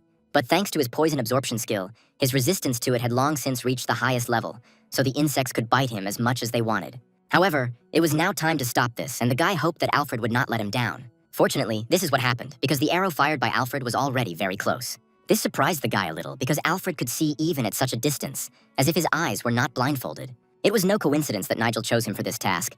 Knowing of Alfred's talent as an archer even at his age, Alfred could see everything perfectly even in the dark, and could sense his target by the energy emanating from it. He didn't even need normal vision to have an inner sense of the structure of what was ahead. If someone saw the world through his eyes, they would only see the outlines of people and objects.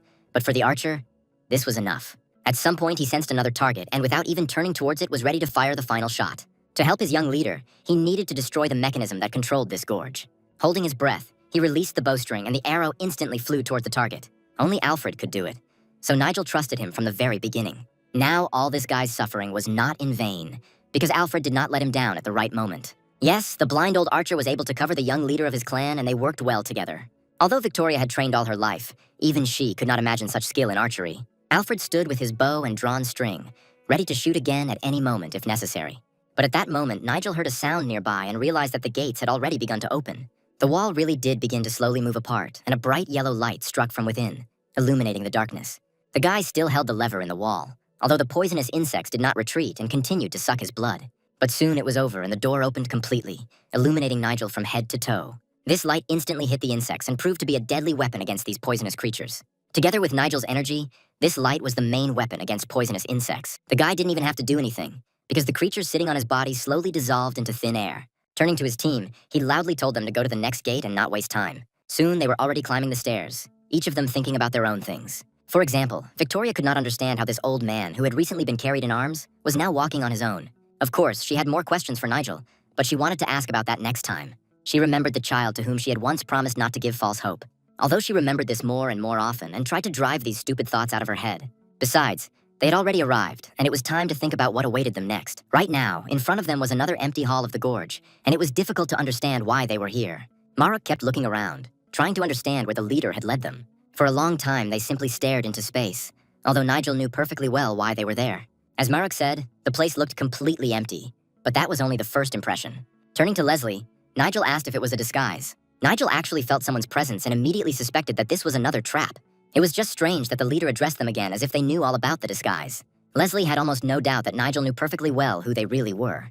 This means that he sees in front of him those two young people who were hiding behind masks made of human skin. He looked at them as if he had been deliberately hiding the fact that he knew the truth all this time. Even his men had just the abilities needed for this mission. In this situation, Leslie decided to simply do what he was asked to do and told about the trap that was hidden here. It remains to be seen if Leslie can uncover this disguise before they are trapped. Leslie immediately agreed to help, because Victoria did not have time to stop him at the last moment. She knew that this was how he was revealing their true identities, but it was too late to say anything. Feeling the energy of the gorge, Leslie realized that the camouflage was done with the help of local natural objects. One such object could be a stone that only needed to be turned over. Indeed, turning over the stone, he found a flower underneath it and quickly tore it off the stone floor to move it to another place. After that, he flew up to the stone ceiling and with a deft movement of his hand, knocked down a stalactite.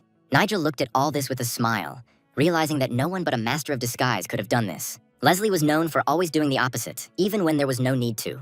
He was the only talentless son in a clan that trained excellent strategists and warriors. Within the clan, this guy was always considered a kid who only knew how to make mistakes all the time. And then one day, he became the only survivor when his entire family was destroyed by an enemy clan. And now this man was standing right in front of Nigel, and his actions showed that he was very familiar with this camouflage technique. The rock at the end of the gorge was the key to the whole camouflage, and all that was needed was to break it. It was a great job, and Nigel patted his talented new recruit on the shoulder. This guy hadn't heard praise for a long time, so he was pleased to hear such words. But now the last step had to be taken, and Nigel was ready to strike with all his might and smash this huge stone. The force of his blow was more than enough to shatter the stone into tiny pieces, leaving not even dust. Nigel stared into the void for a moment, trying to figure out what this huge boulder was hiding. Eventually, something became visible in the clouds of dust, and it seemed that Leslie was absolutely right. After all, behind this boulder there were hidden huge gates that served as a passage through the gorge hall. Marek praised Leslie again, although he modestly replied that he was simply lucky. But above the gates, he immediately noticed an inscription left by the owner of the gorge, although it was difficult to make out the meaning of this message. The inscription said that only one person would pass through the gate.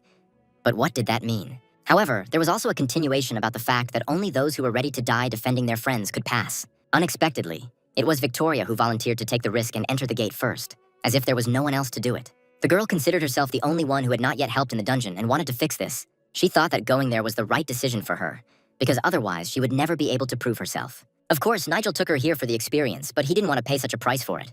Therefore, he asked her not to be stupid and to take care of herself, leaving this matter to the strongest of all. Nigel volunteered to go through the gates and take on the fight that might await him in the next room of the gorge.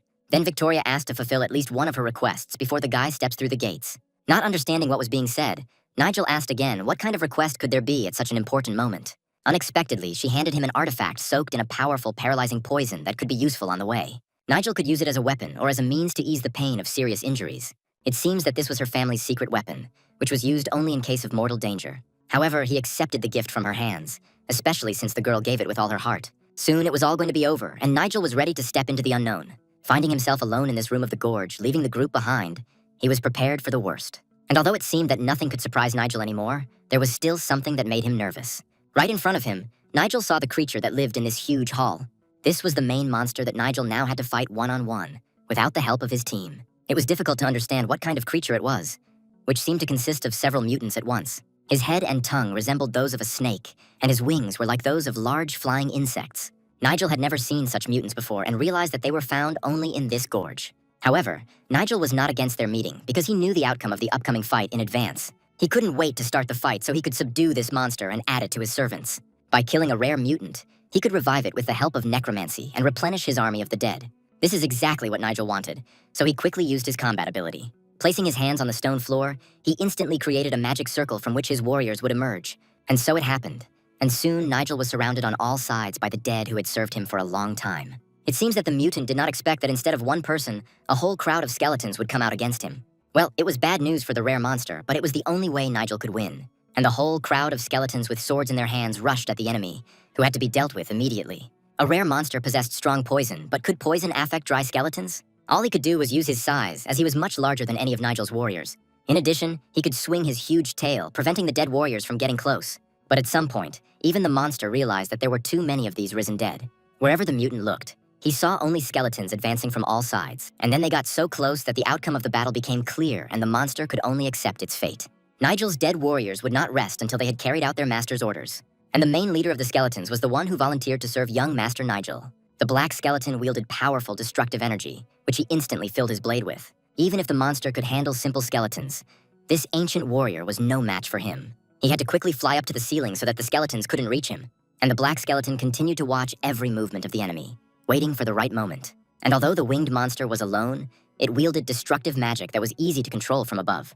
All his enemies below were easy targets, and the monster used his main advantage. By directing beams of destructive energy downwards, the mutant hoped to blow the skeletons to pieces. Nigel understood the same thing well, and only at the last second ordered the fighters to step aside. Unfortunately, few skeletons managed to dodge this shot and found themselves directly under the blow of the flying mutant. The guy needed someone who could fly to take away this monster's greatest strength. One such fighter could be the huge lizard that Nigel defeated in his last battle. Of course, he could have asked the vampire for help, but he decided to use 2 of his servants at once. After all, if you set both of them on the monster, the chances of success would double, and it would be stupid not to take advantage of this. And now, in addition to the skeletons, he called for help the leader of the vampires and the reptile, who were already ready for battle. It was high time to start the second round of this fight, which promised to be more interesting than the first. All killed monsters were easily resurrected with the help of necromancy and retained the same skills as in life. Nigel had never thought he would use resurrection on such creatures before, because these 2 were monsters much stronger than all his previous enemies. Looking at them, the guy suddenly realized that something had changed in these resurrected mutants, and they seemed to have a new aura. The system immediately reported that the level of each of these creatures had increased, which meant that new abilities had become available to them. It turned out that they now easily surpassed the strength of an ordinary monster, and became even stronger than they were in life. The flying monster was in no hurry to attack first, remaining under the ceiling and watching every movement of the enemies. But it was time to end the wait, and the guy ordered the resurrected fighters to attack. The first to carry out the order was the lizard, who rushed at full speed towards the flying monster. This winged snake managed to turn on a protective barrier, which it often used in the most difficult battles. But the reptile immediately intensified its attack, so this protective barrier could be useless for the monster. All that was left was to wait and see how this fight would end and whose strength would be greater. The worst thing for the monster was that he would now have to fight 2 flying creatures at once. After all, the leader of the vampires also had wings like a bat and could easily appear next to the enemy. Moreover, the blood blades with which the vampire had recently attacked Nigel were now ready to strike the flying monster. And the very next second, the vampire unleashed a whole barrage of sharp, bloody blades on him, which were not supposed to leave the enemy a single chance. It was easy to imagine how difficult it was for this creature to fight against 2 powerful mutants equal to him in strength. After the attack with blood blades, the flying monster fell to the stone floor of the gorge and had minutes left to live. Moreover, at that moment, a second mutant appeared nearby, ready to complete the deadly attack of the vampire leader. With its sharp fangs sunk into the monster's neck, the lizard was ready to finish it off before it could take off again. The entire gorge heard the wild death cry of the monster, who already understood that he would not emerge from this fight alive. Now the monster was no longer dangerous for Nigel, because loyal subjects were ready to do all the work for their leader. Moreover, the remaining skeletons also began to achieve their goal, helping the huge reptile. Now they all attacked the mutant, who just a few minutes ago had been hitting them from above with destructive beams. It was a terrible moment for the monster, although at the beginning of the fight he should have understood that he was not facing a simple guy, but a real magician. With the help of necromancy, Nigel managed to resurrect those who now easily destroyed this dangerous enemy. However, something suddenly went wrong, because instead of dying, the monster suddenly became completely covered in flames. All the skeletons scattered, realizing that the mutant was not dying, but was only gaining his true strength. It was as if he had changed again, and even his appearance had become much angrier than it had been a few minutes ago. Although it was still the same mixture of several mutants, his new abilities would make anyone doubt their victory over such a monster. However, the very next second, Nigel himself was there to finish off the enemy before he could use force. With his magical blade, he pierced the creature's snake head, realizing that his resurrected servants were no match for him. From there, beams of energy shot out in all directions, so strong that it was better not to approach. Nigel attacked at the very moment when the mutant, surrounded by countless skeletons, did not expect an attack by another enemy. But this last blow to the head with a blade should have made him stop resisting forever. Divine Storm was Nigel's ability that could silence any monster forever. It's good that he did it before the entire gorge burned to the ground, because the mutant's flame could burn even stone. His magical scythe had absorbed a lot of energy and had reached a level where the boy could feel completely safe. If this winged serpent had fought at full strength from the start, it would have been much more difficult to catch him at his weakest moment. But now it didn't matter, because it was necessary to quickly move on to why Nigel came here. It was impossible to simply leave the corpse of this mutant, and it was necessary to do as he was accustomed to do with defeated enemies. Resurrection from the dead was a rare ability that Nigel had used to revive his enemies many times before. This monster was no exception, so the guy decided to make it his faithful servant. His ability to revive the dead always worked the same way, and after a few seconds the monster began to piece together its usual appearance again. The mutant's eyes once again lit up with the same light he had seen at the very beginning of their meeting. His weakened, dead body began to fill up again with the life force that the young necromancer had given him. Then he completely regained his former appearance, but now he was no longer an enemy, but a faithful servant of Nigel. This fire-breathing serpent was added to the list of monsters that could be summoned, and the guy was glad that his army was replenished with another creature. He was perhaps the most powerful mutant of all the monsters that could be summoned. Of course, it was hard for him to go through this, but now it was all behind him, and the guy gently touched his snakehead with his hand. He felt the energy that came from this new creature and realized that it was now completely safe for him. But now it was time to leave this gorge, especially since his friends had been waiting for him for a long time. However, the blood sex report stated that the barrier would disappear and the doors would open immediately once the monster was defeated. But looking around, Nigel realized that this had not happened yet, and he could not understand the reason for the delay. Judging by the fact that everything was not going according to plan, there must have been some other secret hidden in this place that he had not yet revealed. Touching the stone wall of the gorge, he hoped to quickly find that last task that was not in the description of this difficult mission. Walking a little deeper into the gorge, he hoped to find another secret room. Fortunately, with the help of magic, he managed to quickly find this place, instantly scanning the space of the gorge. Then the guy quickly broke the stone wall of the gorge into small pieces and looked into the space that opened up behind it. All that was left was to go deeper into this tunnel and see with my own eyes what it hid in the darkness. Suddenly, the guy saw not a new space, but exactly the same room that was in the first gorge. Opposite, there was again a dead end, although everything indicated that here his final test awaited him. However, he was not mistaken, and the very next second, he felt the presence of some new creature nearby. Turning around abruptly, he saw the spirit of Black Mountain standing in front of him, who immediately realized that Nigel was a man from another world. And although Nigel looked normal, the spirit could not help but notice his true origin and the fact that the guy was reborn after death. Now this spirit, who had been guarding the mountain from strangers all these years, was carefully examining the man who had managed to get here. Looking at this soul, Nigel realized that there was no hostile energy coming from it, which meant that the old man was unlikely to curse him. At one point, it even seemed to him that the spirit of Black Mountain was looking at him with eyes full of pity. This meeting should have happened much earlier, although even now, Nigel did not know why he needed to see this mountain spirit. The spirit admitted that he was not at all pleased with Nigel's power, with which he allegedly mocked the dead, resurrecting them from the other world. However, since there was no other way to defeat evil, he was ready to help the guy and join him in his great struggle. It was strange to hear such a thing from a creature that had died hundreds of years ago, who, like any other spirits, would not want to serve a young guy. But the old man acted of his own free will and understood that only he could give the boy the necessary strength. He was a spirit that could only appear once every 10,000 years, and it was impossible for an ordinary person to understand his teachings completely. So all that was left was to share this knowledge in half with Nigel, but first the boy had to learn all the important lessons of this world. Although the spirit warned that the guy would have to return the book with secret notes about all the traps in the gorge, Having completed his task, the spirit finally asked the boy to save innocent people for the rest of his life. And then he disappeared into thin air as quickly as he appeared in front of Nigel, giving him knowledge that was previously unavailable to the boy. But immediately after that, there was an explosion that threw the guy several meters away. It was at that moment that his entire team ran into the gorge in full force, and Marek was happy to see his leader again. Yes, Nigel did not regret at all that his squad now had such brave people, ready to follow their leader to the end. The top of this mountain had two features that allowed one to fully enjoy the power of nature. Anyone who has ever been here will never forget the view from the top of this mountain. The pond next to the century-old oak tree, which was older than any resident of the nearby village, was especially beautiful. It was in the center of this oak tree that the interdimensional gates opened today, from which Nigel's entire team was about to emerge. This magical oak tree was the passage that led from the depths of the dark gorges into the light. After all, since they ended up here, it means they managed to fulfill all the conditions of the mission, which no one before them could fulfill. True, Leslie immediately advised everyone to hurry so that they would not be noticed by the local bandits and would not have to fight immediately after leaving. However, what they saw made the whole group freeze, and Nigel looked carefully into the distance. Before him stretched a vast field, strewn with tombstones bearing the names of those who rested beneath them. For any necromancer, this was a real treasure, because Nigel saw a whole army of dead warriors in front of him. None of his group knew what Nigel was thinking or how strong this army could become. However, now Nigel had to hide here the very box that he had taken from the dark dungeon. Leslie immediately smiled, said that the leader had acted wisely, and suggested that they bury it quickly and leave. In fact, the guy was very afraid of meeting local bandits, about whom he had heard many scary stories for a long time. But all his worst fears were confirmed when he saw a whole crowd ahead, rushing straight towards them. There was so much dust rising around this army that it was difficult to see exactly how many fighters there were, armed to the teeth.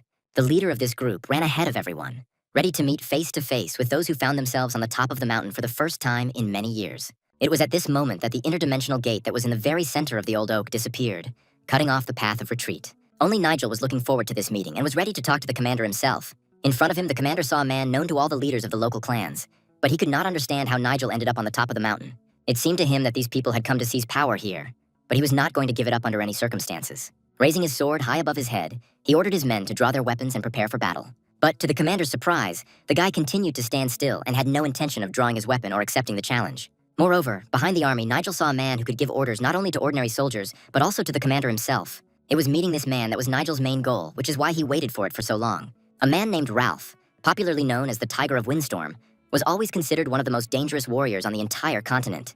But now he saw only a handful of people in front of him and did not understand who had persuaded them to come here. He could not believe that these people, who were clearly shaking with fear, seriously expected to defeat him in battle.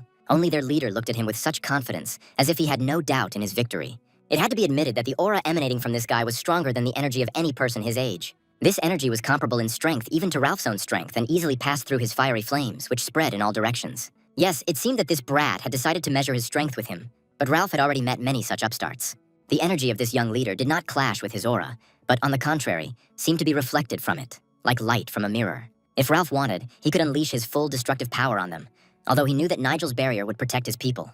Victoria's loud voice came from behind Nigel, warning that they didn't stand a chance against a fighter like Ralph. Of course, she could also join the fight, but then she would have to reveal herself, showing her true abilities. Although her honor was not so important compared to the lives of all these people, to whom she had already become accustomed. However, Nigel shouted loudly that he wanted to speak only with the leader of this huge group. In response, Ralph gestured for the boy to throw him the box he had been holding in his hands all this time. The guy immediately fulfilled his request, although he did not understand why Ralph was so interested in this box. The man easily caught the cube, which was very valuable to him and whose aura he immediately felt nearby. Victoria knew that only warriors of the highest rank could pull off such a clever trick as Ralph. It seemed to Ralph that these people had dared to desecrate their sacred land with their presence, and now each of them would pay for it with their lives. But Nigel immediately objected that Ralph had misunderstood him and that none of his companions wanted to desecrate this place. Having received the artifact in his hands, Ralph was ready to listen to Nigel, who had something to say. This was his only chance, and Nigel quickly explained that he had come here on assignment from the owner of a large bank. Besides, since their meeting had already taken place, Nigel had something to tell Ralph. But during his long life, Ralph had already heard enough of such nonsense and did not believe that the guy had valuable information for him. And it would have been better if Nigel had simply drawn his sword and accepted death as a warrior rather than as a coward trying to delay his inevitable death. It seems the guy had no choice, and to prove his strength he had to take out his sword. Only after the battle could Ralph see him as an equal and listen to what Nigel wanted to tell him. But first it was necessary to fight Ralph, who was rightfully considered one of the most dangerous warriors. With his very first attack, he showed his true strength, and from the outside it seemed as if he had dealt several dozen blows in a second. Even Nigel, who had only recently encountered a dangerous monster, was not prepared for such an onslaught from Ralph. Ralph really did have all the techniques that had brought him victory in the toughest fights more than once. However, His young opponent was also not one to give up at the first sign of danger and continued to fight. It seemed as if fire and wind were clashing, because it was from the thunderstorm that the boy drew the destructive energy that gave him a chance to survive. Ralph noticed this too, and realized that heaven itself was giving this brat strength and considered the guy completely unworthy of this gift. Nigel continued to resist as if he had no fear of death, and Ralph knew from experience that such strength could not be possessed by a mere man. Any other warrior in his place would have died long ago under Ralph's sword, but Nigel held on as if they were fighting on equal terms. Of course, none of Ralph's new recruits came close to possessing the destructive power of this young leader. Even Ralph's commander realized that this guy was worthy of respect, although Ralph himself, for some reason, did not use his strength at full capacity. This guy's punches were very strong, but he didn't understand why Ralph hit his opponent much weaker than he could have. However, to win, he needed to hit at least twice as hard, because this guy was superior to all his previous opponents. Ralph's strength had to be acknowledged as well, as he was one of the best fighters the boy had ever fought. Without his new skills, this battle would have been the hardest in his life, so the guy was lucky to get stronger in time. However, his strength was also running out and he could not fight forever. The energy the boy received after killing the monsters felt like cold throughout his entire body, as if he had dived into an icy lake. Nigel's strength immediately increased, but he could not relax for a second until the end of the fight. He risked losing with one missed blow, because one attack from Ralph would be enough to kill him in front of the whole team. The guy couldn't allow this to happen and gathered the last bits of mana that still remained in his body. True, Ralph also used his reserve of strength, and a fireball full of powerful energy appeared in his hands.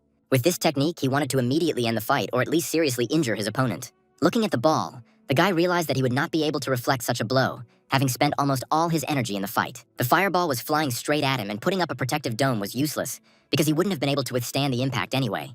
The fiery projectile hit the guy in the chest, and he was thrown several meters away from the impact site. He fell to the ground with all his might and hit the back of his head on a hard, centuries-old oak tree. Finally, Nigel couldn't take it anymore and loudly asked Ralph to stop the fight, otherwise the next blow could be fatal for him. Leslie saw his young leader beg for mercy for the first time and couldn't believe his ears. In fact, the guy just didn't want to summon skeletons and other monsters, so as not to further inflame the enmity. He stated that before he died, he wanted to tell Ralph something very important, and that he needed to hear it from him personally. Stopping Ralph in the middle of a battle was difficult, but this young guy seemed to have succeeded. As a leader, he was ready to answer for his mistakes and promised to give Ralph all 4 of his men. However, what surprised Ralph most was that the guy was willing to sacrifice his life if Ralph would then let his people go.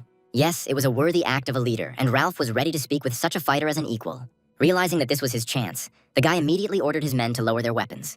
Victoria protested loudest of all, realizing that by doing so, they were signing their own death warrant. But the next second, the guy flared up, realizing that at such a moment he couldn't make a mistake. This worked much better, and his entire group immediately threw their weapons on the ground.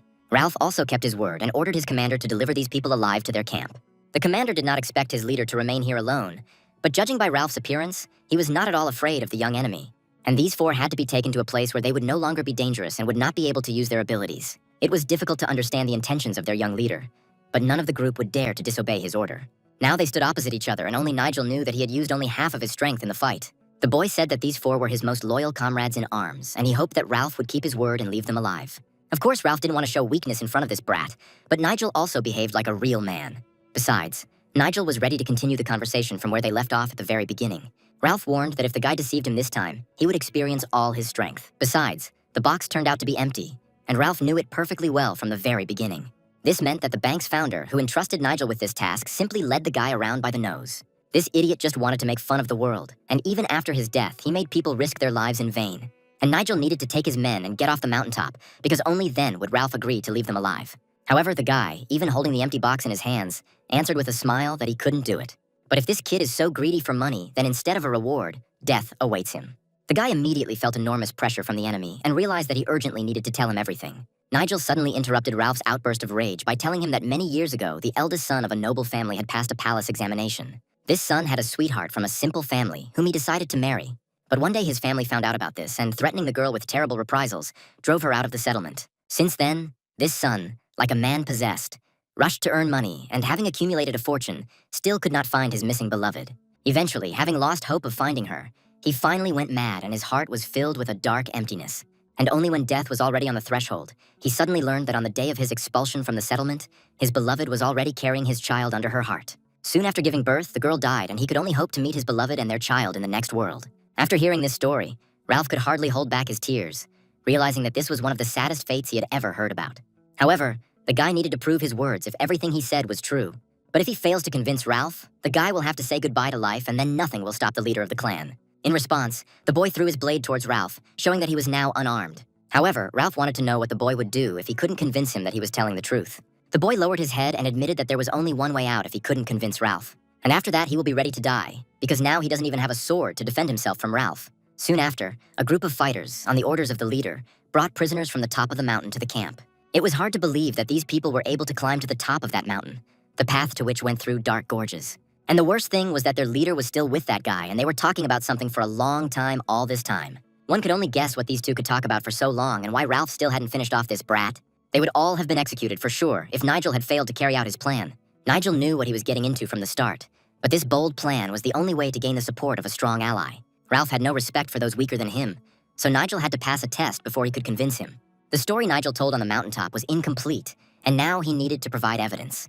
Ralph knew from experience that everyone who found shelter in these mountains kept secrets, the disclosure of which would put their lives in great danger. However, Ralph was not like that because he had lived here since birth and was the legal successor of his ancestors. The main thing is that Nigel's story was really about Ralph's mother, who gave birth to him on a mountaintop and died immediately after giving birth. And the one who was his biological father left his mother alone with the child. But that was where the information about him ended. Every time he thought about his mother, Ralph had a hard time holding back his tears, because he knew very well how much this unfortunate woman had to endure. So Ralph wanted to ask Nigel one last time if the story was true. Nigel immediately replied that everything from the first to the last word was the pure truth, and he was ready to prove it. As Nigel said, it was the true story of the bandit leader and Ralph's mother. But if so, then there could only be one leader of the bandits in this story, and Ralph already understood with horror who his real father was. There was no point in hiding it any longer, and Nigel honestly admitted that Ralph's biological father was the founder of the largest bank in the empire. It was a terrible truth, but everything matched, and the guy's words sounded too convincing now. Ralph had cursed this man for so many years, and only now learned the hard truth. But suddenly Ralph pulled himself together and, putting on a serious face, declared that the guy was talking nonsense. After all, to say something like that, you needed compelling evidence, otherwise this whole story could be forgotten.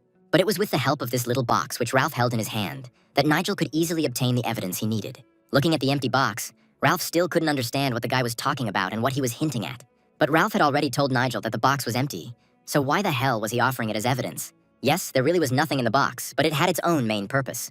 And holding out his hand, Nigel asked Ralph to throw the box back to him, to show him what the purpose of this was. Ralph immediately threw the box to the guy he still considered an impudent boy. Since Nigel needed the box so much, it was easy for Ralph to throw it back, and he began to watch carefully how the boy would use it. Immediately after this, Nigel made another request that he would need a brush and ink. Ralph was unclear as to why Nigel needed these things, although he promised to explain everything a little later. Nigel now had a brush and ink in his hands, which he had for some reason asked Ralph for in order to present evidence.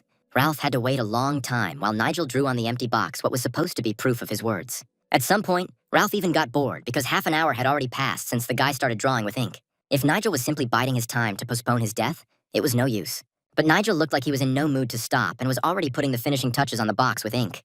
Then Ralph noticed that there were suddenly writings visible on the box that he had not noticed before. Ralph stood up from his seat and carefully examined the box, the lid of which turned out to be covered with secret signs. It was hard to believe that the box contained an engraving that became the main proof of the veracity of Nigel's story. The text on the lid would be easier to read if printed on paper, and the same applied to all the other boxes. Indeed, Ralph had many of the same boxes through which his father wanted to convey a secret message to his son.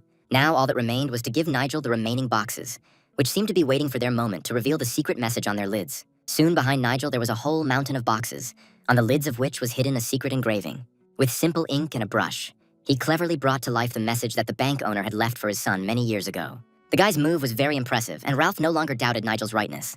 Without looking up from the boxes, the boy continued to develop the engraving in order to later compose from it a complete message from father to son. He then placed a cloth on the boxes, on which the ink-stained engraving was imprinted. Soon, Nigel found himself in possession of the very message that the bank owner had left many years ago. It was hard to believe, but his father never forgot about his son, and now Ralph had no doubt that everything Nigel said was true. It was the face of his beloved woman that the owner of the largest bank in the empire carved onto these empty boxes. Ralph reached out with trembling hands to the portrait of his mother, whom he loved more than anyone on earth.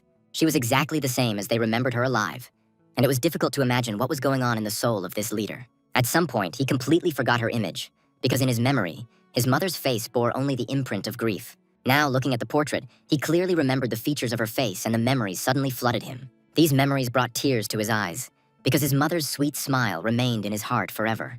It seems to have worked, and now Ralph won't raise his hand against Nigel and all the newbies he took with him to the top of the mountain. Nigel's goal was not the wealth of the late bank owner, because in the cave he found something much more valuable. Friendship with Ralph was the main goal for which the guy took on this dangerous task. After all, the Blood Sect had gone too far in its plan to overthrow the current candidate for the position of leader. This sect was fomenting hostility between the band of robbers on the mountain and the bank of the very man who was Ralph's father. Eventually, a long war broke out between them, at the end of which Ralph managed to defeat the bank's army. Now Ralph learned that all this time he had been fighting against his own father and had destroyed the only legacy he had left for him. His heart was filled to the brim with guilt, and it seemed that only death would free Ralph from this suffering. But all this was only a possible version of his fate, and now he could avoid such a fate if he listened to Nigel. Nigel only needed Ralph to stop the terrible events that were about to happen. Approaching the guy, Ralph quietly asked if Nigel needed any help from him. But could the guy ask for a reward for a task that was entrusted to him by fate itself?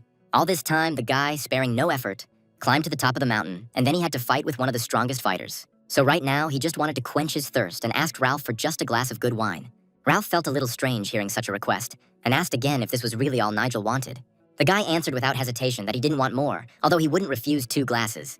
Finally, this brought a smile to the face of the stern man, who had not heard anything like this for a long time. And then he laughed so loudly that even his soldiers outside heard the loud laughter of their leader for the first time. No one could understand what was going on there, but everyone knew that entering the house without permission was prohibited. Everyone understood that this was not just a meeting, although it was difficult to imagine what could have made Ralph so happy.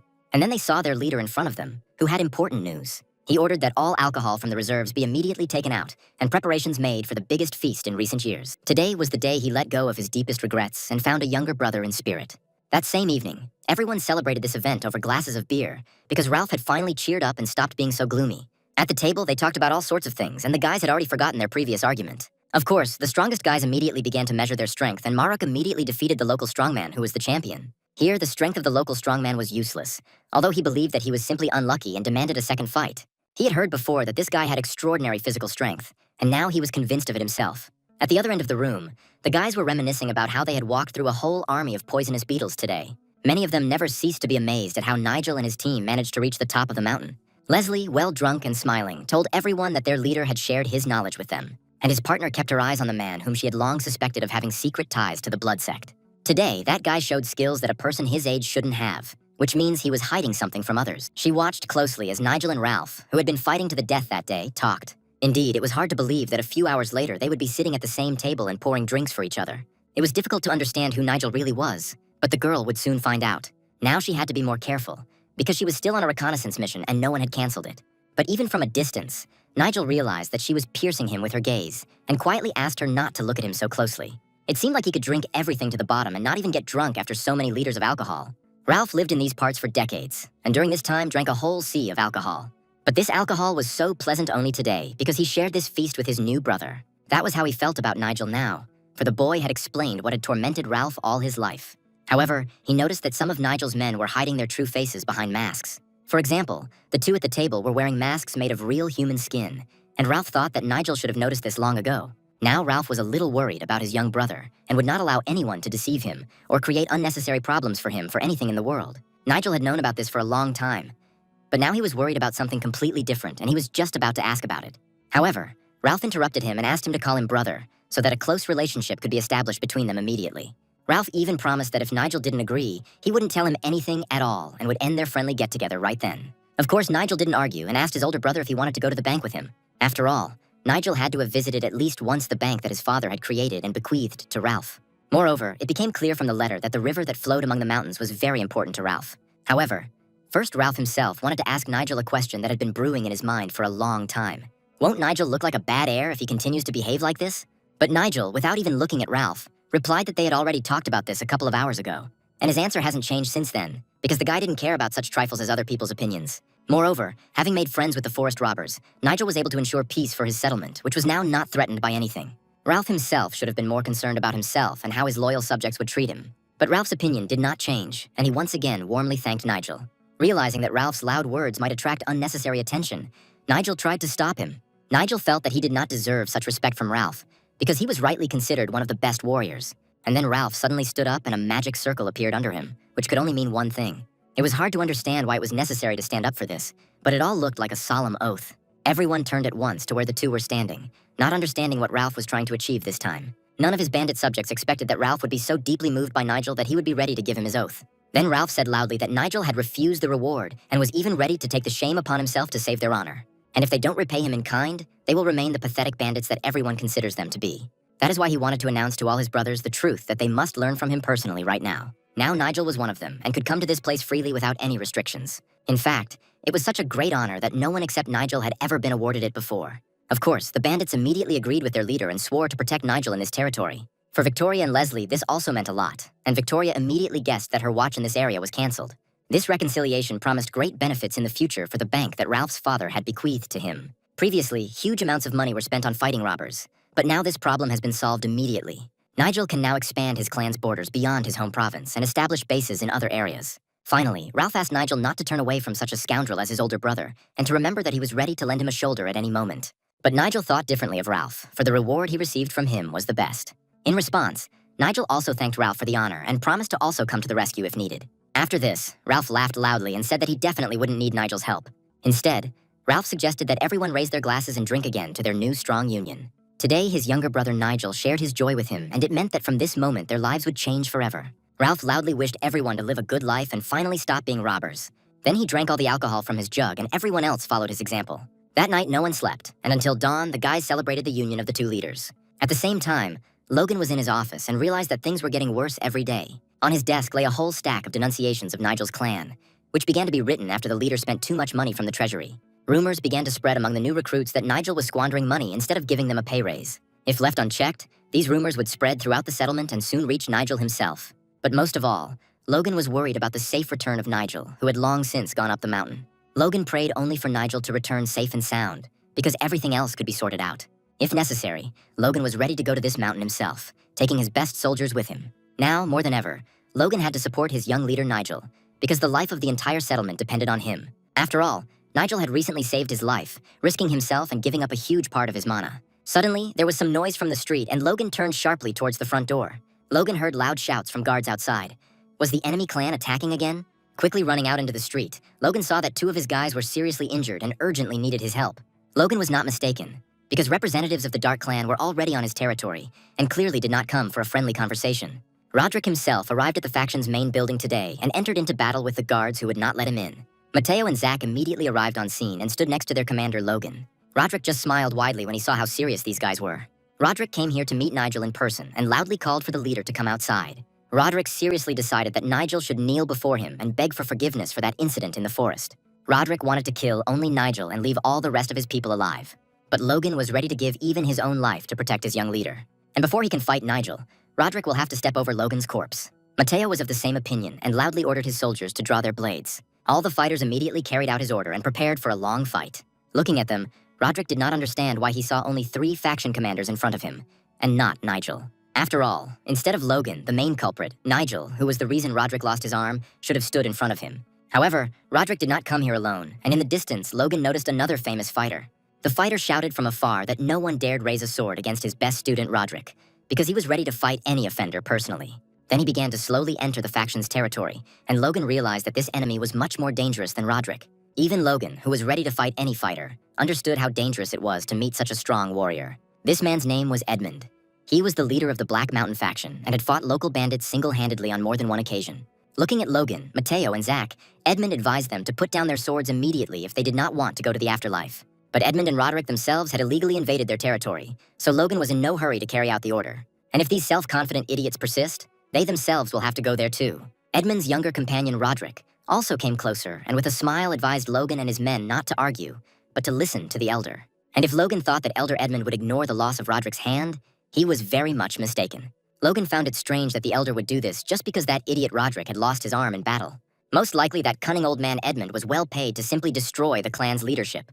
But the invaders had gone too far and the start of the battle would have meant a battle to the death. Moreover, the elder had no reason to accuse Nigel of a crime because he was simply defending his people. But words were no longer needed, and Elder Edmund pointed his magic blade at Logan. Logan did the same and was ready to fight this strong opponent alone, leaving his guys behind. At that moment, he realized that he was a little late in his attack, as the tip of the enemy's weapon was already almost touching his face. Gripping the hilt of his sword tightly, he was ready to use all the abilities that Nigel had recently helped him strengthen. He was able to block the first blow, but he was lucky to react so quickly. Mateo knew that their deputy leader was taking a huge risk by accepting a challenge to a fair fight from such a strong opponent. Besides, Logan hadn't participated in duels for a long time, and the elder went on difficult missions almost every week. However, refusing this duel would mean that their young leader had broken the law, which could not be allowed. From afar, the elder's assistants warned that if the boys took even a step, they would be mercilessly killed. Logan knew it too and ordered his guys to back off and trust his experience. At this time, the elder to his right, ready for a second attack, with a wide sweeping movement pointed his sword straight at Logan. If the boys had intervened in the fight now, they would most likely have been killed and would have been unable to do anything against the elder's power. And if someone had to die today, Logan wanted it to be him, thereby saving the rest. This old man moved as quickly as if he were no more than 20 years old, although his vast experience was entirely in keeping with his age. Surely if Nigel had been here, the duel would have gone very differently. But he was still on Black Mountain. The Union's goal of destroying the demon had not yet been accomplished, which was why Eugene had hired this warrior now. The elder demanded that the young leader be brought here immediately if Logan did not want to say goodbye to life. But Nigel was now busy with other important matters, and he did not have time to go out to the square. And the elder would do well to immediately stop this farce and leave the territory of their clan before it's too late. But the elder considered the battle a good lesson for those who act without thinking and do not know their place. And today, he wanted to teach his opponent good manners and forever wean him off taking on too much. Then, using the Moonsword's thunder ability, he attacked Logan so hard that he missed a whole series of blows. Clouds were still floating in the sky above. But at that moment, a fierce battle was taking place on the ground. After such a series of blows, Logan fell to his knees, realizing that his strength was not enough for this fight. Placing the blade of his sword on Logan's shoulder, the elder wanted to warn this idiot one last time. If Logan wanted to live, he had to bring the leader here immediately, or he would never see him again. But Logan insisted on his own and was ready to accept death, as he had sworn to Nigel from the very beginning. All the talk was useless, and since Logan was so stubborn, the elder did not mind finishing him off. But at that moment, Logan suddenly opened his eyes and realized that help had arrived just in time. After all, instead of a blade before his eyes, he saw the very young leader that the elder wanted to see so much. But judging by the elder's appearance, he was no longer happy and was not as confident in himself as he had been a few minutes ago. After all, Nigel really was that strong, and all the rumors about his abilities turned out to be true. And right now, the elder had to be convinced of this and think about how not to die himself.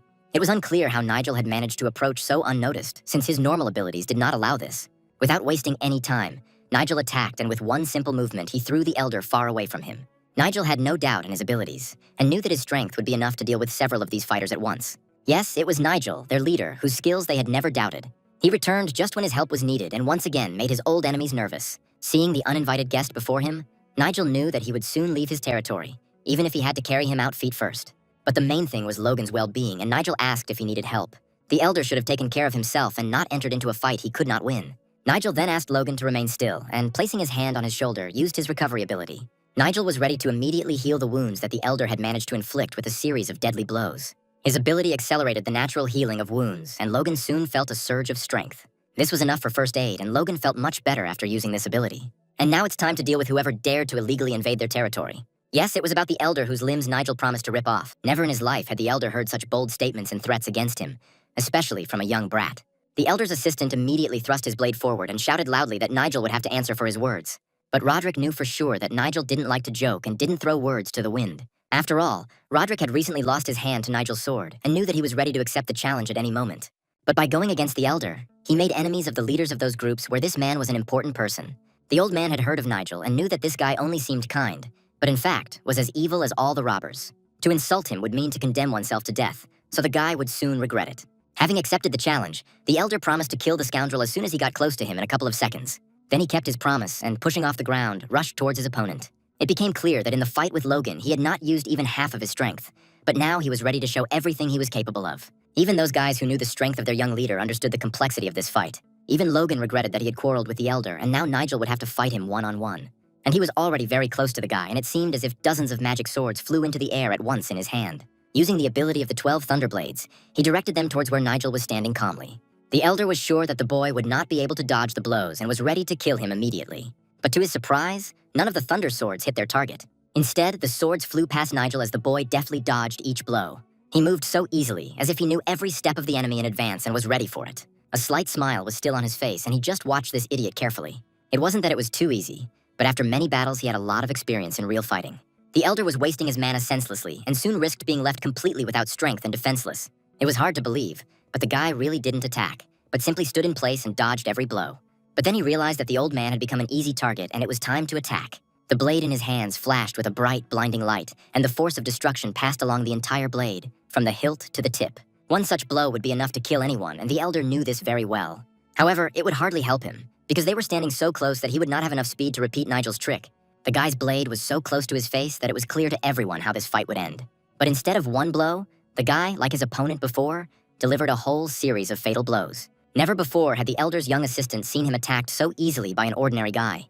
Roderick realized that today he would not be able to take revenge on Nigel for the lost hand, as he wanted. Everyone in Nigel's clan knew about his abilities, but after returning from the mountain, he became even faster. Blood was already flowing from the fresh wounds of the elder, who had missed all the enemy's blows. Now he no longer looked like the terrible warrior who had entered the clan's land without permission. This sucker he always thought Nigel was turned out to be one of the best fighters on the entire continent and the most dangerous opponent. Looking at him from afar, Nigel said that the elder looked terrible and asked him to remind him of the threats of this idiot. But instead of threatening the old man, it would be better to apologize to the guy if he still wants to stay alive. Although in reality, they should leave here right now while the guy is in a good mood. The elder, of course, wanted to leave here alive, but he was not used to such insults. And even if he had to turn to the dark force, he was ready to do it. The next second, a dark aura enveloped his body, and the old man was ready to continue the fight that had started so unsuccessfully for him. He promised to cut off the boy's head and remind him of all Nigel's words. Then the guy had only one thing left to do, and putting his sword forward, he showed his readiness for a new fight. And if he had to kill this idiot, Nigel was ready to do it in order to protect his people from the threat forever. As before, the guy first carefully watched the enemy's movements and was in no hurry to use his destructive power. But when they were already very close to each other, the elder suddenly noticed some movement above his head. It turned out that an arrow was flying straight at them, fired by someone from outside the clan's lands. The arrow hit the exact spot between the two opponents, where their swords would clash in an instant. But the arrow got ahead of them, and now on either side of it stood two worst enemies, not understanding what had happened. Nigel had previously warned his men not to engage in fair combat and was surprised to see the arrow. The elder was no less surprised, because in front of him, he saw the arrow of the indomitable thunder. Yes, it was not a simple arrow from the bows of the fortress archers, but a magical charge that could belong to only one person. Then the magic around the arrow disappeared, and all that was left was to figure out who had fired it. It was known that such an arrow was shot as a sign of the end of a war. But did anyone really decide to make peace after so many years of hostility? It was clear that by law, it was impossible to continue the fight if this arrow was between the opponents. The elder was surprised to realize that a man from that famous family who could start and stop fights had come here. Right in front of him, he saw several people, and among them was a girl with an arrow in her hands. But from her face, he did not recognize the people from that famous family who could use such magic arrows. If this had not happened, Nigel would have definitely killed this gloomy old man, and only a miracle saved his miserable life. Now all the straight cloud guards were on the clan's land, and they all obeyed only Nigel. Even the girl with the arrow was completely dependent on this young man, whom for some reason she decided to trust. But it was not worth expecting the elder to believe this deception, so he abruptly thrust his blade forward to continue the fight. He demanded that the girl, whom the old man saw for the first time, but who tried to pass herself off as a member of a famous family, immediately identify herself. His young assistant loudly advised him to calm down, because the arrow of indomitable thunder obeyed only members of the main faction. However, the elder still had doubts and wanted to know who this girl really was. Realizing that there was no other way, Victoria pushed her partner and signaled that they would have to show who they really were. Understanding her, the guy followed her and raised his hand to his face to remove the leather mask. Then everyone watched in amazement as the faces of the young people changed right before their eyes, as if they had used some kind of magic. But there was no magic here, and the secret was in the mask made of real human skin that these two wore. From the outside, it looked very impressive, and anyone in their place would want the same mask. But the main thing was something else, because the girl really was from that noble family that the whole empire knew. When she took off her mask, everyone saw Victoria's true face, and the elder's doubts immediately disappeared. Although Nigel had guessed that the girl was hiding behind a mask, he did not expect that such a famous person would join him. He felt like he shouldn't reveal himself right now because now other factions would find out about it. The elder couldn't understand why Victoria and Leslie were here and why they had infiltrated Nigel's clan. Unexpectedly, the two politely apologized to everyone for abruptly stopping the battle by firing an arrow. However, they carried out their mission and acted according to the rules of their faction. If the elder agrees to help them in the investigation, Victoria will be very grateful and will ask the emperor himself to reward him. The blade was still in the old man's hands, but now he could not use it to continue the fight. Besides, everyone knew that there had been feuding between the clans for 7 generations already, and it was not Victoria's place to decide whether it should end right now. Now the old man faced a difficult choice, to break the ancient tradition of enmity or to stop the fight and lower the sword. Finally, he said through clenched teeth that Victoria should not turn a blind eye to the problem, because a devilish sect had appeared in her own province. He stated that Nigel was the leader of this clan of demons, and Victoria for some reason began to protect him. The elder thought that Nigel's powers were replenished by creatures from the underworld, and that was the only reason he won time after time. It was the elder who dared to go against the messenger of darkness, and Victoria should have supported him. But the girl again replied that she was simply doing her duty and protecting her family's assistant, who had long been Nigel. Yes, this should have been said earlier, because the old man only now found out that Nigel had long been officially an assistant to the main faction. Now everything went completely differently than Roderick had planned, and he still had to have a serious conversation with the elder, whom he had so brazenly deceived. To harm the benefactor of the ruling family was the same as to harm the emperor himself, and Nigel knew this very well. After all, if a battle were to occur between the mountain faction and the dominant family, the outcome of that battle would be a major war. The old man knew this, But even if Nigel really was who he said he was, that didn't mean he wasn't connected to the demon. And if Victoria is willing to vouch for Nigel, the elder will do as she asks and stop the fight. The girl had no doubts about Nigel and was ready to officially vouch for him with her honor. As she had said before, the young leader of the Nigel clan was her family's assistant and the main benefactor of the entire faction. Most likely, there was just a misunderstanding, so it was necessary to stop this farce and sit down at the negotiating table. Although it was humiliating for the elder, he knew that he was talking to a generous and sensible girl who would not speak in vain. Roderick realized that his plan had failed, and his subordinates' respect for him would fall even lower. The elder's hand was still shaking with anger, but with each passing minute, he understood better and better what Victoria meant. Lowering his head, he realized that he had no choice but to retreat and leave the clan's land. Then he finally lowered his weapon and ordered his men to follow him as he walked out of the estate. Roderick was the first to object to this decision, saying that they would lose the rest of their respect.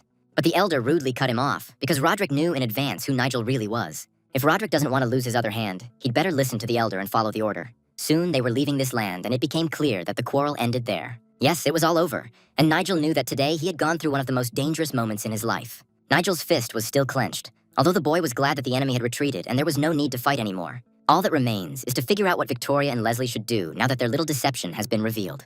However, the girl was not laughing, because by revealing herself, she had ruined the matter, which should have ended successfully. They had to hide until the last moment. But the girl was overwhelmed with feelings, and she decided to take this step. But Nigel didn't seem to mind this outcome and asked the young people not to worry, promising to keep their secret. In addition, he was grateful to the girl for her help in the fight, because he won even without using his abilities. After all, thanks to Victoria, it was possible to avoid the bloody massacre that was about to begin. And she was right in thinking that they had something to discuss, because this little deception was unlikely to please anyone. And this lovely girl will now have to explain why she came to Nigel's clan and wanted to become his guard. Soon, the two masters of stealth were called into the conference room for a serious talk. At first, no one could utter a word, and Victoria understood that the main responsibility was on her. For 10 minutes, they had been sitting in silence, and the girl was starting to get very worried, as was her partner. Looking at Nigel, she was ready to beg him to say at least a word and start a conversation. Suddenly, the guy opened his eyes sharply, and the first thing he did was ask them to calm down, saying that he was not going to find out their real names. Besides, he had already heard their names when Victoria had persuaded the elder to lower his weapon. But first, the girl wanted to sincerely apologize for revealing who she really was so late. However, this was not necessary, because the guy actually knew about everything for a long time. This shouldn't have been so surprising, and Leslie should have guessed long ago who was in front of him. Nigel had thought from the start that Victoria was smart enough to understand his ability to quickly recognize lies. Even during the first test, he realized that these two were hiding something and noticed their skillful disguise. It was his innate ability, and no one had ever managed to hide from Nigel who he really was. Even the bandits and their leader did not suspect anything, although Ralph would have understood the deception if they had remained on the mountain. Yes, this guy was really an unusual person, and besides, Nigel had one more question. Victoria should have understood that if they had not come to the clan's land, he would have dealt with the problem himself. Did she really come there just to help the elder of the Black Mountain faction and save him from death? But Victoria honestly admitted that she didn't care whether he lived or died, because this old man had done a lot of evil and dirty deeds in his life. On the contrary, it was only to the Union's advantage that she kept Nigel from killing an important person and prevented a new war from starting. So all this was done for just one person, and that guy was Nigel. After all, if she hadn't stopped him, the elder would have definitely lost his head, and only one end would have awaited this old man. However, after this, the guy would have to kill all his subordinates who were not guilty of anything. It was hard to argue with that, and anyone who knew Nigel knew how the fight would have ended. He really wanted to kill them all because some of the elder's men were ready to do the same to the guy. But that would mean starting a war with all the faction elders, which Victoria didn't want to allow. In this case, she would no longer be able to stop the counterattack of other clans, even using her great influence. In the end, this would lead to a massacre in which dozens, maybe hundreds of the Empire's best warriors would clash. And for Nigel himself, this would be a bad turn of events.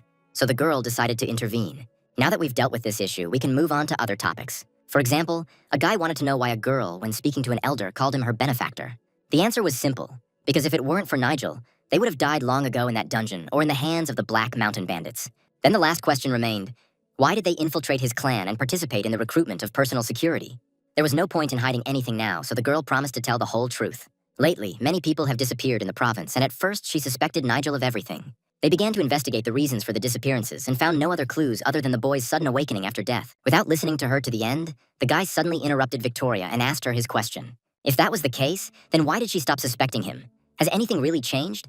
But as soon as the girl began to answer, her partner also decided to speak out. He explained that it was Nigel's willingness to sacrifice himself for others. Watching Nigel become bait for poisonous bugs, she realized that a guy like that couldn't be a killer. Then she saw with her own eyes how he jumped into the water with dangerous sea creatures to save his people. The guy was ready to fight even with the warrior who was feared by the Emperor's guardians themselves. From experience, Victoria considered the guy to be either a good person or an excellent actor. After such praise, Nigel even looked down and said that she was exaggerating a little. It was a good answer on her part, and Nigel, in turn, could also tell her something important. Nigel had long been investigating the disappearances that the two of them were now taking on. Since Eugene was somehow connected to the missing people, Nigel wanted to use this clue to expose the criminal. The girl immediately asked Nigel to tell her everything he had managed to find out. However, if he tells about it now, there will be no turning back for them. If they are ready to go to the end, then they need to prepare for constant danger to life. Only now did they realize that the disappearances were not like the ones they were used to investigating. That same night, a loud knock was heard in the forest near Black Mountain, and carts were slowly rolling along the forest paths. It was this night that Victoria was to learn the truth, which she would not have discovered without Nigel's help. Unsuspectingly, a large group of the Dark Clan slowly moved forward through the thicket of the dark forest. Their cart was overloaded to the brim, and the cargo was tightly tied with strong ropes. The most terrible thing was that they were carrying human corpses in their carts, and therefore hid their faces under black hoods. It was a terrible crime, and if it had been discovered, all these people would have been immediately sentenced to death. Suddenly, one of the people of the Dark Clan noticed a severed human hand ahead and hurried towards it. His friends turned around sharply, realizing that their comrade had noticed this oversight in time. He immediately rushed to pick up his hand from the ground, realizing that it had accidentally fallen out of the cart. Then he threw her back into the cart as deftly as if he dealt with severed body parts every day. None of his companions even changed their expressions, and it became clear that they had all long been mired in crime. After this, everyone turned away and continued on their way in the light of the full moon. However, none of them knew that they left behind other corpses that would make it easy to track them down. Deep in the forest, people were left lying on the paths, killed in a brutal battle with this group of sectarians. Soon they arrived at the place, and their leader was already looking forward to the beginning of the business for which they had traveled such a long way. There was not a single person left in the entire forest who could notice them and interfere with their insidious plan. They quickly lit the torches, instantly illuminating the gorge where they were going to wait for the leader, who had almost finished his ritual. The leader ordered his men to take the carts and follow him silently. The boys immediately carried out the order, although some thought that the journey to the gorge took too much time. Now they could sit down for a while and rest until the leader gave a new command. The boys hadn't had so much work for a long time, especially so late at night, so many were already sweating from fatigue. They had been short of men lately, so they sent reinforcements from another unit stationed nearby. The leader suggested that the 3 new recruits sit down and rest with everyone else, since the return journey would not be shorter. He handed them a flask of water because they were probably very thirsty. The leader immediately warned that all this confusion had not started through his fault and that the leader had simply suddenly given a new order. But Nigel, who was hiding his face under a hood, was now worried about something completely different. He realized that there was only one entrance to the gorge and decided that it was time to begin their little fun. Then he smiled and said that the boys could rest easy, because soon they would be going on an eternal rest. The boys were indeed very tired, but none of them thought about the eternal peace in heaven that this stranger had in mind. The decision had already been made, and the next second the leader saw a sharp blade in front of his face. This was the last thing he saw in his life, because only his comrades saw the blood splattering in all directions. None of them could understand what was happening and why the 3 recruits suddenly rebelled. It turned out that Nigel was hiding under the black robe, ready to fight the others. He warned that any resistance would end the same way for them and that the fate of the leader would await them. But the deputy leader did not listen and loudly ordered the others to prepare for battle. One of the subordinates immediately blew a large horn as a signal to attack, and the loud sound echoed throughout the entire gorge. However, this was the last thing this daredevil did, because he maliciously broke the silence and immediately paid for it with his life. His head flew off just like their leaders, but this time Victoria took care of it. Now everyone else watched as their second comrade was beheaded, and it was time to believe Nigel's words. Moreover, Nigel was not alone, because Victoria, who was always considered an excellent fighter, was next to him. Only on the surface she seemed like a sweet girl, who was looked at by men passing by. But in reality, she was an excellent fighter. Finally, Nigel will be able to truly appreciate her skills, because today she has a chance to show herself. There were many more rivals, but they had to try not to miss any of them so as not to attract even more sectarians here. Then Nigel suddenly suggested to his new recruit Leslie that he handle the matter himself, even though he had no intention of fighting the crowd. However, Victoria was much braver and was the first to decide to carry out the order. And even if she doesn't manage to eliminate all the criminals, she will definitely be able to stop most of them. None of the members of the dark sect could even imagine that only one girl would dare to fight them. Victoria advanced on them with such confidence, as if she had spent her entire life fighting crowds of armed guys. But it was stupid to look at her from the outside, because the first sectarians on her path were destroyed. With wide swings of her sword, she cut down one bandit after another, using the power of the poisonous snowflower. Even with a regular sword in her hands, the girl would have done no worse, but her magic did its job. Soon, the ranks of the sectarians thinned out and only a few people remained opposite her. Victoria knew perfectly well that she had a reliable warrior covering her back, and Nigel would never let an enemy get to her from behind. It was true. During the battle, Nigel had shouted loudly to her that she could only look ahead and not worry about anything. But there was also bad news, because they completely forgot about Leslie, who did not know how to fight and was left all alone. Turning around, Nigel saw the end of the duel, in which his student was clearly losing. The only thing that saved the guy was that he skillfully dodged blows and could hold out for a long time even without a weapon. That's why Nigel decided to share his energy with him, because it would be much easier for Leslie to defeat her opponent. A moment later, the boy felt his body fill with new strength and fresh mana. This new power in his hands seemed to give him abilities that Leslie never had. And now the cultist who swung his blade over his head no longer seemed such a dangerous opponent.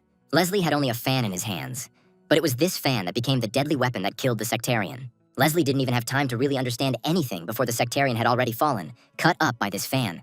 As if without knowing how, he took out an iron fan and struck it right at his opponent's most vulnerable spot. Leslie had known before that Nigel was no ordinary person, but now he was once again convinced of his amazing abilities. And Nigel only noted that Leslie easily adopted his power and added that it was nice to see how quickly he defeated the cultist. Within a few minutes, all the criminals were already lying lifeless on the cold stone floor of the gorge. It's good that everyone remained safe and none of Nigel's new recruits were hurt.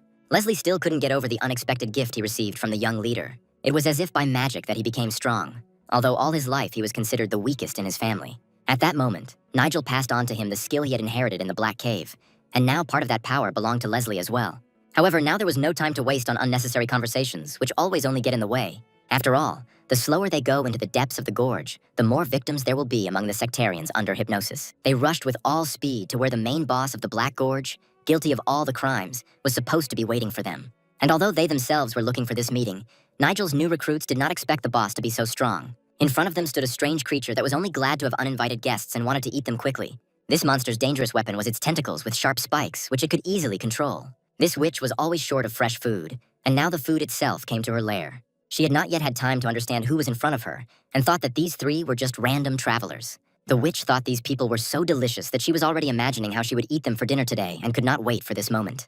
Victoria shouted loudly to the leader that she was waiting for his order, realizing how dangerous this monster was.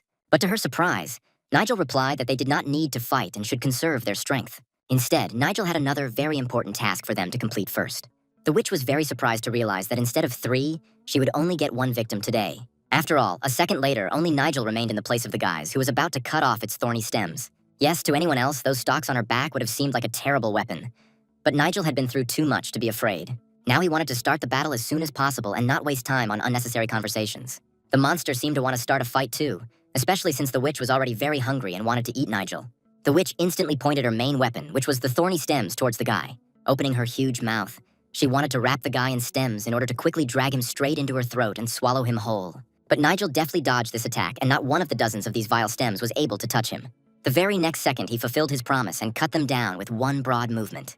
The problem was that the thorns of these branches were poisonous, so one had to be careful not to accidentally touch them. The tentacles were approaching from all sides, and if he had lost his caution even for a moment, he would have missed a blow to the chest. Luckily, Nigel's abilities were with him, and the mutant was only wasting his strength trying to defeat him. The worst part was that this witch's stems could grow infinitely, and even if she lost them completely, she could instantly start regeneration. She wondered how long the guy could withstand such an onslaught, dodging her prickly tentacles. These stems were very dangerous, especially after a long fight in which the guy spent too much mana. If even one stem pierced him, it would immediately suck all the strength out of the guy, which was unacceptable. After all, then it's definitely the end for him, and he will no longer be able to use any of his healing abilities. But Nigel hoped that this time he would be able to stand firm, as he had in the battles with the other mutants. The witch was still having fun, as if this was not a real battle, but just another entertainment. Besides, the guy had always been so arrogant that now she wanted to see fear in his eyes and hear pleas for mercy. Then she suddenly announced that she had changed her mind about playing and now wanted to move on to a serious battle. Immediately after this, the guy saw the witch's thorny stalk in front of him, which was almost touching his face. Would he really miss this blow? Only at the last second did he manage to dodge, and leaning to the side, he allowed the tentacle to fly over his head. Yes, it seems he underestimated his opponent a little and should have taken this damn witch more seriously.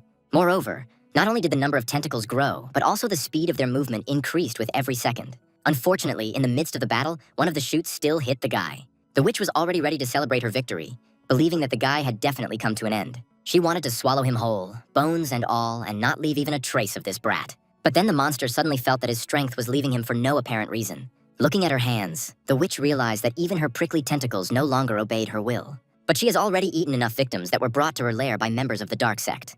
Looking to the side, she realized what kind of task Nigel had given his new recruits, and it was even worse than losing control of the tentacles. After all, that food in the form of unfortunate girls on a cart could have slipped away right before her eyes. It seems they have been spotted, and if they don't hurry, they too will have to fight this monster. If Nigel hadn't been there, she would have ground them into dust for this impudence, but she couldn't leave the guy without attention either. This was their only chance to escape, and Leslie ran at full speed towards the exit of the gorge. Nigel knew in advance that he was assigned the main role in this battle, and therefore distracted the witch's attention to himself. Putting his blade forward, he offered the witch to continue the fight, because now he could use the ability of solar fire. Grasping the mutant's spiky appendage tightly, he used his ability and fire quickly flared up in his hands. The witch realized that if this continued, the guy would set her tentacles on fire and they would flare up like a candle wick. This is exactly what Nigel had in mind when he declared that he too was tired of playing childish games with her. He wanted to burn her to the ground, so that instead of the damned mutant, only a handful of ashes remained in front of him. Now nothing could help her, because Nigel had deliberately missed that tentacle strike that had pierced his body almost to the bone, precisely for this moment. Never in her life had the witch met such a cunning opponent, who also possessed such powerful abilities. Now Nigel needed to get out of here as quickly as possible, because the witch began to fly apart into small pieces, and this could be dangerous. And so it happened, because in that place there was a loud explosion, from the center of which a deadly flame shot out in all directions. Watching from afar, Nigel waited for the moment when the fire died down and it would be possible to return to the gorge. A few minutes later, he came to the place where the witch was and realized that now she was finished forever. Instead of a monster with dozens of spiky tentacles, he saw only a pitiful semblance of a witch, whose remains were torn to shreds. She could still speak and asked the guy only to finish her off and end her suffering. Of course, the guy was ready to fulfill her last wish, but still was in no hurry to fulfill her request. The guy had a completely different plan, and instead of killing the witch, he had something more interesting in mind. Suddenly, she saw how in place of her lost limbs and tentacles, an arm grew back and now the witch began to look like an ordinary person. She couldn't understand what this guy was planning, because his blade was raised right above her head again. With a smile on his face, Nigel advised her not to move. Otherwise, he might miss and hit her in the neck with the blade. Suddenly, he lowered his magic blade and with one deft movement cut off her restored arm again. He then quickly said that he could easily cure her and restore her healthy arms and legs. But for this, the monster would have to wait a little.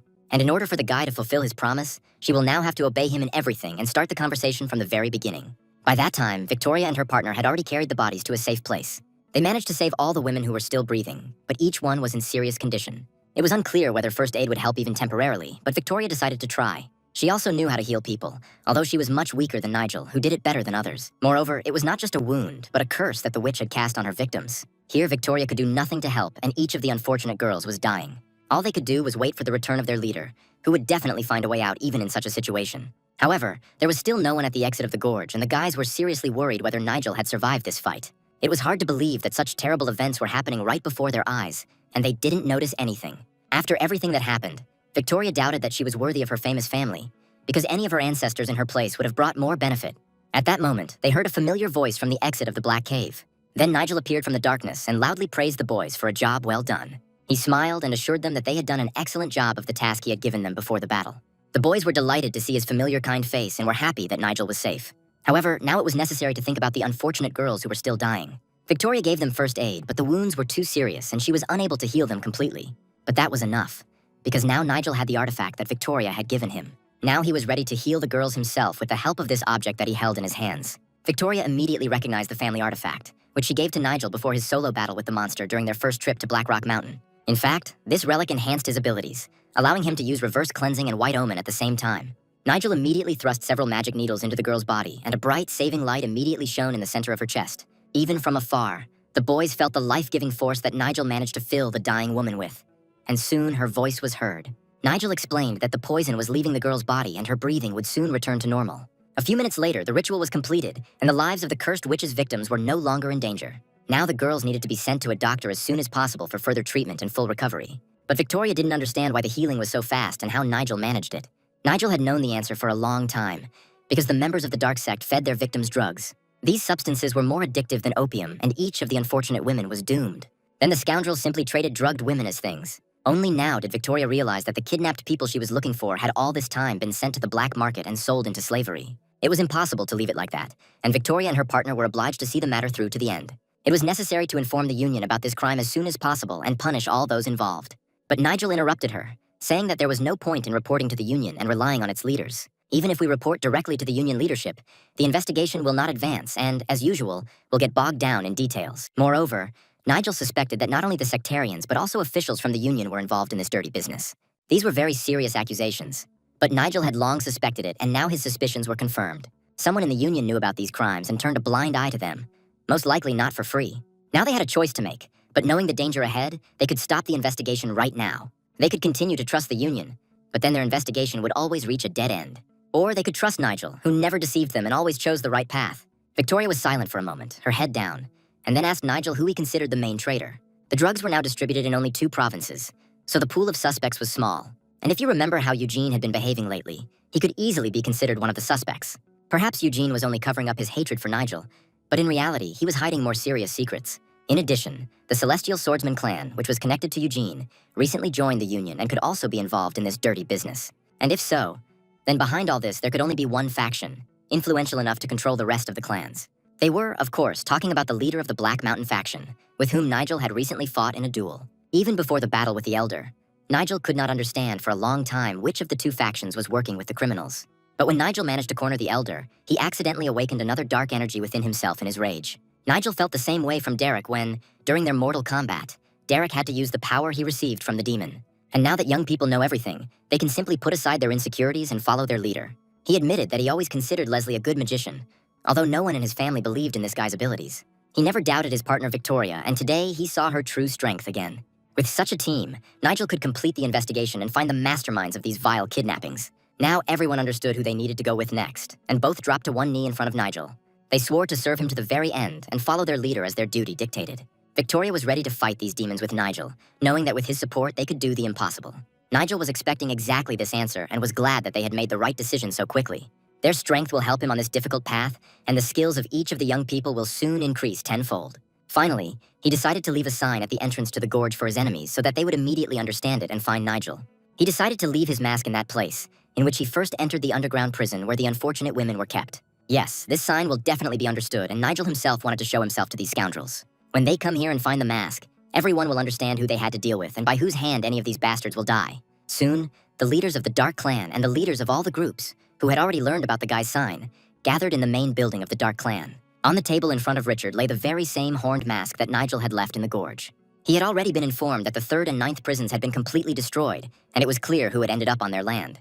But Richard had ordered that these prisons be guarded much better, and since they had made a mistake, they did not deserve respect. Richard was very angry, and a powerful energy flared up around him, so each of the guys was seriously injured. The man thought that every one of his servants was to blame for this, so everyone had to feel the pain of his dark energy. Even Magnus had a hard time, although he was one of Richard's most loyal and close servants whom he usually protected. But the worst thing was that the man who did all this insulted their clan by deciding to leave a mark and laugh at them. Clenching his fist tightly, he used his power to crush the horned mask that Nigel had left behind, causing it to shatter into pieces. All this time, his servants were idle, and now the hour has finally come when their enemies laugh at them. One of Richard's close associates shouted loudly that the leader of the enemy clan, Nigel, had just recently returned from Black Mountain. He promised to find out immediately what the guy did last night and report it to Richard, but he would hardly have been able to keep his promise, because he would not have been able to learn anything without a head. Yes, Richard was so angry with his servants that he cut off the poor fellow's head with one swing of his sword. And if anyone else wanted to say such nonsense, Richard told them not to wait, because he was ready to chop off the heads of fools until the morning. Magnus only quietly said that in the 9th prison he personally found traces of the use of high-level abilities. Moreover, traces of poison were found in the 9th prison, which means that a group, not just one person, ended up in prison. Most likely, the traces of poison were left by someone who was attracted by the reward for catching the kidnappers. Richard was willing to help them guess and reminded them that the person who used that poison in battle should have reached the highest level long ago. And he remembered only one person in this century who could achieve this and could use the skill of solar fire. And this man was on very bad terms with their clan, which meant that Magnus, more than anyone else, should know his name. This was the warrior whom people called the Fire Monster, and who, with his strength, could kill dozens of enemies at once. 30 years ago, he had already reached the highest level in using this power, and there was always a great reward for his head. Richard thought that he had definitely survived, and had been secretly accumulating his strength all this time in order to attack them at the most opportune moment. If he was right, the Fire Monster's attacks would continue, but now they would no longer make mistakes. The remaining prisons needed to be quickly armed with weapons infused with ice energy to fight this Fire Monster.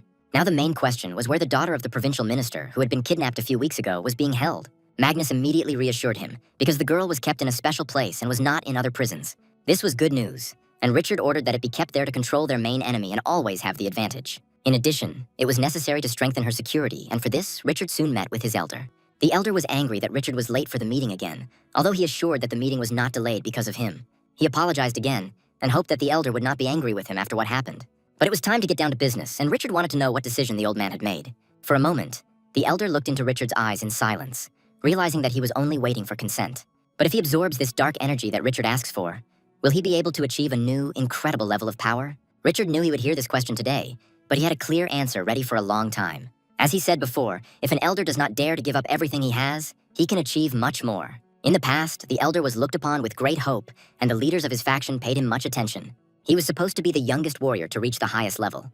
But it soon became clear that he would never reach that level, as the years passed and his strength remained average. However, the old man knew for sure that it was not his fault, since he had long ago done everything he could. The thing was that the skills of the Black Mountain faction were very weak, and yet they were the ones that gave him magical power. Richard knew his story very well and tried to press on the main desire that the Elder had kept for many years. If many years ago, when the Elder was young, he had been taught by a powerful master, everything might have been different. He slammed his fist on the table in anger, realizing that in his youth he had every chance of reaching the highest level. But everything could be returned, and Richard could give him the power to immediately raise his level. There was no way to do this without dark magic, but that was the price for success, and the Elder had to understand that. The barrier that had kept him at his current level all this time could collapse if he decided to take this step. Only by giving his whole self for this power can he gain all the abilities at once. Yes, he could do a lot with that power, but no one in their right mind would want to sign a contract with the demon himself. On the other hand, he wouldn't have to work hard for decades and waste his energy on empty training. When he reaches the highest level, he will finally stop being treated like a hopeless old man. And then the strongest warrior in the entire empire will not be Nigel, but the Elder himself at the head of his faction. Only one person could stop him, because Nigel already had the level that the old man only dreamed of. Richard was already waiting for the Elder's answer, realizing that he would not be able to resist the temptation. Finally, he heard the answer he desired, and the old man swore to give him everything Richard asked for. At the same time, Nigel was holding a meeting, especially since there was a good reason to gather all the faction leaders. As usual, they all sat at a long common table and waited to see who the young leader would ask first about business. But first, the guy wanted to know about the health of Logan, whose place at the table was now empty. Just recently, Mateo visited the doctor and brought good news from him. Although the old man's wounds were very serious, he got better every day, and there was hope that he would recover. Such wounds could easily have led to death, and the doctor said that Logan survived by a miracle. However, Nigel knew that there was no miracle, and that this was how his healing ability, which he had mastered long ago, worked. Today, Nigel had called everyone to an urgent meeting, and Zach knew there was a reason for it. He was not mistaken, but first they needed to look at the paper that the guy was just taking out of his pocket. Putting it on the table, he asked everyone to read the letter carefully. The treasurer was the first to read the lines of the letter, and he could not believe his eyes. Nigel knew they would be surprised, and hoped that among his advisors there were those who could help in this matter. After all, this was an announcement of a task given to their faction by the Emperor himself, and now they had a chance to show themselves to the main man of the Empire. The government has prepared 3 tasks, and all the details about them will be sent to those clans that pass the selection. But Mateo knew that the Dark Clan would not miss such an opportunity, and would do everything to receive this task from the Emperor. The guy himself understood this perfectly well, but he hoped that his people would have enough strength to take the task for themselves. At this point, Zach noticed something else and loudly asked everyone to look at the caption at the end of the ad. The deadline for the task was clearly stated, and a month after the announcement, the competition would be over. The worst thing was that in order to submit an application, it was necessary to give 3 chests of gold from the treasury, and the treasurer immediately realized that this was impossible. Of course, it was a great opportunity for their clan to grow, but unfortunately, they didn't meet any of the requirements. Yes, that was the case for now, but Nigel had a plan to fix the problem. Perhaps such requirements and the 1-month deadline were not set by chance, since the task will then be given to one of the factions. During this month, he hoped to solve all the problems and find 3 chests of gold to pay the fee. Then he took out his magic blade, and it became clear that his power was growing every day. It was hard to believe that this guy, who had recently been considered a coward, now possessed such destructive magic. Nigel's level showed that the guy had already gone through all the stages of developing his powers, and was now at the last of them. With such a leader, they could take on any task, and they were obliged to fulfill all requirements at all costs. The guy believed that during this month, he would not only have time to settle all the affairs, but also to complete the task much earlier than the due date. At that moment, there was a knock on the door, and a voice behind the door loudly asked to spare him a minute. It turned out that it was Matthew, who had already completed the young leader's assignment and returned to him with important papers. Nigel was pleased to have found such a fast messenger and thanked Matthew for his excellent work. He immediately handed him the report on the results, acting as if he wanted to take a place among the group leaders at this meeting. Looking at the report and reading the first lines, Matthew immediately realized that the job was done. Events developed so quickly that the guy did not have time to be surprised, but he understood that their new leader would soon lead them to success. Zag was seriously scared for his father, seeing that the man was shaking as if in a fever. In fact, he still couldn't believe what was happening because Nigel somehow miraculously managed to solve problems. A few weeks ago, when Mateo first took on the leader's mission, his journey began in the town square. The residents were surprised by how loudly someone was heading towards the gate, and they all turned around in that direction. The caravan was so huge that its entire long line did not even fit on the central city street. But the most surprising thing was that the carts of the arriving clan were completely empty. So why did they come? And indeed, there were no goods in any of the carts, although the caravan looked like an ordinary trading one. It was at this moment that Matthew realized that they had not come to sell goods, but on the contrary, they wanted to buy a lot of rice. Before sending Matthew to that place, Nigel handed him a letter with clear rules. He had to tell all the grain merchants in the market that he had come to sell these numerous carts. One cart cost 5 gold coins, and Matthew was not prepared to give up even one. Angry cries immediately began to ring out from the crowd, as people realized that the guy had overpriced the cart. Moreover, every day from 11 in the morning until 1 in the afternoon, Matthew had to stand in front of the trading pavilion and wait for customers, and if he sees any poor person being beaten, he must return to where he settled with his group. It was a very strange task, but just now Matthew heard voices nearby and realized that someone was arguing. It turned out that the noble maiden was loudly scolding a servant who had made some mistake. But instead of just saying rude things to him, she swung and hit the poor guy right in the face. Everything happened exactly as Nigel had said, so the boy realized that this was his task for the day. Now he had to go back, although he still didn't understand what the young leader wanted from him. Once he returned home, the guy had to lock the doors for 3 days and not meet anyone. And after 3 days had passed, he had to open the doors of the house and go out to the people who were already waiting for him outside. And indeed, the guy saw in front of him a whole crowd of buyers ready to buy all his carts. Moreover, many were willing to pay even 10 gold coins instead of the 5 that Matthew had initially spoken of. The demand for carts was so high that these people were ready to give all their money just to buy at least a few of them. At first, all these traders didn't even want to look at his goods. But what made them change their minds so abruptly? It seemed like the whole province was in an uproar after he didn't go outside for 3 days.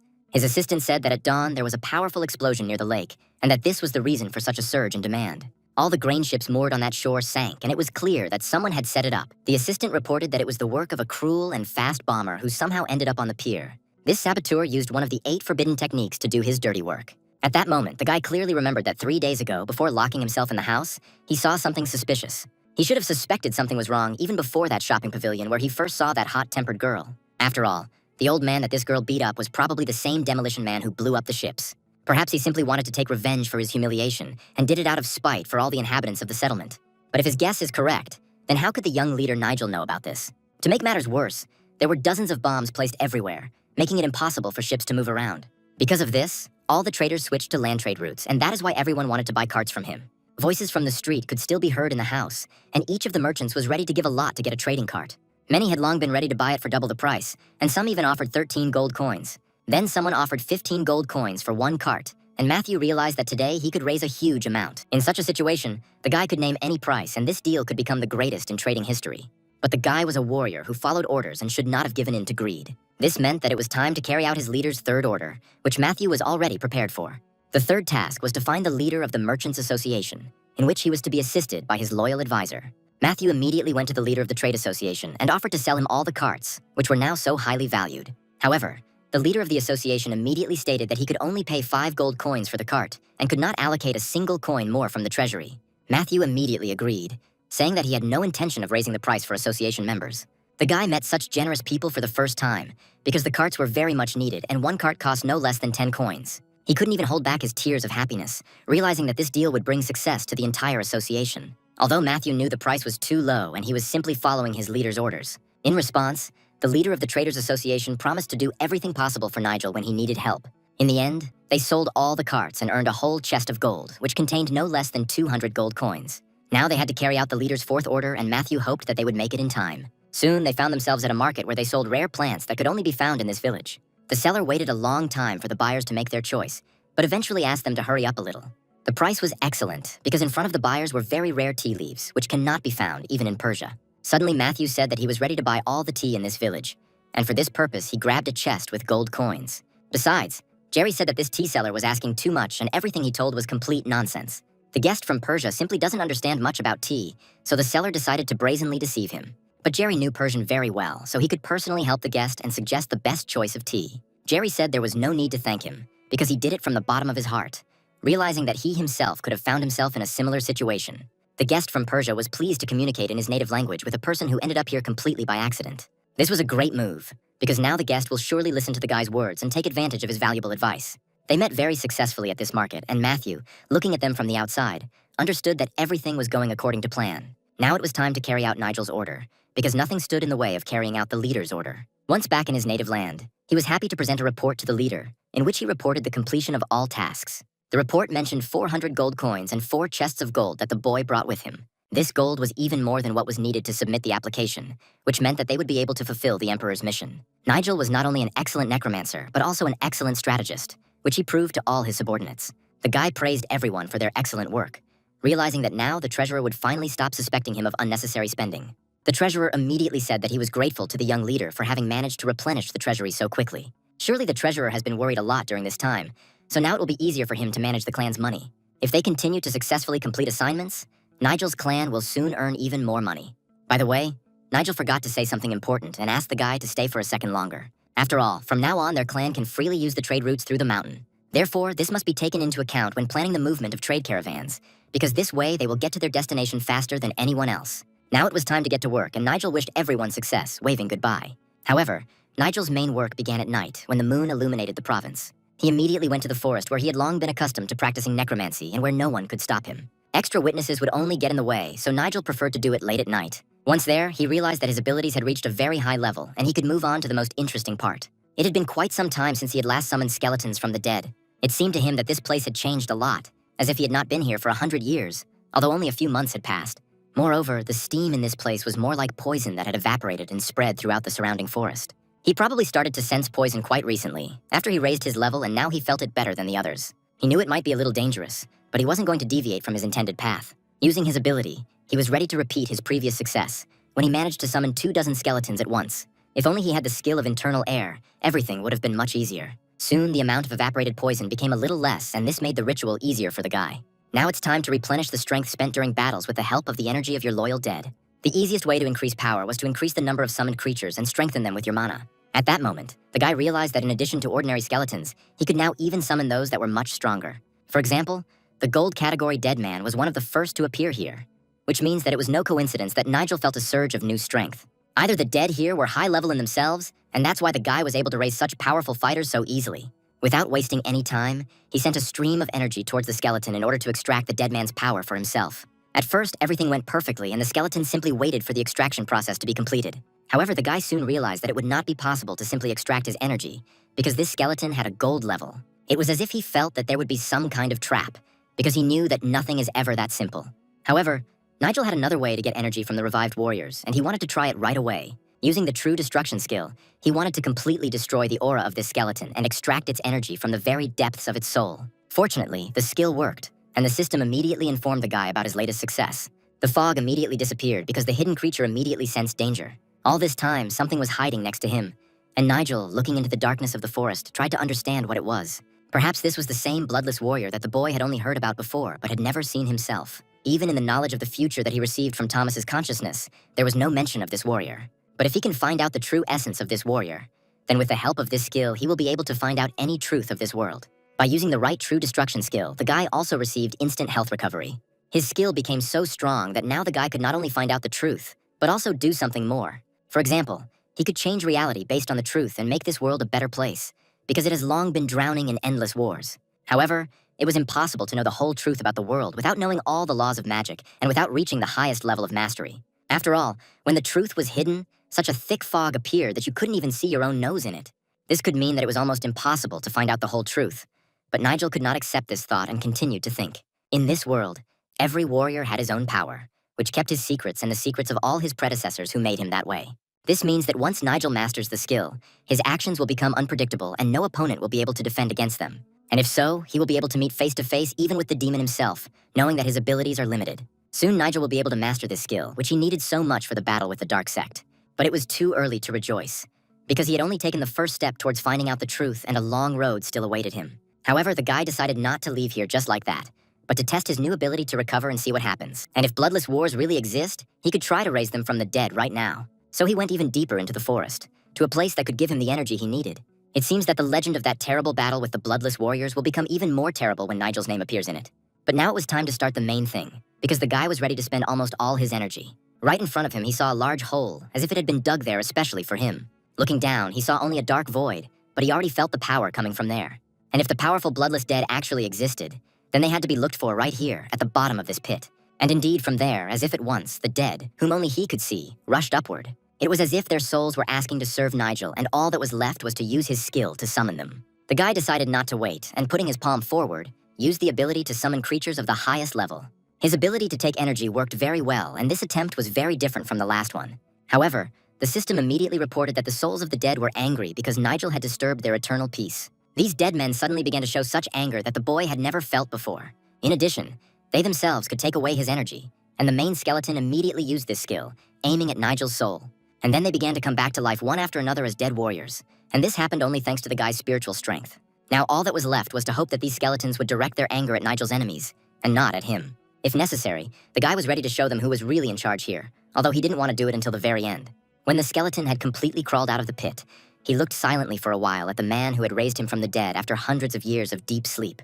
Nigel didn't immediately understand why the skeleton he had awakened suddenly became so hostile, because he should have been grateful for being brought back to life. However, gratitude is hardly expressed in this way, because the ominous force with which the dead man was endowed was already directed at the guy. The skeleton pointed his spear at the boy, as if wanting to test his true strength. And since the rebellious warrior decided to verify the abilities of his master, Nigel was not against it. He immediately activated an energy protective shield that appeared in front of him just as his opponent jumped. However, Nigel immediately noticed that this skeleton moved much faster than its fellows. Only a warrior of the highest level could possess such speed, and most likely, Nigel managed to awaken just such a one. He was more skilled than any monster Nigel had ever encountered. But whoever this creature was, Nigel already had his grip on the hilt of his sword tightly and was ready to attack. Nigel did not want to destroy the skeleton, because this warrior could be useful to him in the future as a subject. However, it was necessary to neutralize it before the monster had time to use its main ability. The skeleton seemed to continue to study the man who had dared to call him back from the other world. A second later, their blades crossed and a wave of energy spread out tens of meters around. The guy was thrown to the side, but by putting his leg out, he managed to keep his balance. The energy flowing through the skeleton's weapon was very pure, meaning that he had once been a member of some faction in the past. Moreover, the skeleton fought with an ordinary stick with a sharpened tip, and not with a real sword or spear. Suddenly, Nigel heard the hoarse voice of a creature that for some reason continued to wish him death.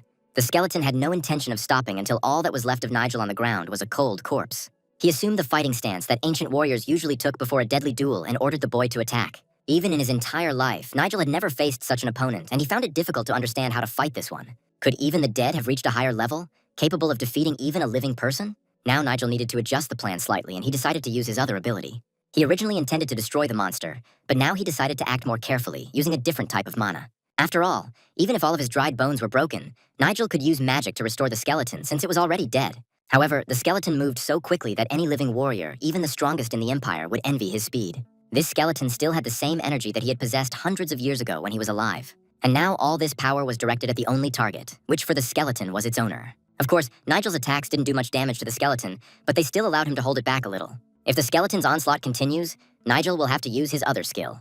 He activated the energy drain capture ability, targeting the guy standing right in front of him. To do this, Nigel used the Death Vine, a skill he received after destroying the witch in the dead end of the gorge. At first, the skeleton did not understand what Nigel had in mind, because it was impossible to pierce his bony body with simple thorns. However, the power of this plant was that it could be used to suck out all the energy of an enemy. It was for this purpose that the vine was intertwined in such a way that its tip became like a drill, capable of piercing the hardest matter. However, this vine could also be used like a regular sword, so choosing the right moment, Nigel swung it. Luckily, he managed to hit the skeleton's arm, and the arm bone split in two right at the shoulder. The impact caused such a powerful explosion that it could be seen a mile away. After waiting for the smoke to clear a little, Nigel tried to make out in the semi-darkness the one who had recently threatened him with death. It wasn't easy, but thanks to his vast experience and excellent skills, Nigel managed to defeat the enraged skeleton. Now the main disadvantage of the lack of brains in the skull became clear, because instead of serving Nigel, the skeleton suddenly tried to kill its own master. Now the skeleton stood before him on one knee, although it was clear that the creature was not yet going to give up. If he wanted, Nigel could send the skeleton to the next world again, or take away his very ability to exist in this world. It seemed that the skeleton had finally realized this himself, realizing his monstrous mistake in relation to Nigel. However, apart from his incredible strength, he was just a rebellious skeleton like everyone else. It was hard to believe, but Nigel actually managed to scare the skeleton, who had already experienced death itself. The creature wanted Nigel to simply finish it off, because dying seemed better than begging for mercy. But Nigel was not a demon, and had no intention of killing those he himself had resurrected. After all, destroying the skeleton would not bring Nigel any benefit. He would only waste a huge amount of mana in vain. Then, stretching his hand forward, Nigel activated another of his abilities, which allowed him to tame even such an unbearable skeleton. For the first time in its long history, the skeleton saw something like this, and then Nigel once again offered him to serve in his army. Such a huge force could strike anyone, and by gathering it, Nigel fulfilled the main requirement for summoning this creature. Immediately after that, the dead warrior disappeared into thin air because the guy no longer had a reason to leave him here. He will no longer resist, and the next time he is called, he will silently carry out any order the guy gives. This time, it wasn't easy for the guy to subdue the revived skeleton, although he was glad that he decided to take such a risky step. It could be called a miracle, because not a single necromancer in the world had ever managed to do what this guy had just done. And thanks to this, Nigel's team of skeletons was replenished with such a strong warrior that now he could even fight the demon himself. When Nigel returned, he realized that he had been in the forest for too long, and there was still a person in the house who needed his help. Logan was still lying in bed, still unable to recover from what the old man had gone through. But then he suddenly opened his eyes and realized that he had slept for too long, as if an eternity had passed. Looking around quickly, he could not understand where he was and who helped him get here. The wound on his body had already healed, although it still hurt a little and still needed a doctor's attention. It was difficult to understand how long he had been lying there, but since his strength had returned to him, he needed to get back on his feet quickly. Logan was sure that death had come too close to him when his enemy's blade fell on his shoulder. He really was on the verge of death, because that elder never spared his enemies and always finished what he started. It was at that moment that Nigel appeared nearby, took the blow, and saved him from certain death. Suddenly turning around, Logan realized that Nigel had been there all this time, watching his every move closely. Nigel immediately noticed that Logan's condition had improved greatly and was glad to see him healthy again. It was too early for Logan to die, because the old man did not have time to complete many tasks, the success of which depended only on him. Besides, he was needed by his young leader, who hoped for his help and great experience. However, it was a pity that on that day, Logan showed his weakness to the elder and lost to someone he would not have allowed to even approach him before. Most likely, he has already lost those skills that in his youth ensured Logan victory over any opponent. However, Nigel believed that Logan should not be so upset because he still had many things to do ahead of him that would make his past defeat unimportant. And all those military exploits that this old man managed to accomplish during his life deserved respect. And Nigel knew this better than anyone else. In addition, Nigel knew the reason why Logan could not reach the highest level of skill, and he was ready to help him with this. The thing was that to reach this level, it was necessary to study all types of combat, and not just those that were easier for him than the others. And if Logan could get out of bed right now, the first thing he would need to do was find Nigel. Besides, they needed to go somewhere right now, and Nigel was sure that the old man would enjoy this walk.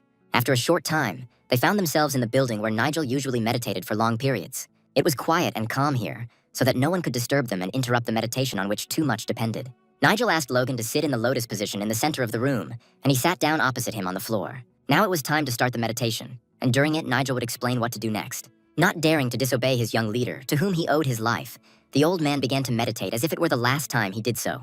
He sank deeper and deeper into himself, and gradually began to lose touch with reality, retreating into his memories. Watching the old man closely, Nigel realized that Logan had been ready for this ritual for a long time, and if he didn't perform it today, there might not be another chance. And then, placing his hands on the floor, Nigel gathered the energy that could give Logan the experience he needed. Only Nigel had the power that the boy could easily share with Logan, especially since he needed it now more than ever. After this, the system reported that the replenishment of Logan's energy and the transfer of experience were successful.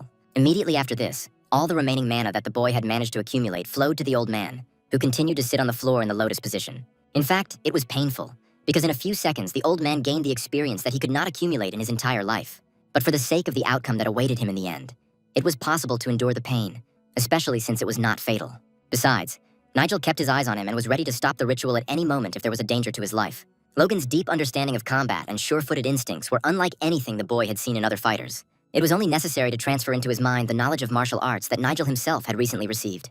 And now, for the first time, Nigel managed to create a new skill, combining knowledge of the universe and the magic that he possessed almost perfectly. As a reward, he immediately received a lot of experience, and Nigel's level increased by 2 points. In the end, Nigel only wanted to pass on some experience to Logan, but he himself received the skill of supreme wisdom, which will be useful to him more than once in battle. Having calculated the energy, the system launched its transfer from Nigel to Logan, and the old man again felt his bones ache with pain. If Nigel could, he would have passed on all his experience to Logan, but the ritual had its limits. Logan's body could have simply been torn to pieces if Nigel had not sensed the moment in time when it was necessary to stop the ritual. Quickly opening his eyes and looking at his hands, the old man realized that Nigel had managed to do something he had only heard about in old legends, and he congratulated him on his new experience, which would help him become stronger. From that moment on, Logan became the second warrior in Nigel's clan to reach such a high level of power. Yes, before Logan there was only one such warrior, and the old man immediately understood that Nigel was the first to reach this level. It was a great honor for Logan, and he felt again how much he owed this guy. Quickly drawing his blade, Logan realized that he now had a completely different feel for the weapon and could use his skills better. The energy coming from his sword seemed to be a different mana, though Logan still felt it as his own. It was hard to believe that such enormous power now belonged to him alone, and one could only hope that he would use it for good deeds. He had never experienced anything like this before, and the feeling was like a second birth. However, it was too early to rejoice, because Nigel had something else in store for his advisor Logan. Handing him the book, Nigel told him to read it from beginning to end, reminding him that in addition to practice, the theory of martial arts is also important. Besides, it was the best book on the subject that Nigel could find in the library, and it would definitely come in handy for the old man at his new level. It was a little unusual for an experienced warrior to be taught by a young guy, but this case was an exception to the rule. Without wasting any time, Logan went to study the ancient text that Nigel gave him in order to quickly gain the necessary knowledge, and Nigel remained sitting where he was, realizing that he himself would have a lot of work today. Nigel himself had long since figured out the theory, But the practical question of how to subdue strong skeletons remained. When Nigel shared his experience with Logan, the system rewarded him with a level up. Yes, the system gave him experience that would be useful that night during the necromancy ritual. Nigel knew that he couldn't win the war against the blood sect alone, so he wanted to have strong allies by his side. To win, he would need the help of every one of his men, as they were up against many experienced sect warriors. Their army was led by Richard, who had fought dozens of deadly duels during his life and won them all. Even if he had to move slowly towards his goal, Nigel believed that one day he would be able to change everything and his efforts would not be in vain. Regardless, Nigel was glad that the meditation had been successful and that Logan had indeed reached a new level of mastery. The 18 Swords Hurricane and Moon Sword Thunder techniques were different, although their base was the same. Usually, it is more difficult to change existing martial arts than to create new ones. But for Nigel, thanks to the system, this rule worked differently.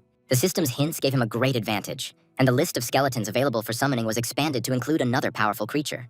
There was only 1 month left until the deadline for submitting applications to carry out an important Imperial mission. So Nigel went back to the forest where he had recently summoned the mighty skeleton warrior. Under cover of night, when everyone was asleep, he went to the restless dead, whom he wanted to subdue and add to his army. Nigel's goal was to subjugate the remaining 3 powerful monsters so that they would become his summoned servants. But fighting against these gold-level monsters was very difficult, and it was easy to get seriously injured in such battles. Luckily, the last fight ended in his victory because Nigel changed tactics in time. The new tactic was to stop the dead man's final attack at the very last moment, when he was already very close, but had not yet struck. The main thing was not to rush and calculate everything accurately, otherwise he could accidentally destroy a valuable future warrior. There were only 3 such strong undead left, so the guy decided to capture them one by one, allocating about 7 weeks for each. The main objective was to successfully capture all 3, strictly following the established schedule. And in the morning, Nigel returned to the clan's territory and began his day like all the other warriors. The first thing he did was try to combine 2 fighting techniques from the books to create a new one and teach it to the fighters of his clan. Both of these techniques were described in detail in the books that lay on the table in front of him. In his new combination, he intended to use the best techniques and principles left by the ancient warriors. The first book described a preemptive attack technique in which you need to attack the enemy before he has time to use his magic. The second book, on the contrary, advised to let the enemy attack first, to assess his strength, and then deliver one precise counterblow.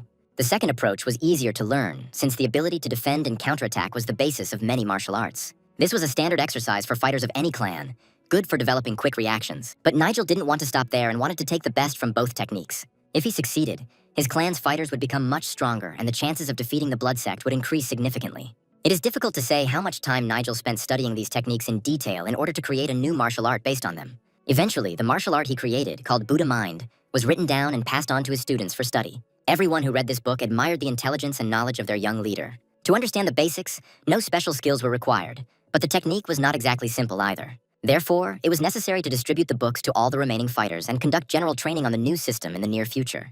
But before letting his subordinate go, Nigel asked him to wait a little and listen to the end. Nigel asked me to tell Jacob to drop in to see him as soon as he had finished his business. As the sun was already setting below the horizon, the sound of boots was heard near the entrance to the conference room. And then Yakov appeared in the doorway, and the new leader of the clan squad was already waiting for him. He came here as soon as he learned of Nigel's request and was ready to carry out any of his tasks. The main task was to not let anyone near this place, because now it was this guy who was responsible for keeping the secret. In addition, he had to immediately summon for a serious conversation the man whom Nigel suspected of something. Soon, footsteps were heard at the entrance again, and the guy realized that the man was already here. He walked slowly into the conference room, realizing that this time the conversation would be much more serious. And although Billy didn't show it and greeted his leader as usual, he already knew what the conversation would be about. He heard that Nigel wanted to see him urgently and did not understand what was going on and why there was such a rush. For a long time, Billy did not hear a word in response and could not understand why Nigel was silent. And he carefully watched every movement of his subordinate and was interested in how Billy would behave. But then Nigel abruptly stood up from the table and declared that he knew how to talk to this guy. Still not understanding what was going on, Billy asked again why his young leader was suddenly speaking to him in that tone, especially since Nigel addressed him as if they had never met.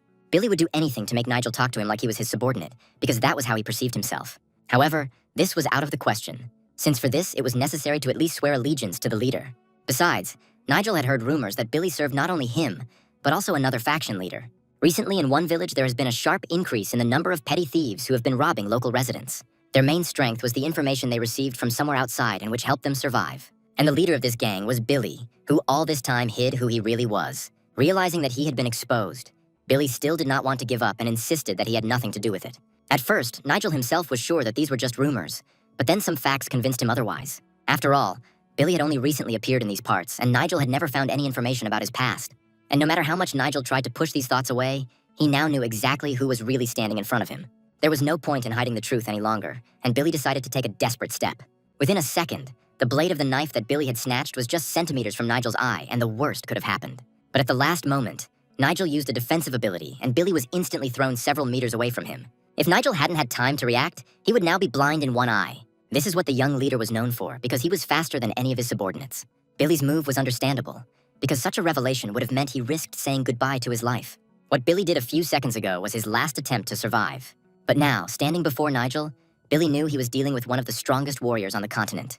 Apart from Nigel, no one knew who Billy really was, and it was strange how Nigel managed to find out. Although Nigel was interested in something completely different, and he had already heard about the knives that his opponent was holding in his hands, Nigel knew everything, even what kind of weapons this dirty gang was using. Now Billy will have to tell everything he knows, otherwise he will not get out of here alive. But judging by the look on Billy's face, he was not going to give up at all and was ready to accept the fight. Billy felt that if he killed Nigel, he could keep everything secret and continue his dark deeds. Moreover, if Nigel manages to find out where his gang is hiding, then things will get even worse for Billy. Billy knew that Nigel could easily start blackmailing him, because then Billy would have no choice but to obey. But if Nigel was serious about blackmail, he'd better give up on it right now. But it seems that Billy misunderstood Nigel because he did not try to find out the weak points of his gang. And even more so, Nigel did not want to get the advantage that Billy was now talking about. In that case, it was unclear to Billy what Nigel wanted from him and why he had called him into the office. It turned out that Nigel just wanted to form an alliance with the gang that Billy ran. This was unexpected, because no one had ever dared to form alliances with real bandits before. True, it sounded like complete nonsense, and even his accomplices would never support such a decision. Didn't the leader himself understand that by entering into such an alliance, he risked losing the respect of the rest of the faction? And to answer this proposal was as stupid as it was for Nigel himself to ask this question. He immediately abandoned this stupid idea, although the guy did not advise him to do so, because otherwise they would have to fight right now, and that was the worst thing that could happen to Billy. He saw that Nigel was serious, and that after this conversation, his threats would be carried out. He just needed to know where this gang was, and he didn't want anything else. Billy understood perfectly well that this was not an ordinary person in front of him, and that fighting him was pointless. For his friends, he was a real gift. But for his enemies, he became an evil and ruthless demon. And if this man was your enemy, blood would definitely be spilled if a real fight began.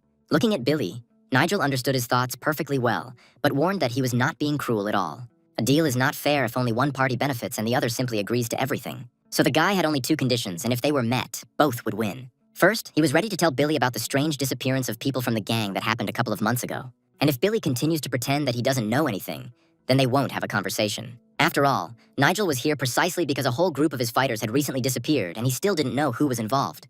And secondly, Nigel was ready to return the missing people to Billy since he knew very well where they were. If you think about it, it was a great deal, beneficial for both sides of their new alliance. And if Billy thinks that he can easily free his people himself, he is very much mistaken. Even if he captures an entire region or country, he will not be able to do it without Nigel's help.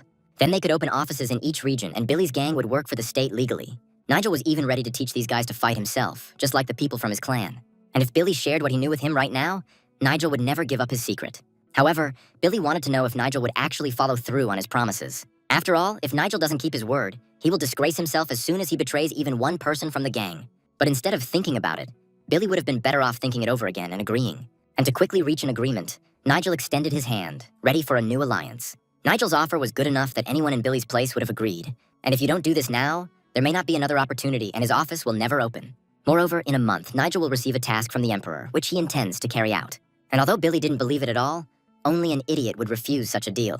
So Billy extended his hand in response and said that he hoped Nigel would be honest and reasonable. Meanwhile, the warring clan was celebrating the promotion of one of the group's leaders. All the girls were very beautiful and danced an ancient dance that had long been known in these places. Moreover, every girl knew that the most important leaders of the groups were at the feast, many of whom were young and looking for wives.